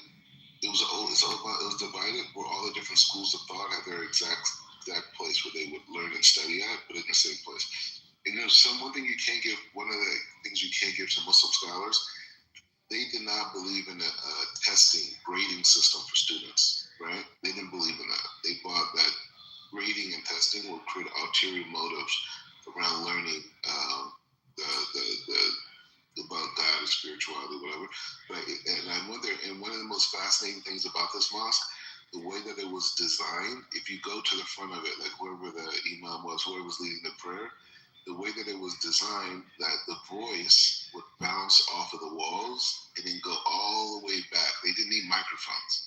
Because the architecture itself was designed in such a way that the vibration of the voice, you could hear it just as clearly all the way in the back of the mosque as you could. So I have had those experiences, right? So I see the potential of the Muslim world. My thing is Islamic radicalism is the enemy of the Muslim world. So I'm about freeing it. So can you please tell us the Jewish terrorism that goes on in the West Bank? Yeah, but Amir, the point is. No, can you please tell us what thousands and thousands of attacks happen every day on the Palestinians? These are Jewish terrorist attacks in the West Bank. What do we do about it? You have to exaggerate. It's like, No, you're doing the attacks on Palestinians. These are terrorist fucking Jewish Zionist scumbags that are doing it. I'm going to go to the Temple Mount. He's never going to answer the question, the idiot. You want to say Islamophobic shit, and then when I corner you on the Jewish terrorism, you don't want to address it. And your family. Amir said you're married, so I'm gonna pray for you and your husband. And also, Pray for me, please. And if you want, I would love to fly you and your husband over to Israel. I'll pay for the tickets. We'll set up and give you a tour from the Israeli perspective. And you can Would you? Yeah, I would. Yeah, You sure? Yeah. Okay, unless you ever come to Europe, let me know. You're in Europe. Of course I'm going to be in Europe. I'm going to tour Europe. No, 100%. No. You know the thing about it? Think about Europe. The most charming parts of Europe are Eastern Europe. Not really Western Europe. The countryside, the fresh air, the vineyards. It's all Eastern Europe. And the culture. Yeah, it's nice. I mean, it's nice. I don't have a problem with it. I mean, it's even Budapest is nice. Yeah, it is. Yeah, Budapest is even nice. So I don't know. I have black things. That's why I'm writing on my book, so I could go tour and be able to do podcasts in different parts of the world. So that's nice. Yeah. I mean, I think you can bring out the best type of man out of me. Like, you have that power. I don't know what it is, but you could just bring out, you could just transform me into some. My boy is flirting on Clubhouse. You won't get no hand. Ain't nobody crazy. You been lying all the time. Hey, boy, please don't flirt with this. He's a creep. He'll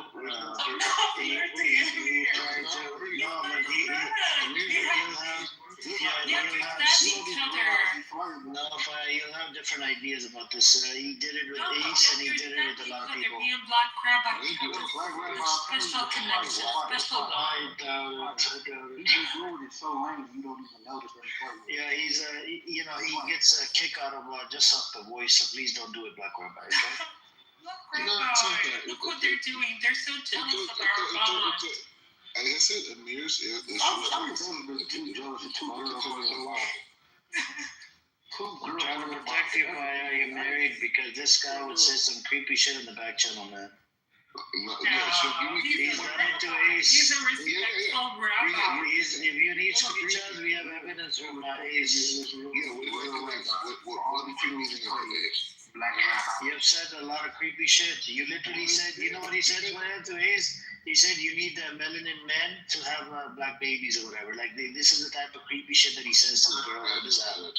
Yeah, you did. You want me to bang Ace in? That was a conversation. Yeah, motherfucker. Just an idiot, man. Stay in your lane, man. No one's sending messages anymore. Yeah. We don't have no screenshots from your Instagram, right? Yeah, you don't. Yeah, you fucking not idiot. anything creepy. You would send out creepy, and he gave me death threats on text messages. He was texting Ace that I'm gonna come for Amir, I'm gonna kill him and do a whole bunch of stupid shit. I said you're threatening my family, and we will find. And we received. We will deal with the repercussions. Yeah, there's a lot of screenshots with your conversation between you and Ace. He's doing that to protect. And guess what? She sent it to me. All the screenshots, the messages, the conversation between you and her.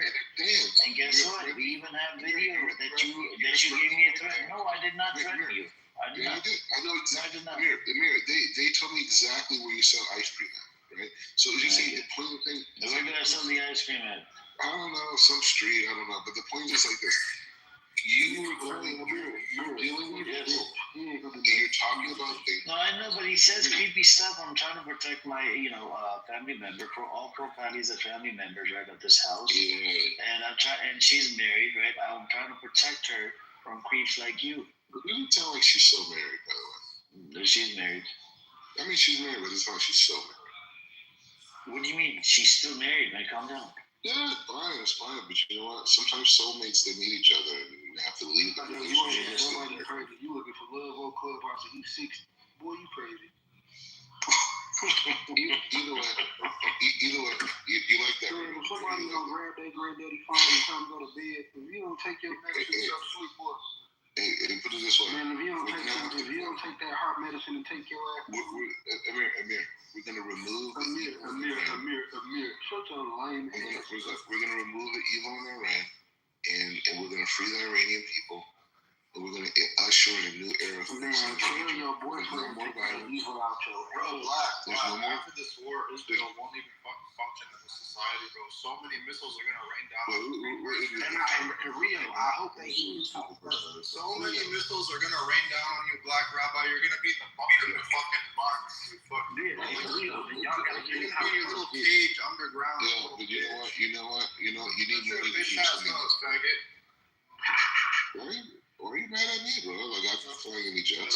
You're Jewish. I want when the war start, get on Clubhouse. I want to hear your background. You won't have internet, bro. They're gonna demolish all of his electricity, his water, everything, bro. This guy won't have shit. He's gonna run back to the U.S., bro. He's gonna be back in Detroit, fucking 8 Mile, sucking dick on his. Wait, well, I've never been to Detroit. Shit out of him. You will be soon. I'm from LA. I'm gonna put your bitch ass in the bunker. Oh, you gonna be in Congress? We're gonna put your bitch ass in the bunker there too, boy. I should let you talk, man. Get up on that. Shut up, boy. We're gonna put your bitch ass in the bunker, boy. You guys want to talk about it? You know what I'm saying? You know what I'm saying? I'm on your. Hey, you know what it is, stuff like right by. You just stop talking to me, bro. Get up on that, bro. You're a sheep in wolf's clothes, and I'm tired of you barking like a wolf. Yeah. You're a motherfucking sheep. You're a motherfucking clubhouse sheep, boy. Shut your bitch ass up. You're just a dumb thug. You're the biggest bitch I ever met in my life, boy. They lock you people like you up. I smack niggas like you on the way to. Your neighbors look at you and be like, yeah, man, that nigga's crazy. I'm talking about on the way to.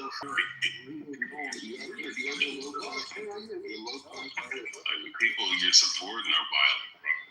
These people are going around killing babies over there, bro.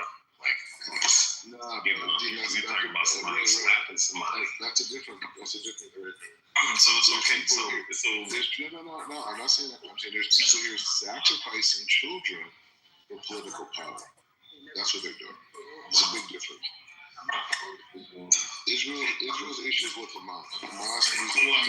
Using military warfare by attacking people's food sources and taking resources away, and then bringing a firing squad and blowing brains out of 8-year-olds. I don't give a fuck who they are. That's not that. You tell me that's more violent than cats randomly slapping somebody and shit. Like, that shit is normal to me.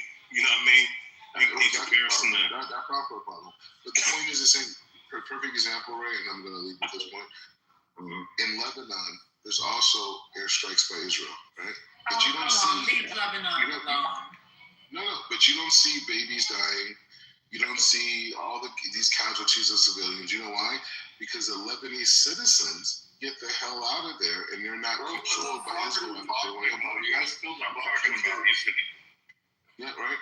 You killed a bunch of children. You know what the IRGC is doing right now? IRGC are moving into civilian areas. They're taking Hamas's playbook. They're going into civilian areas and they're putting up their weapon defense systems. They're moving into civilian areas. You guys have military installations in the heart of Why does the IDF have security command centers in the middle of Tel Aviv, Black Rabbi? Why do they have that? Wait, what?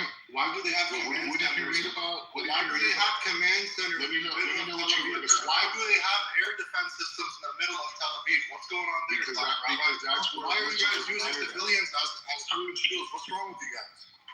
No, wait. Okay, so I'm going to educate you really quickly. Shit, bro. We all saw the videos, you dumb fuck. You guys. I know you saw the videos. That's it. You saw the videos. That's it. Yeah, you gotta be honest. Yeah, Black Rebel. You gotta be honest, bro. Like, I mean, I'm pretty sure anybody can go up and access videos. Now, I wouldn't say the dark web, but there are videos of whether it be in Lebanon, whether it be in Ray, you're an intelligent guy. You're talking about judging what is happening in a geographical region that you've never been to based off a video clip. Does that make sense to you? I mean, what the fuck are we talking about? I mean, there's places that we all haven't been to, but there's recording. There's like live recordings on camera of shit that goes on. You don't think that's? I'm not saying that there isn't a certain level of propaganda with nations, but I mean everybody does that. But my point is that all I'm pointing out is that you can't sit up here and talk about how violent Cash is, or just because he wants to put hands on somebody, just like anybody else that wants to put hands on somebody. He's a thug, but I mean, here it is. He's a thug, but the IDF aren't thugs for doing the shit they're doing. And also, there's fucking bunch of fucking leaders. I mean, you know, some of our tax dollars are going to Israel. You know what I'm saying? You know what I mean? Well, yeah, you know what? That's even worse. You're a loser. You're a loser on this app. That's what you're like. Well, that's a good point, Rabbi. These guys are a welfare state, bro. All they do is take our taxes and suck in the blood of It's our taxes. You're a foreigner. What's your big ass up, bro? The U.S., you dumb fuck. You're a foreigner. Oh yeah, and they get you stupid fuck. And they get money from the United Nations too. They take money from everyone, bro. They can't do shit. League of Nations. Like this shit. You're a foreigner that came to America. Be happy that you're there. I'm a foreigner. I work here in the U.S., bro. I'm here to work. Be happy that you're in America. You're in Israel like a little bitch leeching off Israel, you stupid fuck. Leeching off Israel? I thought Israel was a welfare state. It's a fucking welfare state, but you're a welfare fuck. You're leeching off of them. Oh, wow. Okay, cool. Yeah, but who's their welfare state from? America? Yes, exactly. But I'm American. You're not an American, so you're a dumb fuck. You're an Israeli citizen.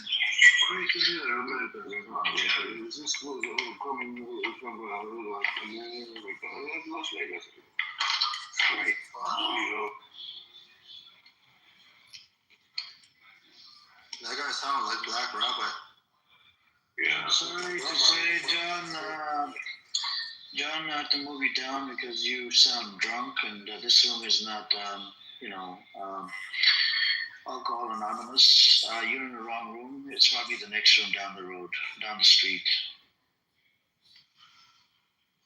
The way you told him this ain't Alcohol Anonymous. You know, it's because this conversation with this loser in this room, I'm gonna put harsher. You're a fucking loser yourself, bro. What do you calling loser? Well, Amir, why are you jealous, man? You're a fucking loser. I'm gonna be jealous of you, Why are you jealous, guy, bro? What am I jealous of? You guys are all jealous of Black Rabbi. Seriously. What am I jealous of, Black Rabbi? Ria, you're jealous of Black Rabbi. Everyone is jealous of Tell me what I'm jealous about. If I don't be sarcastic. No, not being sarcastic. They're jealous of you. I mean, it's so obvious, Black Rabbi. A little bit. Why? How tall are you? I'm 167. That's 5'6". What is that? 5'6". Okay, that's okay. I'm 6'3". Oh wow. Yeah. Nice. I'm only 4'3", Rabbi. I can still take you down. Amir, you're 70s. Well, see, you see how you got competitive? I can still take you down. Why he's willing to fight for you? Look at this guy.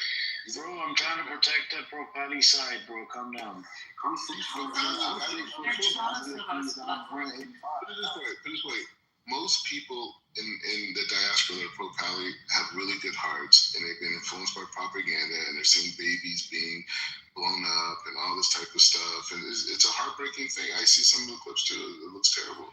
So they're not bad people. They're just, your heartstrings are being pulled. Bro, you said that the babies in Gaza are terrorists and that they should die, bro. I heard you on another. No, I never said they should die. Hey, you did, bro. You said they're terrorists. In Gaza are radicalized. There you go. Terrorism. There you go. We all heard the recording. You just said it again. I don't believe because you're a terrorist you should die. It just means you're a terrorist. That doesn't mean you should die. That's not. Stop playing with your words, bro. Say it with your chest. No, I'm just saying to you. There's a we found out earlier. Terrorist can be We found out earlier. There's a lot of examples. Come on, guys. Stop attacking Black Rabbi. No, but you know why is he here? They have no He's choice. our friend. He's my friend. We have a bond, Cash. It's a soul connection. It's a soul connection. You don't want James Bond. You don't need no Bond. Anyways, the bigger issue is like this, Amir. You you gotta remove that hatred from your heart, right? Pray for them, Black Rabbi. Hey, you know, it's Black Rabbi. How do you expect them to remove the hatred from their heart after you guys genocided their people, literally, and you're still doing it? But there's no. We're talking about 70,000 people died out of 2.3 million. Bro, how do you know it's 70,000, bro? That's the low end. Because Hamas said it was. No, they didn't say it was 70,000. Yeah, they did. Yes, they did. Stay up to speed, bro. If you're gonna talk to me, at least be current. Black Rabbi, even 70,000 is a lot. So what are you talking about? Yeah, so what I'm saying is 50,000 died in Iran in 3 weeks. Huh? Yeah. Bro, this guy's fucking retarded, bro. This guy's fucking retarded. Well, I'm you know what, Black Rabbi, it's all good, bro. I can't talk to you. You're fucking stupid. That's cool, man. You're smart. 50,000. Yeah. What did they use? F-16s? Bullets. Yeah. Okay, so Black Rabbi, I was thinking of opening a room, just me, you, and a Christian and a Muslim, and we all pray from our religions for the whole world. We pray. Yeah, exactly. I'm open to it. Really? Yeah. Okay, I'll pray for my religion. I need a Muslim and a Christian, and you're a Jew. Yeah. So, according to ChatGPT and the internet, 3,100 Iranians have died the last 3 weeks. Hey, Black Rabbi is a better source, Cash. What are you talking about? 50,000 of that. No, 3,100. They say, according to ChatGPT, that's what we know. They said official reports are 3,100 deaths. They just close up to like 100,000. 3,100 deaths. Bro, how many black people died in America, bro, from gun violence? Higher disputed estimates. Black people are so stupid, man. They sit up here talk about these foreign conflicts. They got literally murdering each other in their own communities. No, but they're murdering each other. What does that have to do with anything? That has to do with the people that I care about. How people are killing each other every day. How the people around me feel. For that. I care about how the people around me feel, brother. You don't care about black people. I care about them all, brother. I even care about Jews, just not you. How about that? You need to focus on black people. Create some solutions. But you don't focus on black people though. Like, why would you sit up here and tell him that he needs to focus on black people when you don't? I mess with black people. What are you saying that for? You mess with black. I mean, you say it in one breath, but then another breath, you're sitting up here acting like the people that's over there in that region are your people. You know, this way, Ray. And of course, based off of the little Twitter, comment that you made, right? It seemed like you have a certain level of disdain for black people in America. You got that? That's what you got from that too? Yeah. You didn't get that from that too. Yeah, we did. Here's the thing, Ray. First day in the White House, I'm signing reparations. Hey, Amir, show Ray that video of him getting whipped. Oh, I seen it. All right, I seen it. Yeah. First of all, the video's on my Instagram. Okay, I put it out. I know, you're weird. So it's something that I'm proud of. Yeah, they probably told you, look, if you want this extra 30 grand, put it on. Why not 300? Why not 300? Why 30 grand? Because you so they're giving you 300 to put that shit out there. Yeah, I'm just saying, what can I do with 30 grand? What can I do with 30 grand? We can't do anything with 30 grand. You can do some small thing with 30 grand. You can buy some clothes, maybe. Buy a few clothes. Listen, I'm gonna take 5,000 there and buy some clothes. If I bought Fire a nice purse, it'd be like 30. Bro, so that money's you're not buying Fire a nice purse. You won't even buy yourself a gift. Oh, come on, leave him alone. Look at your suit. What's wrong You don't with that? look at your suits because you look like a middle school kid. He's a byproduct of slavery culture. Okay, Black Rabbi, let's pray for them. Let's pray for all people here. Please. You're gonna buy another man's wife a purse. Like, what's wrong with you, family? I'm gonna pray Black Rabbi with you for Cash and for everyone in the room because they're full of hatred. That they hate you so much and they're so jealous. Have you ever been to Israel or not? Unfortunately, not yet. Oh my God! You would love to pray on the Oh, really? well, Alaska and Moscas. You would love it. It's so holy up there. I pray there. I pray up there like I'll be like almost every day. Oh, nice. It's unbelievable. What, Muslims kill me if I go there? Muslims? What do you mean? You are Muslim, right? No, I'm not. You Christian? No, I'm not. I'm not gonna tell you what's my religion, but Zoroastrian? I don't know. Oh wow. Anyways, yeah. Either way, wait. So you're even closer to Judaism. I like this. I like that. If I told you my religion, you'd love me more. Yeah. Okay. She's Jewish. She just anti-Zionist. Either way, we could do an interfaith prayer room, and then you gotta understand too another issue. When I'm not in these hostile rooms, I'm a much nicer guy. Yeah, I've seen you in another room. Yeah. So that's where you know I felt like I understand you more than everyone here. Yeah, I'm a chill guy, but everything in here is hostile. But I need the energy. I need the energy. My enemies, I need them cursing at me and telling me horrible because it invigorates me. My work. I see you throwing. I totally agree. I see you throwing up the 3 6s in one of these photos, Rabbi. You see it? You mean doing what? I see the little fucking hand gestures you throwing out. It's all good. Hand gestures? Where? Which one? Let's see. The one where you're taking the picture with them. I don't know where that's from. Probably Europe. Sitting up here throwing the little 3 6 right in both your eyes. You know where that's at? That's in Geneva. That's in Switzerland. Oh, Geneva. Yeah.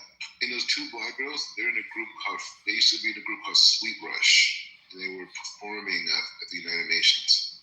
I was working for the UN at that time. I mean, not the UN. I was working at the State Department where we were working with the UN. But that's Geneva. And the other two Iranian American Jewish Federation. I just want to let you know you wasn't flexing. All them girls are ugly as hell. Yeah, cool, bro. I'll say the one picture with the Iranian American Jewish Federation. The bride to his right she's good. She's decent looking. That's Rebecca. She's a good one. The one on his left is okay. That's her friend. That was her friend. But the other one, she, I ain't gonna disrespect nobody. I don't know this bride. Actually, I dated that other girl. Yeah, the girl in the black to your right, or to your left, she was great. Stop. It's too pure for you guys. Those girls are too pure for you. Black crab eye. They're pure. I'm just gonna tell you that I'm the jealous type, okay? Oh, I know. Hey, I think Black Rabbi might have Down syndrome. No, come on. Leave him alone. Yeah, Black Rabbi. Judging by some of these pictures, you have to be in your 50s. There's no way you're not. I'm in my 50s. Oh, you definitely are in your 50s.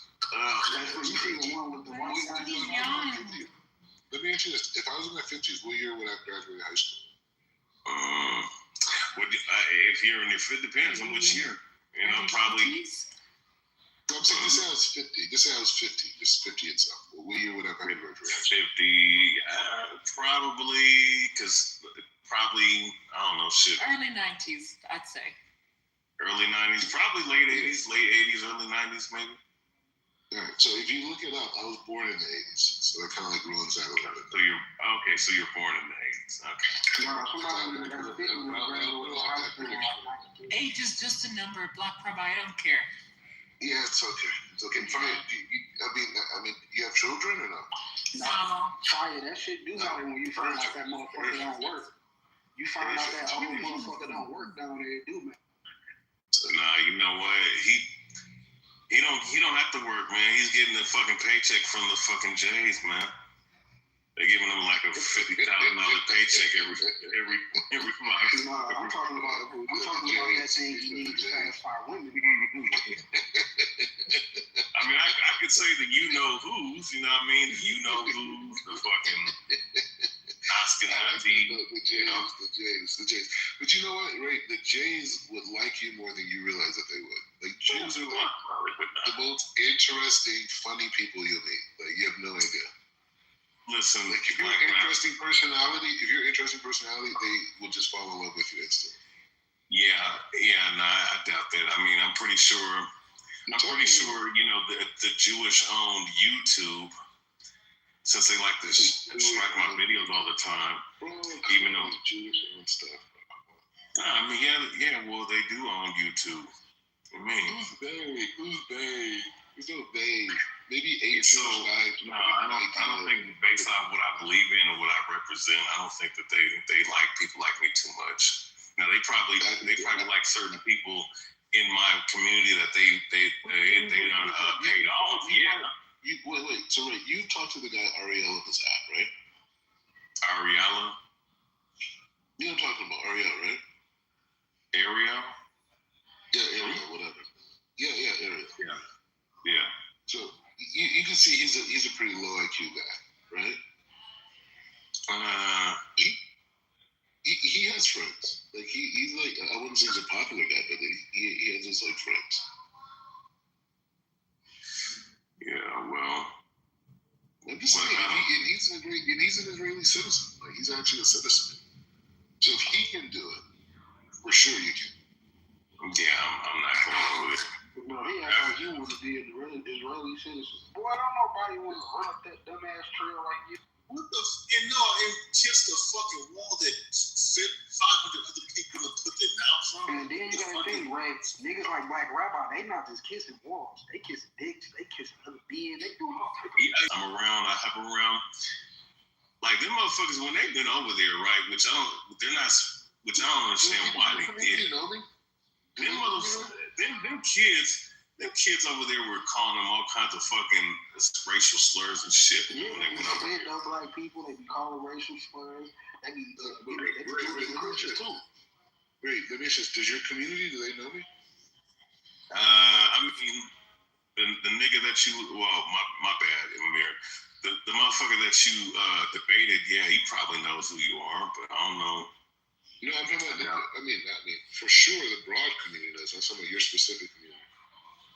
Yeah, the Israelite community, I mean, I doubt it. If I sit up here and ask random people, do you know a guy named that Black Rabbi, they're probably not going to know who you are. No, not Black Rabbi. Well, what other alias do you go by? Do you go by something else? Like, I'm pretty sure the only person that you've ever talked to. Right. He about to DM you his real name.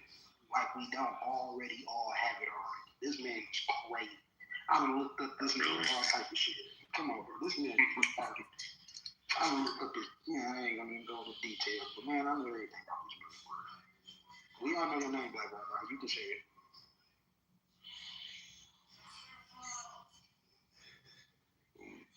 Yeah, what's your name, Black Rabbi? I mean, or if you choose to fucking give it, it don't really make a difference to me. But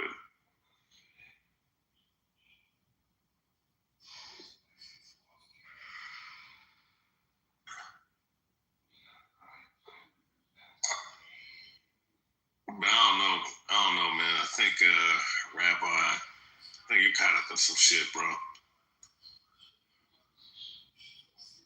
And I think that you're definitely funded by a certain group over there.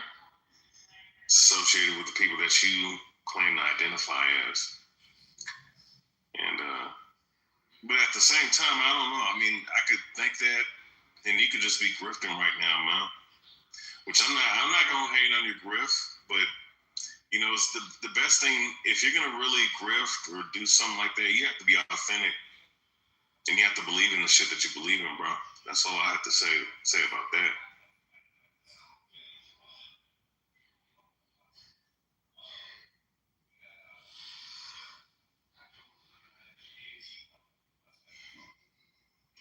Oh yeah, I just heard his name Sharif Hassan. Wait, Sharif? Sharif Hassan. He's leaving shade or something. Yep. Sure. Yep.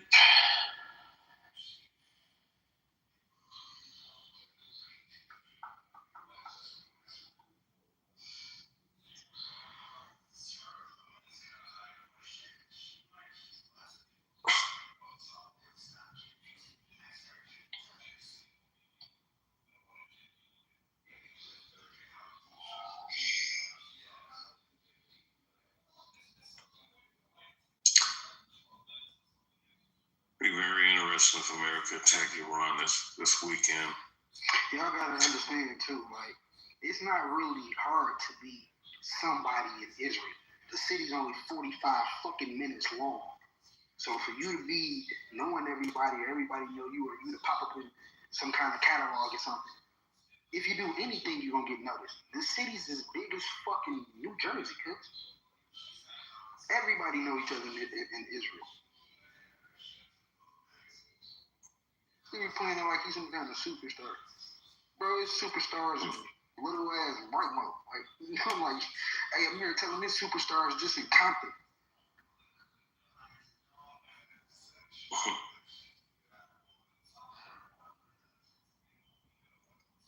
Y'all know what, though? I'm done dragging this man, bro. I thought he was done dragging.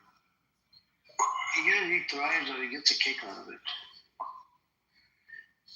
He gets a kick out of being verbally abused. Yeah, I don't know. I think that's what he's into. And even the girls that he was into, like the one that he was married to, I'm sure he used to get verbally abused. Well, based off that video that he showed, allowing another man to whip him, like, must be into that kind of shit.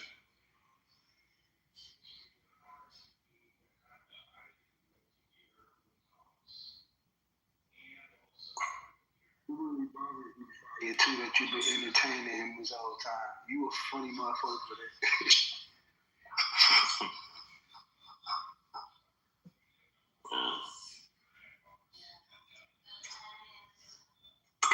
Yeah, I don't think this dude understands that he's playing a caricature. I almost think that he doesn't believe half the shit he talks. I just feel like he kind of just like the troll. Cause like he go in and out. 1 second he be talking to y'all normal. The next minute he talking about we're gonna kill all the babies and all this dumb shit. Like, I really don't understand it at all. Oh, but then he's on some pro-black shit, like, bro. Yeah, I don't understand it at all. And he one of the people that made me think all Jews is nuts. Cause like every time I talk to one, I never get a regular convo out of them. It's this superior attitude or just talking like, you know what word they love to use? I'm more intelligent than you. That's like the best comeback. I'm more intelligent. Man, okay. Cool. Yeah, that's the program. Yeah. You think you read a couple more books? Cool, man. You know. I know I knocked the motherfucking kip off your head. Damn. Look, that indoctrination of them believing that they're more intelligent because they created a system. They created certain systems that is, catered towards their understanding and their intellect. When, like when you, the point is, like, if you make the rules of what intelligence is, then yeah, you can sit up here and say that, but if we're playing on the even playing field to go knowledge for knowledge, information for information, right, and put everything to the test, find out there's not really much there, of substance for the most part. But I will say this: some of the Jews, they do know a little bit of something, but I just don't think that they're all that intelligent like they say they are. It's just that they have money, they have the certain paradigm, in their favor, and that's just what it is, okay? Watched something back in the day, a movie that came out probably like 1932. It was about the Rothschilds, and it was just talking about how they always use money as a weapon. You know what I mean? And it is a strong weapon, especially with America being a superpower right now, because America is driven off of money. You know what I mean? Like, it don't matter what it is. If you got enough money, America is willing to compromise and make something happen. So, what I do wanted to tell you guys was we have a new production out, new video. Check it out. Black Rabbi apparently gets chased after by Ariel for stealing his wallet. I knew he was bugging. Check it out. It's only 30 seconds. It's in the chat. Check it out. I'm about to look at this on YouTube. Yeah. It's only 30 seconds long. And by the way, the one that Norm gets chased by a resistant, it went up to 800 views. I'm like, I can't believe this shit. 800 fucking views. Wait, it's only been like 2 days. So there's a video that that my team, or you could say my people, that we came up with it. It was uploaded about a day or 2 days ago. You know that brother Resistance on this app, the crazy one. With the starting match, he's always crashing out. Him and Norm almost got into like actual physical fight on the ground in New York, right? And so what I did is, I got help and came up with the video, and it's on the YouTube. It's only been like a day. How old is the video? Let me see.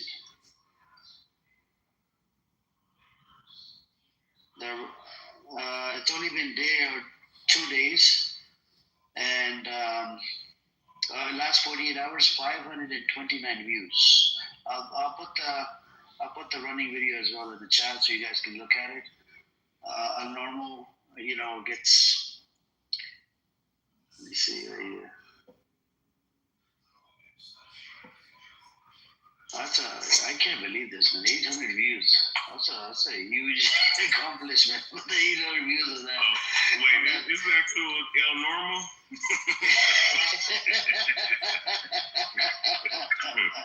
Oh shit. 800 views, man. I can't believe this. Emerald's Norm getting chased by what's his name? By their brother Resistance on this app, right? The crazy one. Oh my god. Within 2 days, it's got 800 views, man. 800 freaking views. And then I came up with a new one, Black Rabbi. Stole Ariel. You know Ariel on Twitter? He used to be on here. Black Rabbi stole his wallet, so Ariel chases after him. I put the link in the chat. That's a funny one. Oh my, did you see it? Check it out. I put 2 links in the chat. It's funny. But Amir, you have to see how you have to lie, though. You did. No, but Amir, this is why you did not. This is why you did not make it in real life. This is why. Did you watch the video? I think you watched the video. Did you watch the video? I did. It's funny as fuck. Oh my god. Both of them, the Norm one, I can't believe it got 800 views within 48 hours. 800 fucking views. That's crazy shit. Amir, I can have your whole account wiped out in 1 second. Like just in a second. Oh my god, this chubby ass.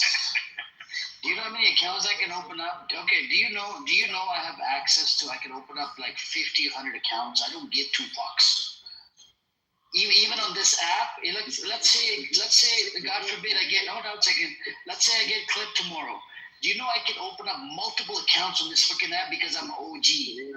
I know how to run this shit. Mazi, check out the Black Rabbi's video in the chat. And Norm video, bro, it got a lot of hits. Almost up to 800. Resistance chasing after Norm. And look at the Black Rabbi one. Ariel chasing after a Black Rabbi. I think the best part of it is how much you're enjoying it. Every time you mention it, you laugh. It's just funny as hell. It's just funny as hell. Like congregations of losers from all backgrounds. You're a fucking loser, bro. I'd rather that. All right, fix your voice. The point, fire. Calm down. Stop attacking God. Fire. God brought you here so as to connect. That's why.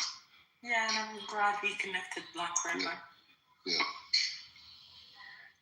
So, anyways, Amir, if you see my PTR, this is actually my first cover page. Can you promote this video that I came with? We see your picture, bro. We are watching the video. You stole Black Rabbi's wallet. Ariel's wallet. We're too busy watching the video you stole, bro. Amir, this is. So when you doing stealing his wallet, man, thief. Amir, You're a thug. On my PTR is my first cover. Bro, the city is 45 minutes big. It's like being in a little neighborhood. You can be on it. That's cool. This is a good feeling. Shut up. On the cover with Oprah Winfrey and Bob Johnson. Yeah, that's when you sucked your first dick. We know. Shut up. In a minute. You can see when I was 21, the youngest vice president in the beverage industry. The gayest vice president in the beverage industry. Yeah, this man sold a few pops and think he big time. Shut your dumb. I think he sold some beverage under the table. Did you sell beverage to people in the black market? That's where are you from? They call him the Coca-Cola King. It was an energy drink company, and they hired me relationships. I made sure people were not thirsty. You had relations 0 people? Wow, that's a big number. This is after I started my internet company when I was 18. Oh, so you were Of course you did it. Yes, of course. Being broke and a nerd don't go together, bro. You stealing wallets out here. My dad made $100 million. Man, I didn't say nothing about your Yes, of course you did. You, boy. I started inherited money. It's called being a broke ass thief. You stealing wallets. Amir could tell you how many property pieces I own in LA. I can tell you, and I can tell you. So the one in Crenshaw he inherited, right? I've been asking him, can I go over the boys and can we occupy your Crenshaw property? Yeah, but Amir, how much is that property worth though? It don't matter. Come on. Okay, can we go occupy just like you're occupying Jerusalem right now? Well, you better sell that property, boy, because you heard 1.8 since gentrification. Yeah, can we go occupy? That's what you're proud of? That's just one piece. Little poor Israeli. Calm down, bro. You just said you inherited $100 million and you're proud of a property that has increased to 1.8? Little broke Israeli, please. You're talking outside. This is your shepherd. The little dirt existence. Yes, at least I don't lie. Yeah, I don't need to lie. I'm American. Well, actually, we control the destiny of the country. And you show me one DBA or one EIE, and I'll show you 6 of the motherfuckers. Look, show me one business you own, and I'll show you how many I own. Show me one business, you faggot ass old man. One business. Show me one business, you faggot ass old man. Because I'm tired of you talking about this big shit. You was a wild kid. You was a thug. I think we should bring up the drunkie on the stage, John. I think only he can deal with you, man. One drunkie to another drunkie. No, John, the drunkie, come up, John. Let him have it, John. Freaking too many drunkies on this app. You should bring your girl Layla up here. She's rich. She was up here. She left. No, and her dad. Her dad's a pretty successful guy, actually. Okay. I don't think you know her dad. No, I do. Her dad, her dad did this with this guy. I know. My dad made $100 million before I was. You don't know her dad. $100 million, bro. That's now you Donald Trump. Shut your dumb ass up, please. Yeah, what's the big deal? Hey, you can get on this app and just say anything that come out their ass. Yeah, but you know the thing about me, I'm verifiable. The thing about me is I was in the newspaper for selling cokes. Actually, energy drinks, waters, whatever. But that's not 21 though. Like I've been like. No, you've been selling. Did you go to college? What to UCLA? Did you go to college? What to UCLA? You ever heard of it? Okay, do you realize that the timing doesn't align right? No, it doesn't. It doesn't align right. My mom was a professor there too. Doesn't align right with it. That boy went to college to learn how to sell Pepsi. You need to learn to lie better if you're going to lie like that. You're an Israeli. You're the liar. I understand that the conclusion Israelis do lie a lot, but not on this. You're one of them. You lie. Look, ain't you an Israeli black rapper? Nope. I thought you just said your kids were going to be Israeli. Because their mom's Israeli. So what are you? Also, the girl that you fornicated with, she lied to you. Maybe it's not your baby. Wait a minute. Black Rabbi, what are you? Oh my God, it's not your baby. Oh my, it's not your baby. She lied to you. You said it really lied, so she lied to you in your face, and that's not your baby. Whose baby is it? You know how we know it's not his baby in there? She ain't never in the background. We ain't get no dinner cooked. The boy just ate some chips. Bro, Cassie brought her on here one day, and she sounded very young. And I was afraid that what if it's like, very, very young. And I even asked him, you okay?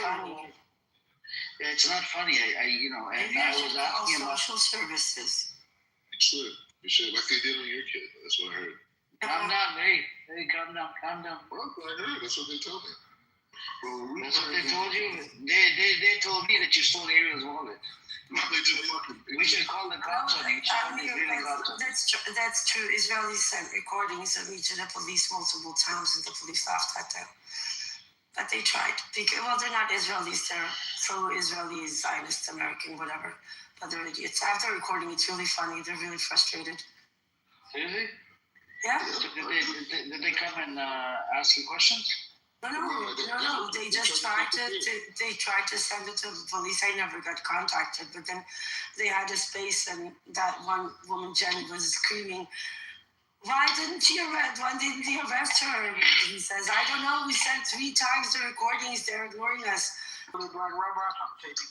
So, Emrose, it's a good thing that you're Jewish and you have Israeli residency passport, so they can't really trip over, right? Because they give you that,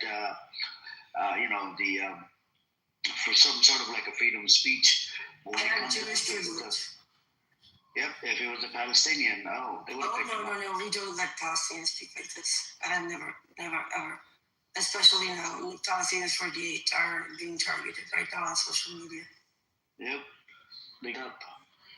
Yeah, I know, but they haven't reached my level yet. I assume after they're done with the Palestinians, we're next. But until then, rock on. Knock one of those big ass suits in my mind. Just like Tamil Nafil says, rock it like a Palestinian.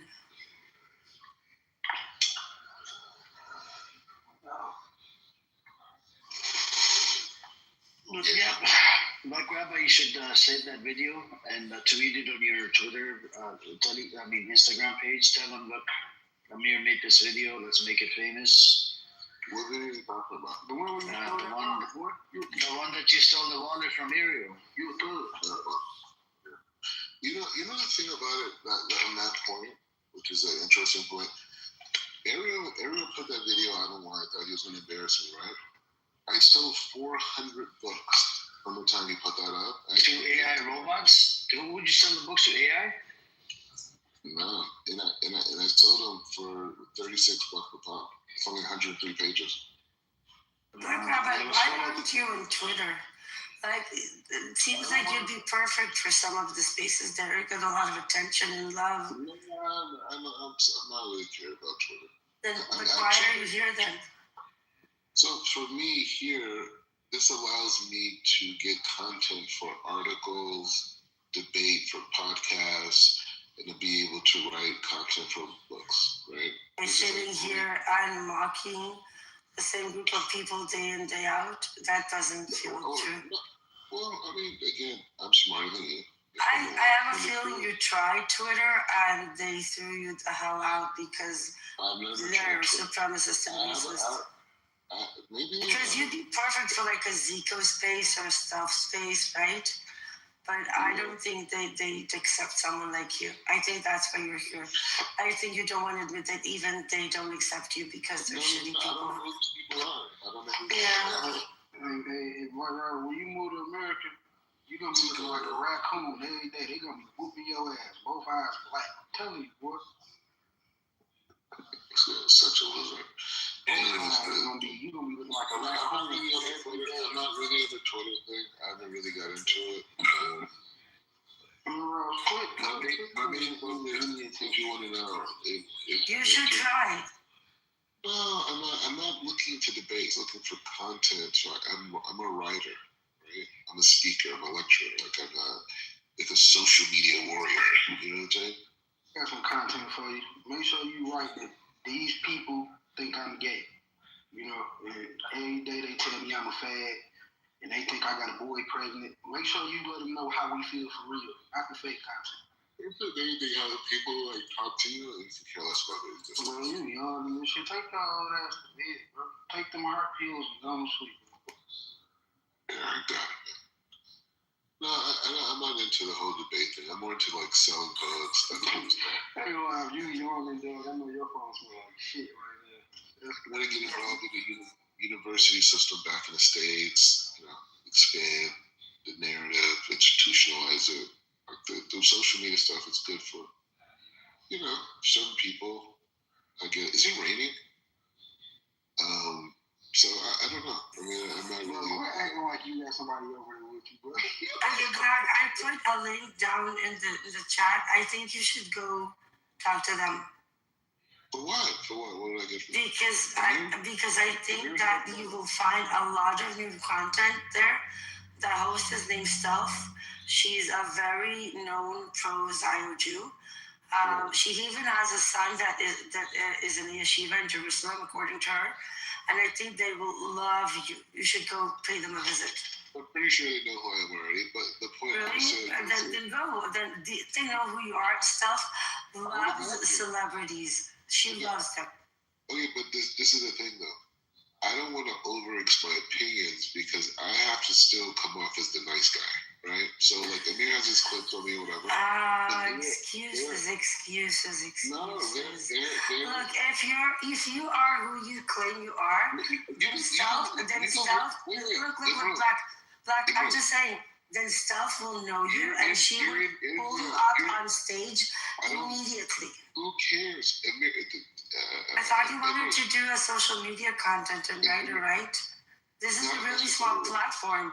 I'm suggesting. What, you're sending her to Estelle? Yes. Oh my God, you crazy? She will chew him. Oh my God, she will definitely chew him alive. I really want to see that happen. Oh my God. To see what Jewish racism and supremacy really feels like. Don't worry for me. But the thing about it, I follow Stealth. I like to keep my eyes on the enemy. You see what I'm saying, Emeralds? I follow her. She blocked me years ago. Hey, but the different thing, I have American superiority, right? So the little So does he. She lives in America. Oh, okay, great. So then you should go pay her a visit. No, I'm not sure. It's stuff that like over. You know, the title of her space right now is Tucker Carlson betrays President Donald J. Trump in Israel. Donald J. Trump in Israel. You should go pay her visit. I'm telling you, they will love. If Self really knows you, that she will pull you up so quick. You're here in Israel, so you should know that I'm constantly on I-24 network. I'm constantly in Jerusalem Post. I'm constantly in the Times of Israel. No, you're not. You really are not. You can look me up. Dude, you really are not. But maybe I'm not aware. Look, maybe I'm not aware. I'm just saying, if you're that famous, listen, maybe you are. Maybe you are. If I'm supposed to see, like I'm telling you stuff, she has an IDF spokesperson on her. She has no, but I'm saying if you're that famous, she will love to see you there. You should go and talk to her. I'm dealing with real stuff. What makes you think she doesn't? I'm dealing with all your institutions. Dude, she is being promoted by the IDF himself. Like, the IDF spokesperson sits on her spaces. You really should go say hi. I could care less. Or maybe you're a chicken. Who was the head of national security before Ben Gavir? Your mother. You know, the thing is that before Ben Gavir, it was called something else and you don't even know it. Before Ben Gavir was head of national Yeah, security? before Ben Gavir, this wasn't called the National Security Ministry. It was called the Interior Ministry. And before that, it was Omar Barlev. Oh, wow. Okay, good. And before him, it was Omar Barlev. So if you go on my Instagram, you will see me and him in multiple places together. With Omar Barlev? Yeah. What does he look like? You could go on my Instagram. No, tell me now. I know what he looks like. You tell me. What does he look like? I could go on my Instagram and tell you. Then I don't have Instagram. What does he look like? No, I don't need to do that. What does he look like? You see me and Mike Huckle. No, you be lying over here. You a freak. Oh my God, go tell stuff that she will listen. You will have like. The thing is, you want to create social media content and stuff. When she wants somebody promoted, like I saw an Israeli girl go from 400 followers to 14,000 within a month because South decided to promote her. If she knows who you are and you're there, I'm telling you, she will pick you up. She will promote your little ass off. You'll get so much social content out of it. But I really hope you're not lying, because if they discover that you're lying, they can be really vicious. Yeah, great. The point is, if whoever this person is, I could meet them in real life. Anybody I want to meet in this country, I could meet in real life. So you say she's in America, though. Our son goes to yeshiva in Jerusalem, and I know he gets into a lot of trouble. You might be actually able to help him. You know, Amir, you know who has asked for help for their son? Yehuda. Yehuda tried to talk to her son on the phone and calm him down, but it didn't work. Maybe you can help BlackRock. Not interested. You're not interested in saving a young Jewish man, his soul? He's being corrupted. He wants to leave the yeshiva. You need to help her. Oh my God, please. Wow. Just remember, don't lie to them, because if they find out they're lying, they can be really vicious. I am me. I don't need to lie. I'm me. Then go say hi. Then go say hi. Then go say hello to self. Go say hello to self. I don't listen to Filoni for nothing, okay? So you're talking to me like you're giving me instructions. Like, go find some weak-minded guy to talk to. You said Yehuda, that guy, that idiot from Canada, right? Right? Yeah. She called him crying to help her with her son and blah blah blah blah blah blah blah blah blah. Yeah. Okay, because South is spaces. They're like, her small spaces are 300-400 people. Her big spaces are like 2,000. You can get a lot of social content there. No, you understand? My goal is not at this stage to be famous on social media. That's not. How long before we see him on Twitter? I mean, 2 days? No, I'm not interested. What I'm more interested in is writing for JNS. Writing for Times of Israel. That's what do you know how many reporters she hosts on her spaces? Like from I-24, from 14. Then you don't actually, then you're not committed to your profession.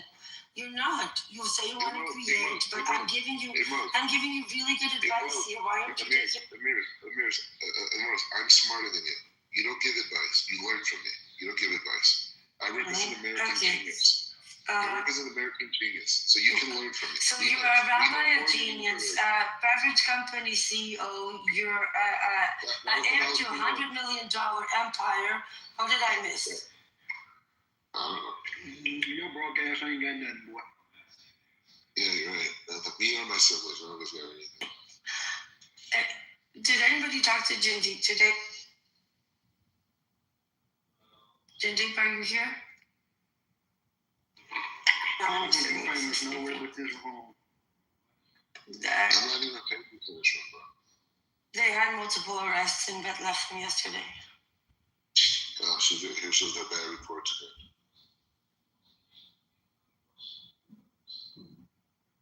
Wait, so Emerald, who do you associate with it? With the leftists? With the Palestinians.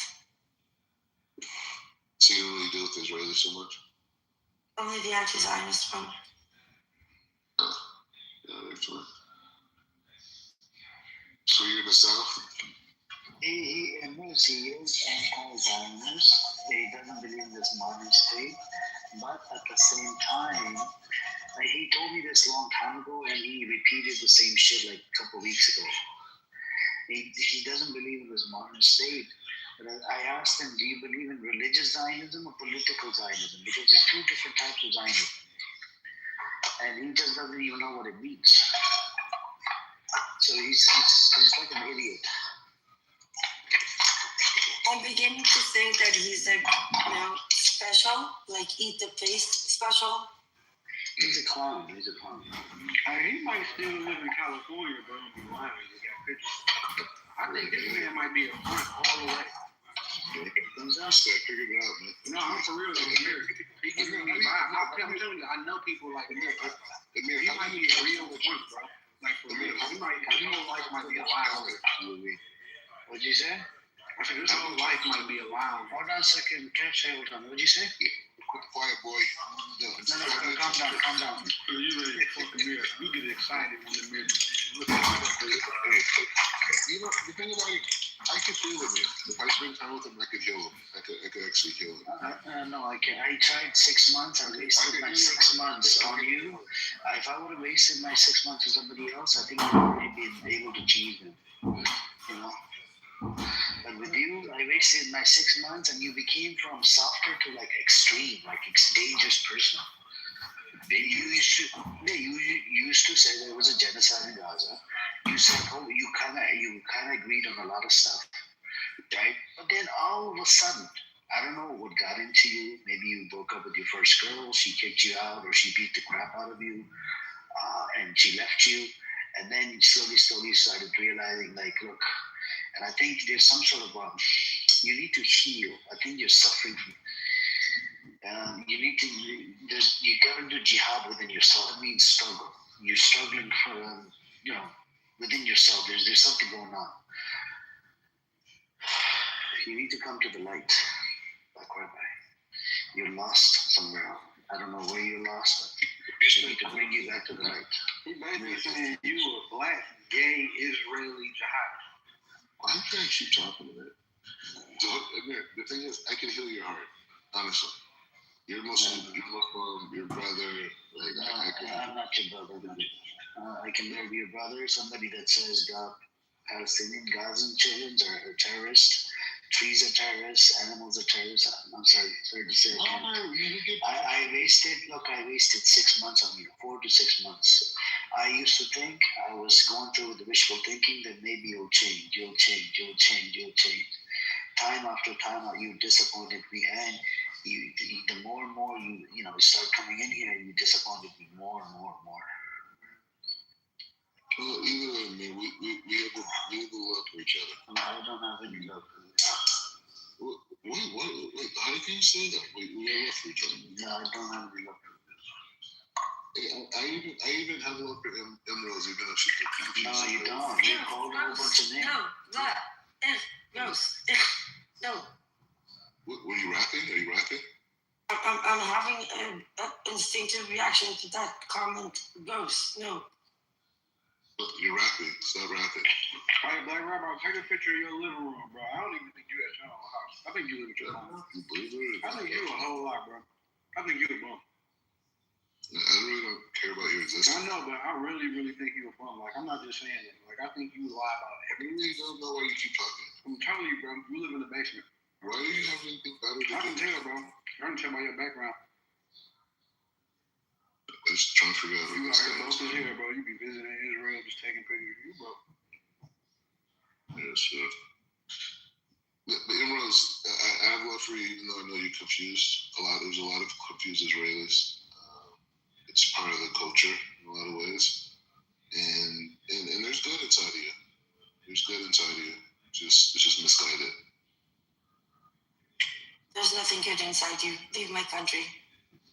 You have no business being here. It's not your country. It's our country. We control it.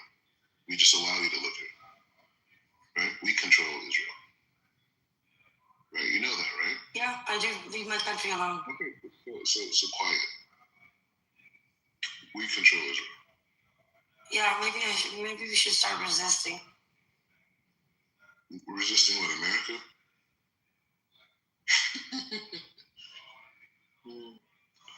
Resisting lost sheep. Yeah, we run this. We run this. Bro, I'm telling you, bro. We are the reason why Israelis are saved. We're the reason why. We're the reason why you have an economy, right? The reason why you can put food on the tables because we are here to protect. The funny thing is that everything you just said, it couldn't be more contradictory to the core of Judaism. Nothing. What have I said contradictory to Judaism? That America controls Israel? First of all, your vanity and your condescending tone. And your condescending tone, and the fact that you rejoice in evil acts makes you very, very similar to the exact type of behavior that led God to Sodom and Gomorrah. It's exactly the type. You're exactly people like you. Your third grade biblical class, dissertation talking about like. What we're saying is that the will of the American people. Sodom and Gomorrah. You eat a sodomizer. It's not just that type of. It's not just that type of behavior. Oh my God. American is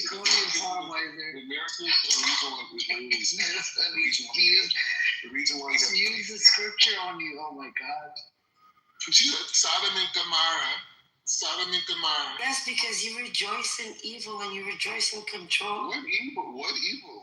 Bro, you repeating somebody with a kid voice. You fit in the next 72 hours, there's going to be missiles flying from the north, from the south, and from the west, all at Israel. You know what's protecting Israeli citizens? American taxpayer dollars. So when you tell me to get out of your country, you are the people.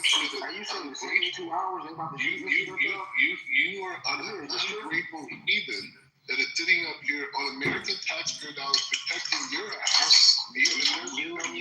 Take your money, take your soldiers, take your Security Council veto, take everything, take your arms, and leave. I promise you, Palestinians and Israelis will be having a far easier time working this out if they played on even grounds. Where there's no America to arm Israel, where there's just two groups of people that need to get along. Trust me, take all your shit, take all your American shit, take all your American shit, all your money, all your guns, and get the fuck out. We'll kick you out first. We'll kick you out. We'll kick out. We'll show you how much this is your land. We'll kick you out. That's how much power we have here. We'll kick you out. And this is why God hates you. Yeah, God hates me. We'll kick you out. That's how important you are. You and your whole legacy here will kick you out. Oh, we've been here since the 18th. Mark, do you remember the story of Masada? The people committing suicide. Why? I don't know. They're like you. That's low Muna. Yeah, exactly. That's what you. That's. It's people like you that bring an entire society to commit collective suicide. I'm not saying it, it's a good thing, right? This is where you, because once you decide that you'd rather take your own child's life, and now something's wrong with you. And that is exactly what you're trying to do. You're trying to create a situation where people here will go down the path of complete annihilation of themselves just because of some delusion ideology that you're pushing along with other people. You're a bad person, and God will make you pay for it. And I really hope that until you die, every day, hour after hour, day in, you will never stop hearing the screams of the mothers in Gaza. I hope that haunts you till the last. Every time you pick up your own child, every time you look at your own wife, you hear them crying. I hope you hear them screaming. I hope you see them bend over their child's body, and you remember that for the rest of your life, and you remember that you supported this piece of shit. You're part of the privilege that you're Yeah, fighting. I am part of the privilege. That's what I'm trying to fight it. But you don't belong here, and you came to promote it. You're a piece of shit of an individual. Serious. You're a simple-minded Israeli. We are the reason why you're alive. Okay? The only reason why you're alive is because of us. I'm alive. The kids in Gaza are not, and I hope that the sound of their grieving mothers haunts you till the day you die. Every time you look at one of your children, your grandchildren, your wife, your family, I hope you remember the sound of the screaming mothers in Gaza, because you are the one who provided the guns for it. You are the ones who came here and promoted it. I hope it haunts you every day till the rest of your life. And when one day your children will ask you, Dad, Grandpa, where were you during the Gaza house? You will have to answer them, and they will know exactly who you are. That will be your punishment. You will have to tell your children decades from now that you were the bad guy, you were the Nazi. That's your burden to bear. If that makes you feel better. I feel better if you just passed the fuck out and died. Ain't gonna lie.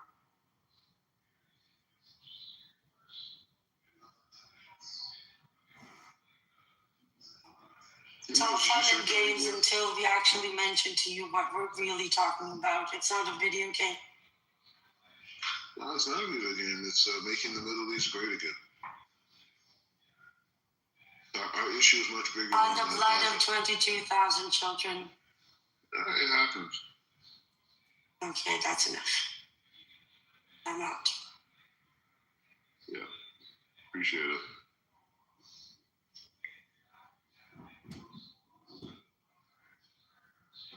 You don't do you. We had a good conversation. You can go and sleep. Not like right now.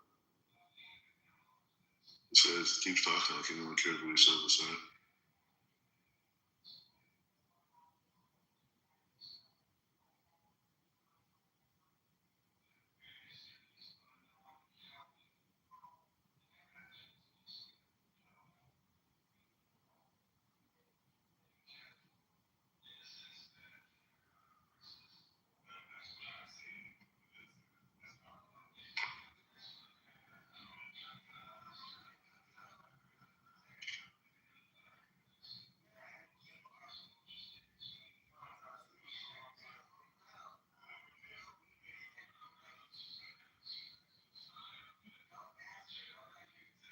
Yeah, are you supposed to type in the real phone?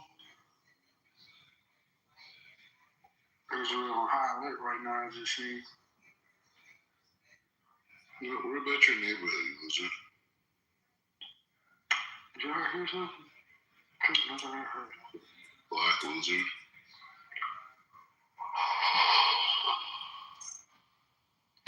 This man called me a black loser and he black as hell. Oh my God. You're a black loser.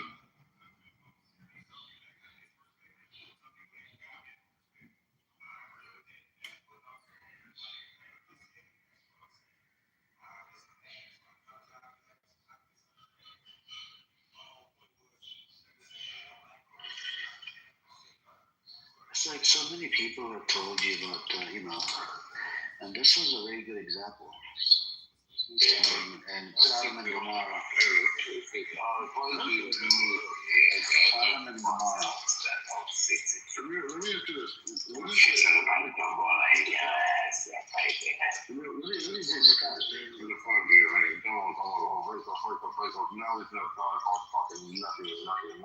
you want to go in the audience, John, behave like a human being. You're an animal. Like I said in the audience, like an animal.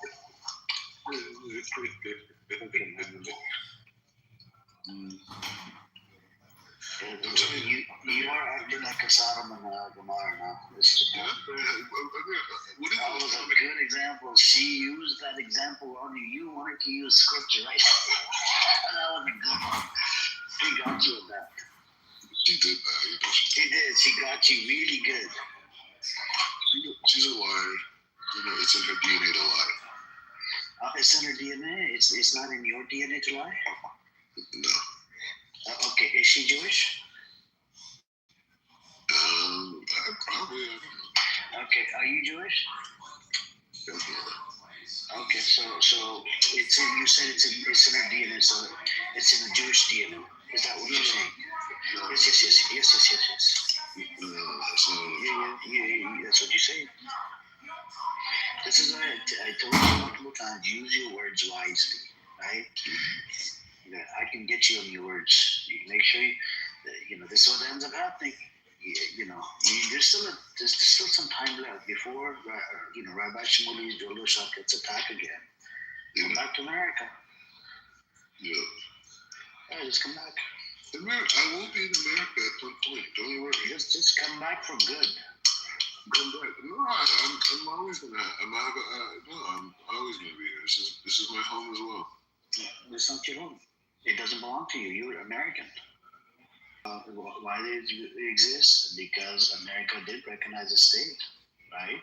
If I go to Puerto Rico, am I a foreign squatter?